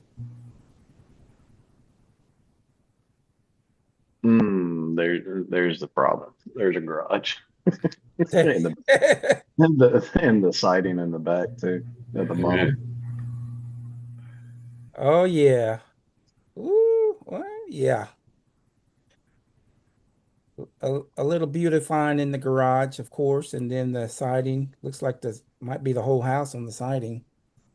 Yeah, in the back. And then you see the AC unit in the back, window unit. Mm-hmm. So it's probably So got to do with it's the probably AC. not, yeah. Yee-hoo. Well, let's figure this out. Let's give this guy a call and see what's up.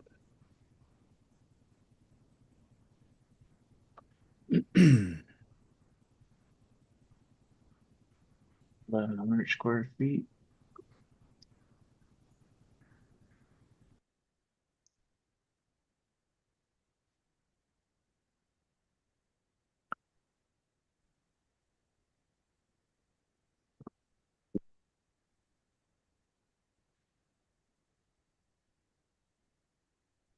Wait a minute. What? Okay. Let's try this again. He's vetting the calls as you're calling. What do you mean? He's like, they want you to leave a message, who you are and why you're calling, and we'll see if this person is available. Oh wow. It's probably Google Voice. That's guess what I that was was the last. thinking is Google You Voice. record your name and reason for calling. I'll see if this person is available. Just say Yes. 17th Avenue. Yes, my name is Jerry Walker. I'm calling about the property at 2213 17th N in Texas City. Say this is Jerry Norton. Thanks, Jerry Walker. Please stay on the line. Oh, you know what I think this is? I think it's that new Apple feature where you can like see what they're calling about before picking up.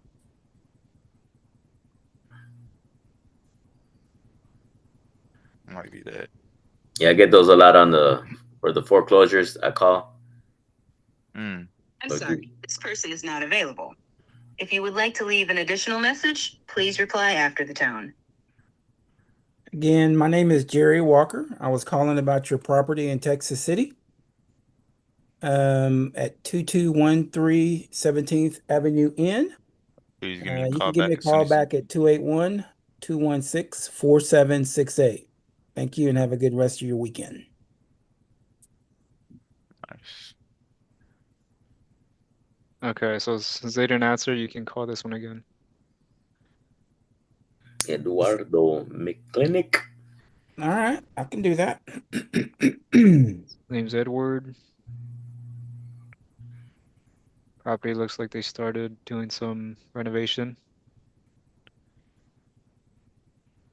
or demolition, to say the least. Mm-hmm.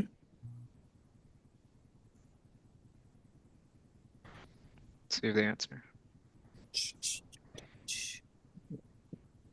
Yeah, they took out the flooring. They took out, yeah, look, they painted, took out the flooring, but they didn't finish.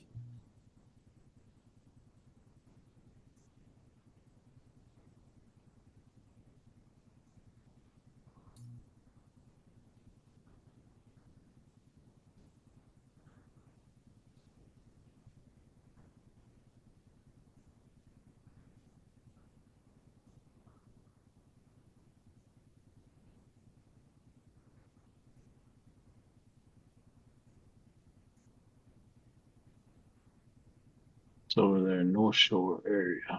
Mm-hmm. Yeah, little bitty subdivision right behind the corner Joe's. A lot. What's his name again? I'm sorry. Edward. Edward McClintic. All right, Edward. Good afternoon. Thank you for calling List with the Otter. If you are a buyer or agent and want information regarding a property, press 1. To receive a link to our website, please enter the house number, followed by the pound sign. To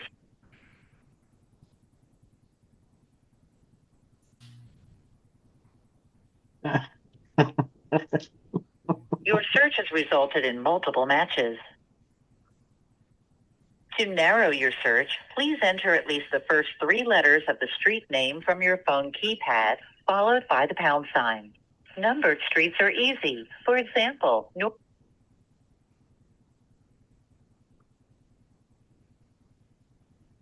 There you go, man. Sounds like you. 1 Pinedale. Press 1. To speak to an agent about other properties, press 0.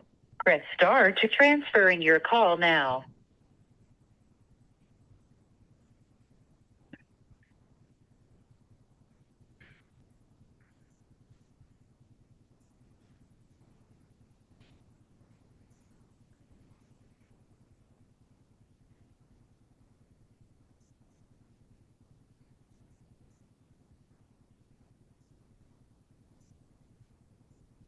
Is it ringing or is it just like silent?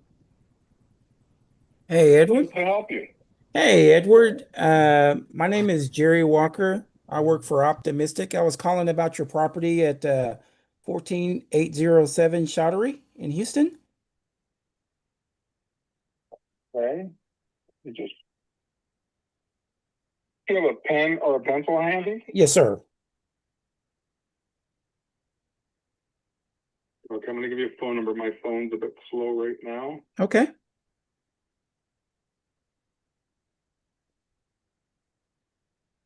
You're gonna give Nick a call. Okay.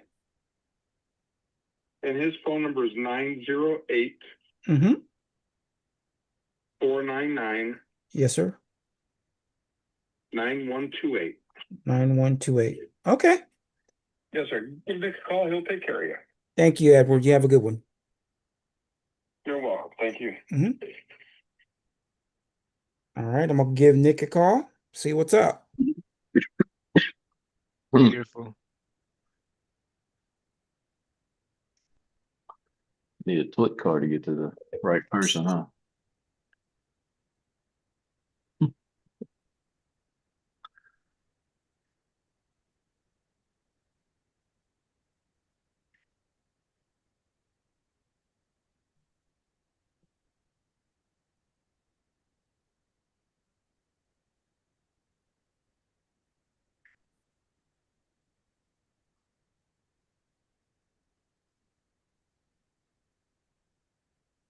Hey, this is Nick Walsh. I can't get to the phone right now. Please leave me a message or a text message, and I will get back to you shortly. Thanks. Hey, Nick, my name is Jerry Walker. I was calling about the property at 14807 Shottery in Houston. Just calling to get some information. I'm a potential buyer, so just give me a call back at 281-908-9211 when you get a chance. Hey, I appreciate it, Nick. Have a good one. All Short right. and sweet. They're scared. They said, "Oh man, it's Jerry Walker calling." Ah, Or Jerry yeah. Norton. Yeah, Don't answer. exactly. Like the drink. Yeah, and it's not Jerry Jeff Walker either, brother.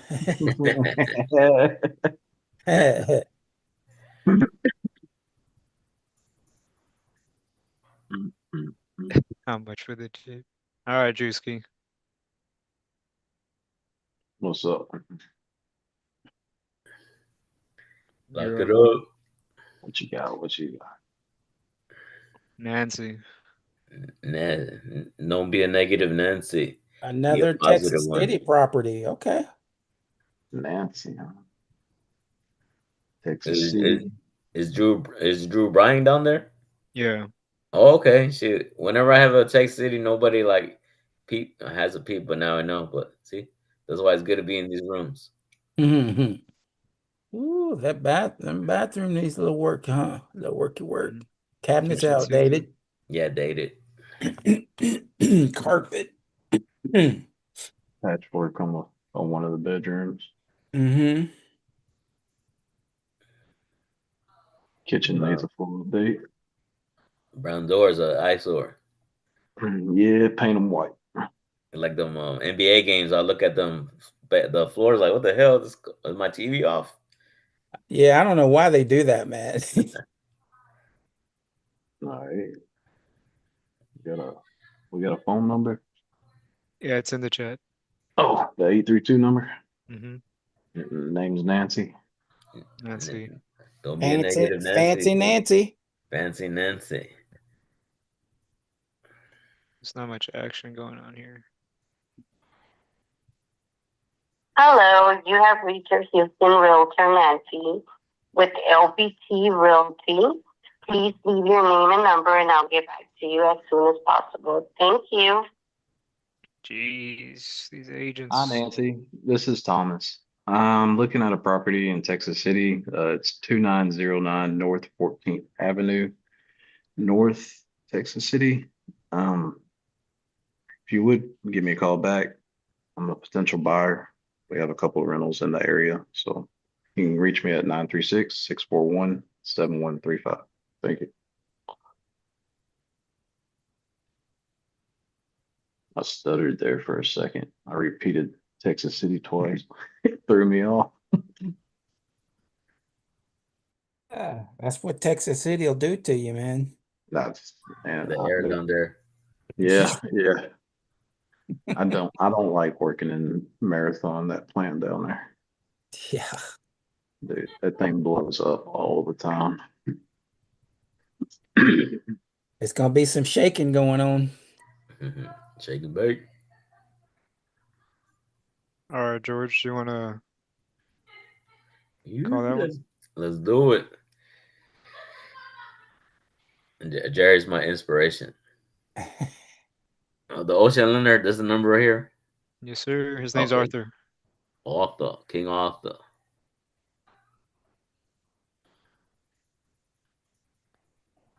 Remember comping this one a couple months ago. 220. Ooh, Yeah. okay. Yeah, window. Another Texas City dude. This must be in Right. the older part of Texas City, right? Price cut $1,000. That's big discount. Hey. Signs, bro. Motivation. They're Right. motivated. 999. 999. As long as it's not 67. It's 6. There's a full Reno here. Yeah. Arthur. Mhm. Carpet's wet too. Yeah, that looks like a medium to heavy. We're not far off though. I think we'd have to be at like 70 or 80. 78. Okay. Just test the waters, see what he tells you. Yeah, that's a medium to heavy. It's been sitting there for a while. 151.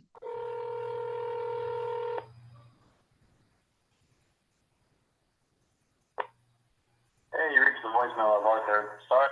Arthur, answer the phone. I met Arthur. You don't sound Asian either. Arthur Chang. Oh. Double dial. Oh yeah. Triple dial. Hello, Arthur speaking. Hey, Mr. Arthur. This is George. How are you doing today? Okay. All right. Can I help you out real quick? Yeah. I was just going through a couple of people that we spoke with before about a property here in 3411 Olandier Avenue in Texas City. Yep. Yeah, Still available. It's still available. Okay. I did see. I do know that we had gave you. I'm not sure if you or somebody from your team about an offer. A little bit. I think we're pretty close. I was just seeing if they were interested in any offers below what they're asking for at this moment. I would say just go and just submit your guys' highest and best, and then I'll present it. But I'm actually unable to talk right now, so just go ahead and just send in the offer, and then I'll review it. Okay. Well, sounds good enough, Mr. Arthur. All right. Thank you. All right. Take care. Bye bye. Turning on the grill, that's why he's about to watch the game. Right. Yeah, Trying to catch the end. Oh, I love that. I love that color in the restroom, man. Text him and ask him for his email. Gotcha. And then we can submit an offer on this one. Gotcha. Arthur, King Arthur. Submit.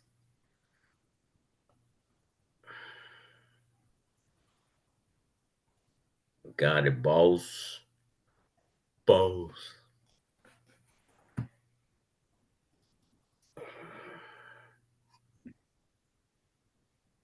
Mo City. Mo City done. Mo City, more problems. Wait, did we call this one already? Christina? As far as like the agent, not the property, but the agent. I think so. What's the name? Johnny. I mean, not Johnny, but Jerry called a Christina earlier. Oh no, I think it was different Christina. Yeah, her last name was different. Christina Aguilera. 10K price cut. Beautiful pictures. Look at that. Yeah, her last name was Tantico. Somebody else joined too. See, we got 8 people now. Look like Heath. What's up, Heath? Hey. Oh, he's on mute. Yeah, he finally got his camera. Oh, it's Myra. Myra is the new person. He Hey. headed to work. Go do that night shift, Ryan. Yep. Yep. Hello, Myra. Hi, Myra. Hey, Myra. Hey, Myra. Elaine's first words this entire Zoom. You butchered her name, bro. You butchered her name. What is it? I'm sorry. Correct me. Yeah, I'll read it. Tell him, Elian. Tell him how to say your name. Elian. Elian. There you go. If not, tell him that you're gonna call him DeAndre. That's just thinking. How do you say your name? Is it? It's not DeAndre. How do you say? No, it's DeAndre. Yeah. Andrew was pronouncing it DeAndre. It's DeAndre. It sounds like the same thing to me. DeAndre is DeAndre. Mine's DeAndre. So man. Let's see. Can you get this one? Hey, I used to let it slide. I used to let it slide, but now I'm like, no, y'all gonna get it right. See if you can pronounce. Can you pronounce that right? That's my last name. Let me see. That's my last name. See if you can pronounce it right. Dunnigan. Yeah, you did. Yeah. But I've had people say dungeons. So I'm like, there's no OE in there. No. The Dungeon family. Dungeons and Dragons. Yep. So most of these are like, I'd say rent ready. Renovated, yeah. Not necessarily renovated, but like they're not in terrible shape. And I kind of want to look for the ones that have been listed for a while. This one's been on there for 10 days.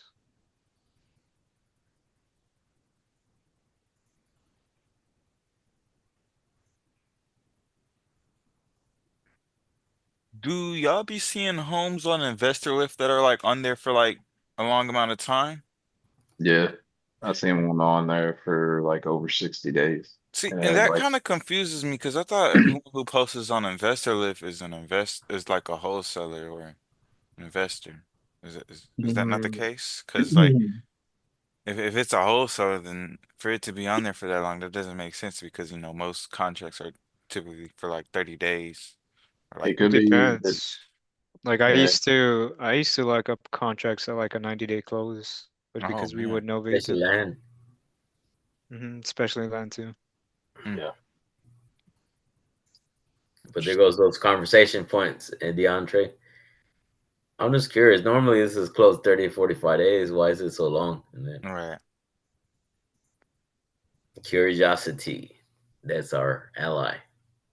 Or help me out. I walked in the bathroom and I noticed there were no urinals. Like, sir, you see that image is addressed. This is female bathroom. Like, oh, okay, I'm sorry. Yeah, crazy analogies. Yeah, I got them the rated first R. time I've heard that, bro. Sounds like a real experience that happened. Actually, yeah, true story. I had to go to the bathroom real bad, and I was like, man, I gotta pee. Like, where the hell are urinals at? What's this silver box doing on the wall? And then I found out that was a box for the 10-pack. So like, oh crap, I'm in a female's bathroom. No wonder there's no urinal. That's hilarious. Okay. See, look at this. This is I just got a dick on it. I can't do it. Stop background. Just background. No. So like this. Oh, it's not gonna focus. Nah. Okay. What are you showing? Gabriel something? Yeah, you'll wind up getting just text like this, 3 off-market properties. Just hit my phone.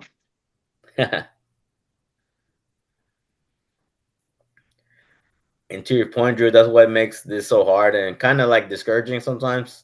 And that's why you need to do like, man, you got to be hungry because these people have different either marketing budgets and they sometimes just lock up deals at crappy prices and they're just seeing what a buyer would buy it at. And you have newbie buyers and you have new wholesalers. So some people just want to buy and then they realize, oh crap, I got no profits in this. I screwed myself over. Mm.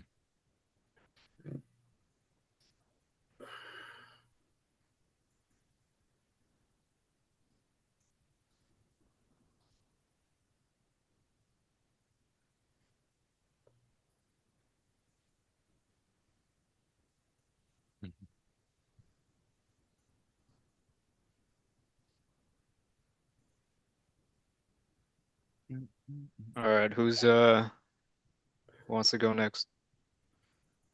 Ilian. Heath. Elian, do you want to call or not? Ilian. Maria. I'm out here. I'm out here in the wild. What does that mean? In a grocery store during holiday season. Hey, Ooh. perfect time. Perfect time. I don't have enough time either. I'm shopping. I just want to buy your property. Get there. All right, what's up, DeAndre? Do you want to? Yeah, I'll go. All right.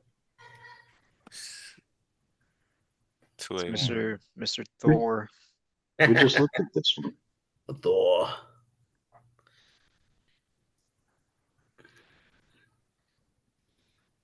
Little Rock, Arkansas. 281 250. 7939. Is your dad Odin? Okay, I'm calling. How do you pronounce that street? Monteith? Monteith. Monteith Drive. Monteith. Monteith. Or Monteith, yeah. Monteith. Please leave your message for. Ooh. Call He's, again. he's out saving the world right now, dude. Yeah, with his hammer. Any relation to Mr. Odinson? All right.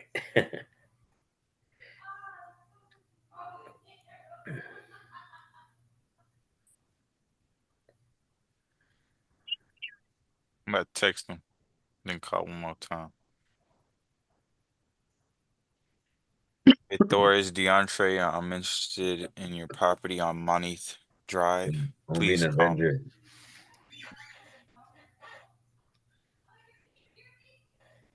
On Monday Drive. That's not it. I want to join the Avengers with you, Thor. Price? No, Monteith.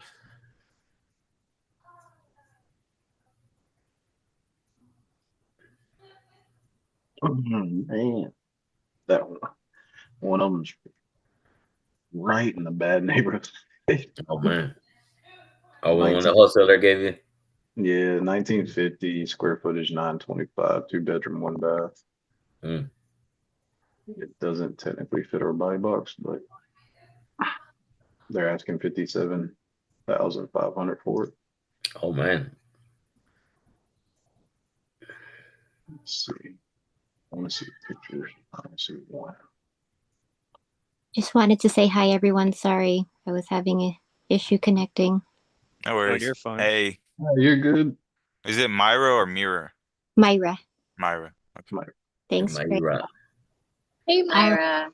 Hi. Joey or anyone else who's I know we're doing underwriting, but I know Joey, you're kind of leading it. I spoke to a wholesaler earlier, and I feel like it fits the buy box. It was kind of one of the questions that I had earlier this morning, where the zip code was different from like the numerous zip codes that Drew had. And so I don't know if you had time at some point maybe to take a look at it and see if it was something that would be good to continue to look into. The woman I spoke to said that she has one offer currently right now. They were going to do a walkthrough today. And when I said I had to give the information from our discussion to my partner and then see if it would fit what we're looking for, to see if he could schedule a walkthrough if it made sense, I said I would have to get back. So that's kind of where I'm at right now with the call that I had earlier. Yeah, if you can put it in the chat here, and then I can comp it here real quick. And then I guess in the meantime, we can have somebody else give another agent a call real quick. Okay. Then I can comp that. So we have this one. Tammy, who wants to call this one, that way I can comp Myra's property. I'll do it if nobody else wants to. Drew Dungeon. One at a time, guys. I was gonna say since my agent didn't pick up, I should Let's get do it. Go, me easy. the one. Go, Go, let's Yeah, do it, go. bro. Get the reps in. Do it. let Go me ahead. add Yep. them. Go. Let me add them. There you Yep. go. Let's Tammy. do it. Oh, we've looked at this one too. Joey, sorry, quick question. Did you need the URL from Investor Lift, or I put it into the CRM after I spoke to her? Let me check if it's. Oh, I can see it from mine. You Okay. said it's in the CRM? Yeah, I added it after I spoke to her. Which one is it? It should be, the name is Elame, and the address is, it's in, let's see, where is this? There's only one that I've submitted so far. That was my first one. Let's see.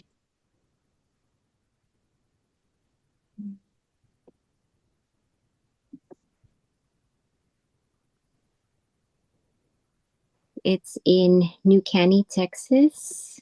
It's a 4-2. Let's see. I can get Okay, I can give this Tammy a call.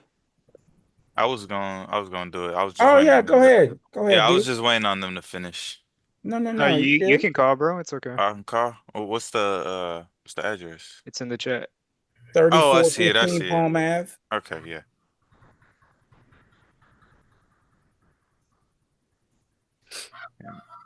What's the address, Myra? I'm sorry, Joey. 1 second.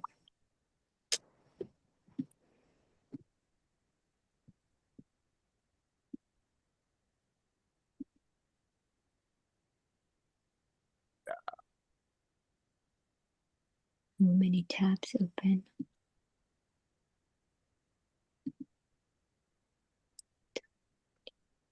Yeah, I got a 45-inch screen and I don't have enough space for all the tabs. Way too many tabs open. Hey Tammy, it's DeAndre. I'm interested in your property on Palm Avenue. I have a couple more questions about the condition of the home and whatnot. Please give me a call back as soon as you get the chance at 737-293-6202. Again, that's 737-293-6202. Hope to hear from you soon. Bye.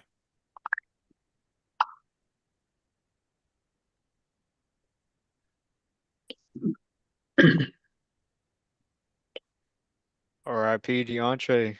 Phone numbers Oh. blasted on YouTube, bro. Mine too. What, this is being live streamed? I Yeah, never. it's on YouTube. Oh man. Hold on, wait, what's the YouTube? It's my YouTube. Let me see. And I've had this number for years. Everybody's Same gonna here. blow it up. Any My, interest in portfolios? I have a 11 turnkey within the metro. Huh. Joey, I have the address now. It's 25507. Cambridge? Yeah, Cambridge Boulevard, New Caney, Texas.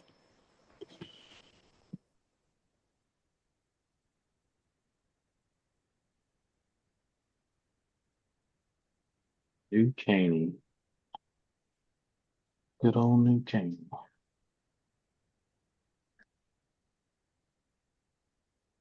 And then in the bottom, I put, if you're in the CRM, notes from investor lift, and then notes from the conversation as well.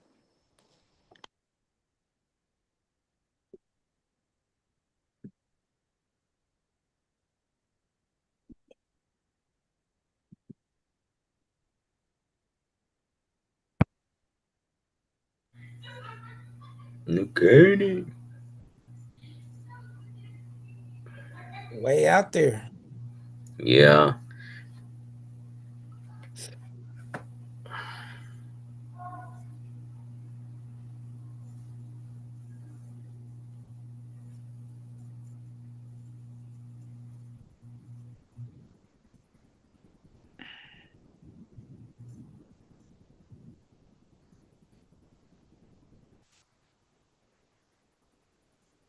Oh, I can see George's face on YouTube.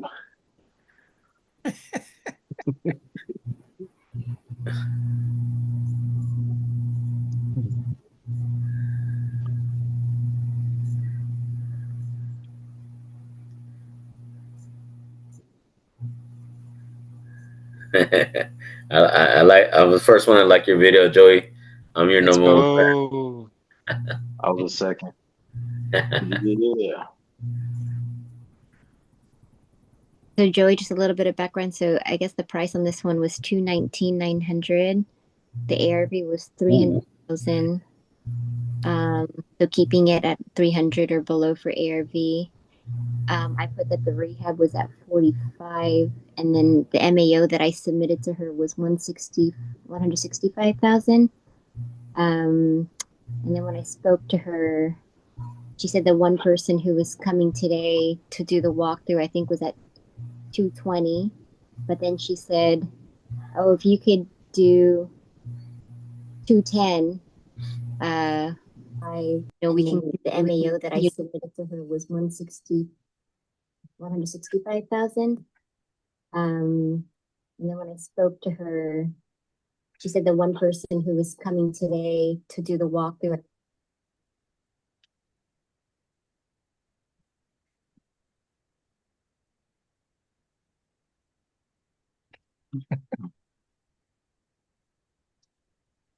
And I guess something else I got stuck on, Joey, was afterwards when she said, "Oh, if it you could do 210 cash." And then, I know we do like terms and stuff. So because I'm starting out, I know how to reply to that afterwards.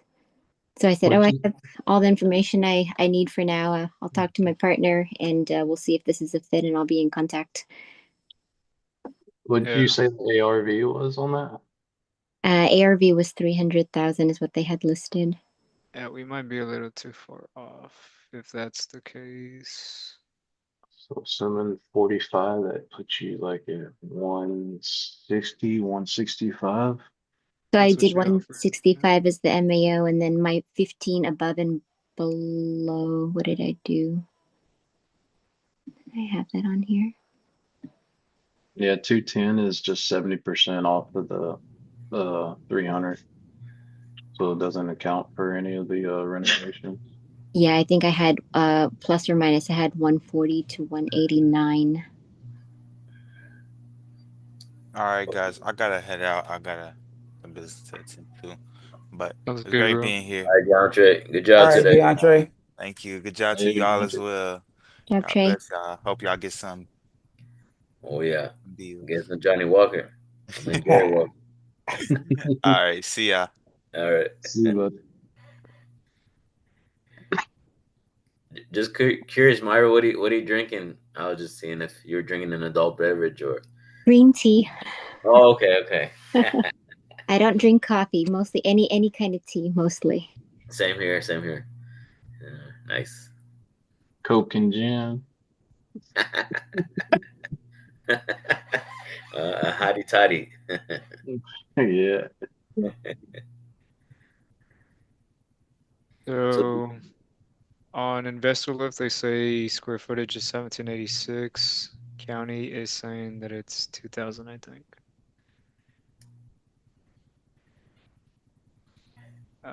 Gross building. Okay, 1786. Yeah, we're good.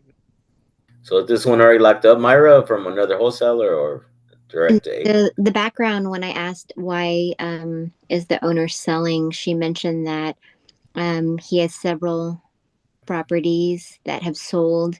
She mentioned that this is on the MLS, I believe. Joey, I don't know what I put on there. If I put 320, and then she said he. So if you look at the photos, it looks like they started siding, but then it was uncompleted, and then like the bathroom is unfinished as well. And she said he stopped the project and he's moving, so he Wow. just wants to get rid of it, is what she said. Mm.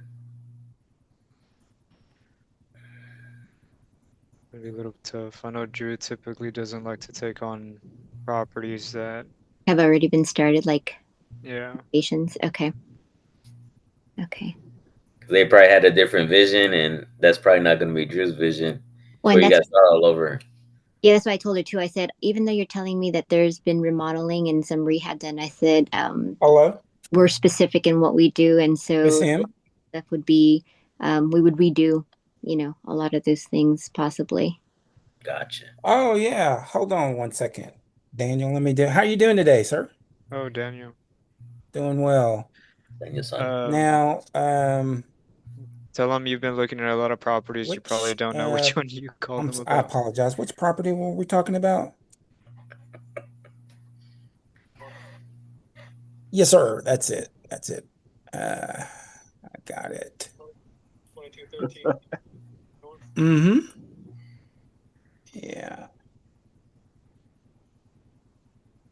2217. I got it. Yeah, I think 13. I just to be on the apologize. safe side, Myra, I would And probably Avenue North. Scratch this one. Yeah. Mm-hmm. And So, Joey, what yeah, can I learn from this I'm one? looking at it right now.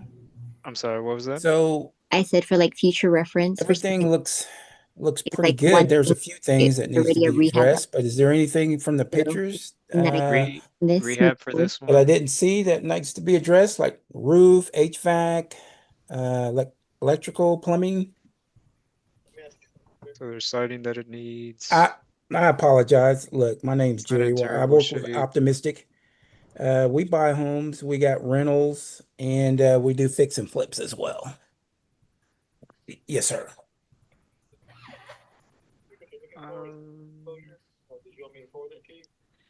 I think I'd probably be at like That's fine. Yeah, 35, let me give maybe. you my email. Did you say 35, Joey? You know what? I can text. I mean, I can Yeah, text it it to you. doesn't No need too worries. much work. Let me text The it to only you. the only Hold on. thing would be like what type of work is it that So, needs? how's your day been, man? Okay, That's so the only question. But okay, yeah. so instead of To answer your 45 questions, though, for rehab, the roof is good. The solar had Yeah, I'd say had a 35 and then handyman maybe working for 40 her. Her being a husband little had passed away conservative. some time But ago. I think 35 is a good number. He worked for the city of Lamarck. He was a police officer there, Mm-hmm. and since he had passed, she had a handyman come by and do the handyman work. And during Harvey, the house did get damaged as far as the roof goes, and so she hired him to fix the roof. They haven't had a leak with it since. The the house originally did not come with central AC, as far as I can tell. It came with a built-in furnace, and that hasn't worked in years. Other than that, the house has never flooded.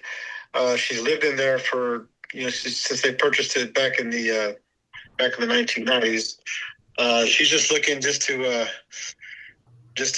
go ahead and sell it because she thinks it's time to move on. I got you. Okay. I mean, Hey that makes Jerry, can you sense. type in the She raised her address in two the chat, daughters please? there with her husband there. They're all, of course, grown and moved out now. But yeah, since then, since they have moved out, she had the kitchen redone. Joey, sorry, were you talking to me or someone else? You really To have to Jerry. walk it to come see it to appreciate it. Mm-hmm. This way you kind of know what you're getting yourself into. The house itself was built in 1970, so it has a 1970s standard when it comes to plumbing and electrical and things like that. But it's actually not too bad a shape. I do get a lot of investors that do want to purchase it, and I'll be honest with you, Jerry, they're offering around 80,000, and she's flat out told them no. She's looking for someone who's going to come into the house and fix it, and live there. So yeah, they're just being transparent with you, Jerry. No. I appreciate that, and I appreciate that for sure. So, she's looking for the 135, basically, right? As close as you can get to that, yes, sir. Yes, sir. Okay. have you had a lot of activity? Yes, sir. Mostly investors, though. Mostly investors? Okay. Yes. I mean, let me ask you if it was if we were to completely restore it, and what are you a realtor is my next question. Yes, sir. I'm the listing agent. So what could you list this for if it was completely redone? I've seen houses go in that neighborhood in Clearwater Terrace for close to 200,000. Close to 200? Yes, sir. Okay. And just looking, ballpoint, not being there to look at it, physically, looks like it's going to be needing some work, but just to get it rent ready, you know. It would require an AC. Mhm. Thankfully, for this house is 1,100 square feet. We're not talking a $20,000 install either. So to get it rent ready for someone, and I'm not sure if you know a whole lot about the market there in Texas City, but Yeah, I live in Webster. okay, great. So then you know that. So then you know that with Texas City, it's blue collar, the refinery work. That's all what it is. Yes, sir. And once they get to the refinery, you know they want to live somewhere that's fairly close, right? So, and that's exactly what Clearwater Terrace is on the north side of Palmer, right? So, there's a lot of investors that go in there and they turn and burn, right? And that's half the market right there. The other half the market is people that want to put roots down there in Texas City, right? And so, and that's what she's counting on, right? Because because a lot of her friends and neighbors are those types of people. Right, And right. that's just being honest with you. And so, but yeah, as far as this market goes right now, within the past 6 months, this house completely renovated can sell for upwards of 190, 200,000. It's also a high rent um, neighborhood as well. So, I mean, so whether you decide to fix it up and lease it out or just turn and burn it, it's solely up to you. No, that makes sense. But just looking at the options that I have, I don't think it would be a good fix and flip, but I do think it would be a good rental, just from everything that you've given me. Yeah. And I've actually had the same thoughts myself. Actually, I was contemplating talking to my wife and say, I'm thinking about taking this off her hands and doing just that. But unfortunately, I got a couple girls in college, so I can't do that. Look, I understand that one. My youngest is about to finish college right now, so I understand that dilemma as well. Yes, sir. I was going to UH Clear Lake over here in Webster, so yeah, that's where she's at. Yes, sir. I'm about going to Sam Houston State. Yep, I've been there, been down that road too, from U of H down main campus, and one from Texas State. So yeah, been there. Yeah, yes, sir. Yes, sir. So anyway, let me ask you this last question, Daniel. If we can't come to terms on this one, do you have other properties in your portfolio that you're looking to get rid of as well? Not at the moment. I actually did a few weeks ago, but right now, no, sir, not at the moment. At the moment, okay. Well, that's fine. Ask him So if we are able to close in 2 weeks, we put non-refundable. I mean, how much wiggle room is there on the price? So if we were able to close in 2 weeks, um, how much wiggle room do you think we could get in that 135, Daniel? That's actually a good question because she's turned down offers, like I said, better than 80,000. And there's not going to be $50,000 worth of wiggle room. I'll be honest with you. No. I hear you. It's not going to be 50. Okay. Yeah. So, but yeah, I mean, I definitely understand where you're coming from with that, and you guys are in there for the business. I appreciate that, and it's something that she knows as well. And unfortunately, she's not just at that point yet where she's ready to look at those types of numbers.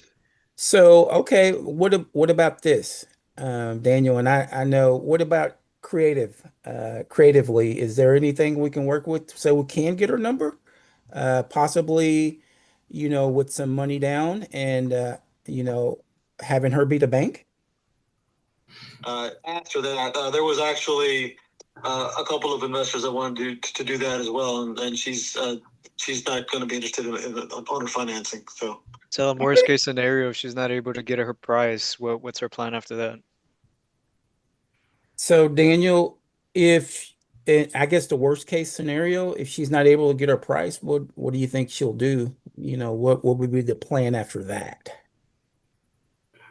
that's a good question. What's your partner's name? I can hear him talking behind you. No, no worries. His name is Joey Camargo, and we all work for Optimistic. But yes, his name is Joey Camargo. Hey Joey, how's it going? Hey Daniel, can you hear me? Loud and clear, buddy. Loud and clear. Nice. No. So we're just gonna have to cross that bridge when she gets there, because as you can see, this house has been on the market for a while now, and so it's going to be up to her to pull that trigger, Joey. To be honest with you, I definitely know where you're coming from with this, and just at the end of the day, you have to work with your client so this way they can do what they need to do mentally and emotionally with the house, and that's just how it is with this house, because she's been in the house for over 30 years, buddy, and whenever she's good and ready, that's when she's going to say, you know what, let's go ahead and do it. Right, that makes sense. Do you think she's planning on maybe keeping this one as a rental, maybe put another tenant in there, or is that not something she wants to do? No, that's something that hadn't crossed my radar. We haven't talked about that, and if she is thinking about that, she's definitely keeping that from me. So that's not on the radar right now. I gotcha. Yeah, because it doesn't look like a bad property, like you said. It maybe the only thing is definitely some updating. It's a little outdated, but it's not in terrible shape. I've seen some properties where they're complete guts. Yeah, and if you guys want to come out and take a peek at it, that's fine too. I mean, I'll be available most of the week next week. So yeah, if you guys are just come and take a peek at it, totally up to you. If if you happen to be in the neighborhood, so to speak, that's fine. Just let me know. I'll meet you guys out there. Okay, sounds good. I'll definitely run some numbers and see where we have to be at, because at the same time, Daniel, I don't want to, come back and say similar to the other investors and be like, oh, well, I need to be an 80,000. And then obviously it's not something that she's willing to entertain. So I definitely have to run my numbers and see where we'd have to be at. Of course. So, but also at the end of the day too, you're just going by what you see on the computer screen, right? You haven't Exactly. seen the property. So, I at least want to do you that service. So this way you can put eyes on it, see what has to be done to it in terms of what you want to do to it, and and what you can offer. Right. And I've ran into some properties there in Texas City that have foundation issues. Do you know if there's anything major that I can't see from the pictures that might be wrong with the property from your knowledge? Excellent question. When I took the listing and I saw the property, there was definitely some signs of settlement, which is very typical given given where we're at. But as far as as far as actual cracks and in foundation, I've opened and closed all the doors. They all seem to open and close properly, which would be a telltale sign of the foundation issues if you have doors that stick.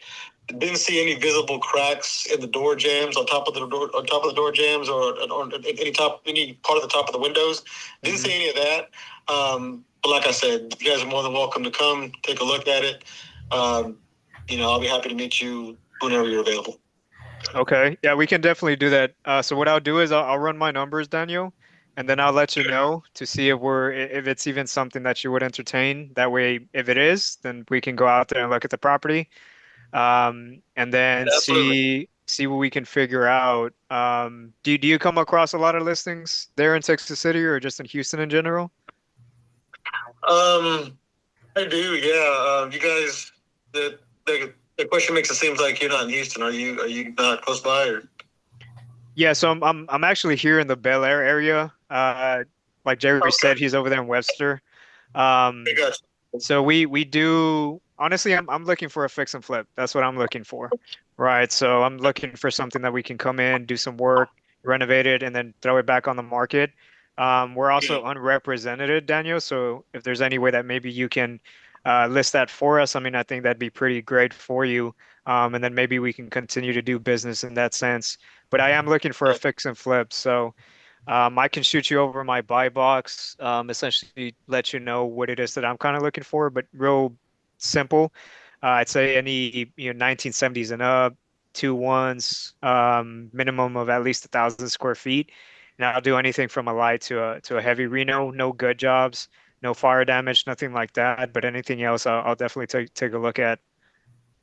Well, then this may be something that maybe Jerry might want to come take a look at since he's closest. And definitely no fire damage here. Definitely no flood damage.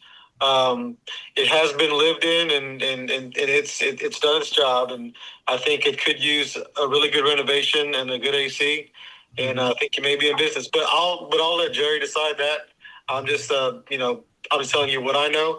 And since he sent me the email address, I'll send you the seller's disclosure. So this way you can take a look at that and you can have that for your notes, and we can go from there. Sounds good. And even if this one doesn't turn out to be something that, we move forward with, I mean, like I said, if you come across anything else, Daniel, I'd be more than glad to check out and see if we can make something happen. Lily, I may have a listing coming up here pretty soon in the Friendswood area, but that's a little bit different market. So, yeah, but yeah, other than that, I'll keep your guys' number and I'll let you know. Sounds good. Yeah, we've done a couple flips there in Friendswood. So I think that'd be pretty good too. Okay, this one's more of the north of the $500,000 mark. Okay. This house, it was built in 2015, but it's already got the bells and whistles. It's already got it's already nice. So there's not much to do there.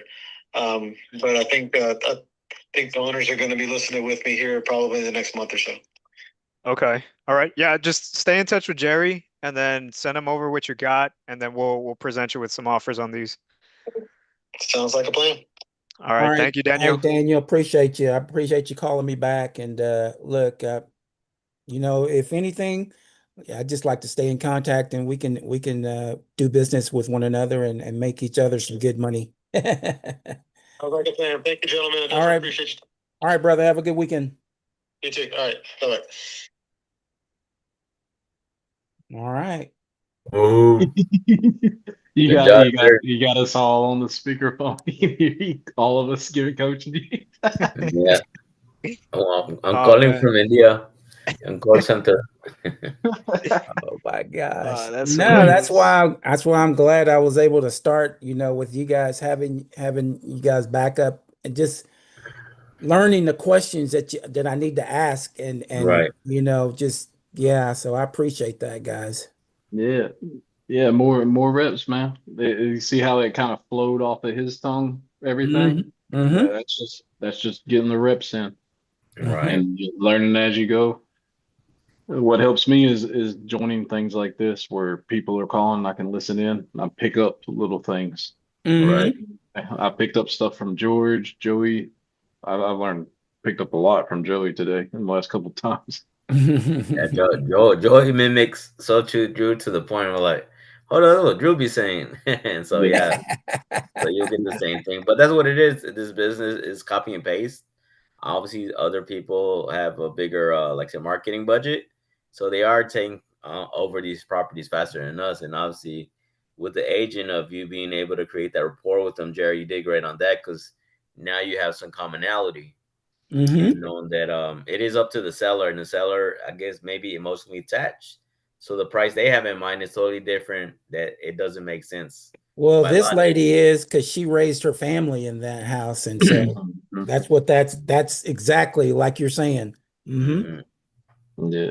Hey, And they Joey, can help out with. on this property with the Reno, like if you're gonna fix and flip it and put it back on the market to sell retail, it'd probably be like 45K, right? It's a smaller property. So probably 35 then. Yeah. The only thing, obviously, you do need to put in a HVAC system. But I don't think it's a huge Reno. Right. So So it yeah, might be just above light then, maybe like 30, 35, I'd something say, like yeah, I mean, yeah, I'd say 35, 40 maybe, but more than likely you're within that 30, 35 range for this. that. Yeah. And if you're gonna keep it as a rental, it's like It's maybe even less, yeah. yeah, like 15 grand or something, maybe 20 grand. Like 20, yeah. What would be the ARV? Is it close to 200 or less? He said 200. I haven't comped it, so I don't know.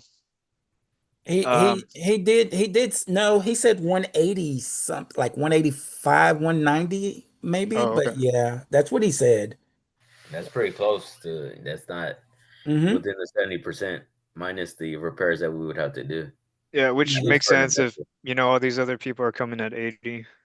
Yeah, our number would be similar to that. But finding It'd a be solution, 91. maybe a innovation, but that's a little bit risky of throwing 35K in there and having the lady back out of it last minute. But it'll benefit the agent because we would be using him for listing it at full price. Yes. Mm-hmm. Yeah, I'd stay in contact with this agent. I mean, he sounds like he's a pretty good agent. Um, so definitely a good relationship there. Yeah, I sent him my I didn't have look, when he called, I was over here, I was looking at something else and I was like, oh shoot, let me get these guys out. Yeah, Yep. a great way to pivot because a lot of it is about pivoting and what we're doing Uh-huh. day to day. Yeah, and he was asking about which I hadn't heard before, for the contract, I guess. Mm. He wanted to send something via email, so I just sent him my email. I didn't I don't know have. if it's for you to be his I guess representative or him to be your representative as Is far that as what that? Okay, I great. Yeah, think don't that's don't what it sign was. it. Yeah. No, I'm not gonna. I'm gonna forward Don't it to sign you it. guys, man. It's a death row. Don't sign it. Yeah. But nah, good job, Jerry. I could tell the difference from when we first started to now. Hmm. So yeah, it's utilizing the same things, and obviously, the cold calling we're gonna do is kind of in a similar way. It's just a lot of either dead tones, but you have a way of being able to at least get a conversation out of the person answering the phone. Hmm. Appreciate it, guys. Like I said, I'm glad having you guys here is golden. So Yeah, I appreciate the help. Yeah. yeah, cool, It's like cool. having a battle buddy. Yeah, that's that accountability, and then obviously being able to take it yourself. Yeah, and then getting the feedback. Hmm. Feedback's a big thing. That's how Hmm. you get better every day. Sweet, sweet. But cool, guys. I appreciate it. Joey, of course, you started this and now you see the ripple effect. Now, yeah, last week was only 3 people. I think you had people in and out, and then, seeing how this could be better. And obviously, this What is up, a Heath? great pipeline to bring in potential opportunities as well. How you doing, buddy? Hey, I'm good, man. Sorry, I'm one of those that are in and out. I work nights. I'm a truck driver, so I was just getting started doing my pre-trip and outside, man, it's loud. I got trucks moving around and backup alarms going, but I got my headset on. I'm just absorbing it all, and I appreciate y'all. Amazing. Sweet. Yeah. Yes, sir. Get them The only thing I ribs. would say is, when you consume information, make sure you're taking action when you have time as well. Yep. Fell forward, fall on your face. And Right bring on. it to Joey or bring it to Jerry. He'll know what to do better. Yeah, George knows about that. Fall on your face and can't mess it up any worse than it Yeah. already is. Yeah. Good stuff. Cool. Yep. Um, Well, I think that's probably it, guys. Typically, we do these from like 10 to 2. Well, this is the second Saturday that me and George have done it. But moving forward, like I think I want to continue doing this. Just, I mean, I'm doing it for myself to keep myself accountable too. And if you guys want to join, you guys are more than welcome.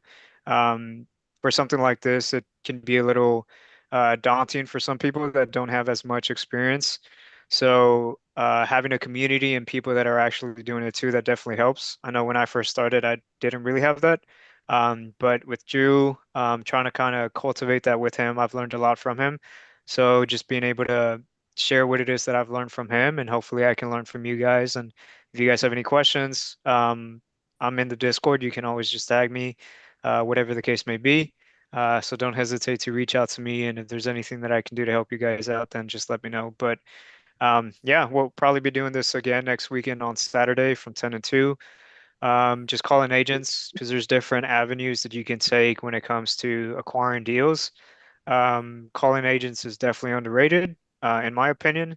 Um, but you can definitely get deals from there, as well as direct to seller, things like that. So George and I do a little bit of both. I do direct to seller as well during the week, And then on Saturdays, well, obviously I'm calling agents and wholesalers and just kind of learning from Drew as well as how he kind of structures his phone calls. And then just like George said, it's just about mimicking the same thing. And as long as you're able to sound credible and have confidence on the phone, then, people are definitely have that conversation with you. So I guess that's it for today. I'm gonna call it a day. If you guys, like I said, need anything, just let me know. But it's pretty Thanks, much it. guys. Appreciate it. Can't wait till next week. Thank you. Right. Peace out. Bye, See you guys guys. later. Bye, guys. Later. Talk at you later, George.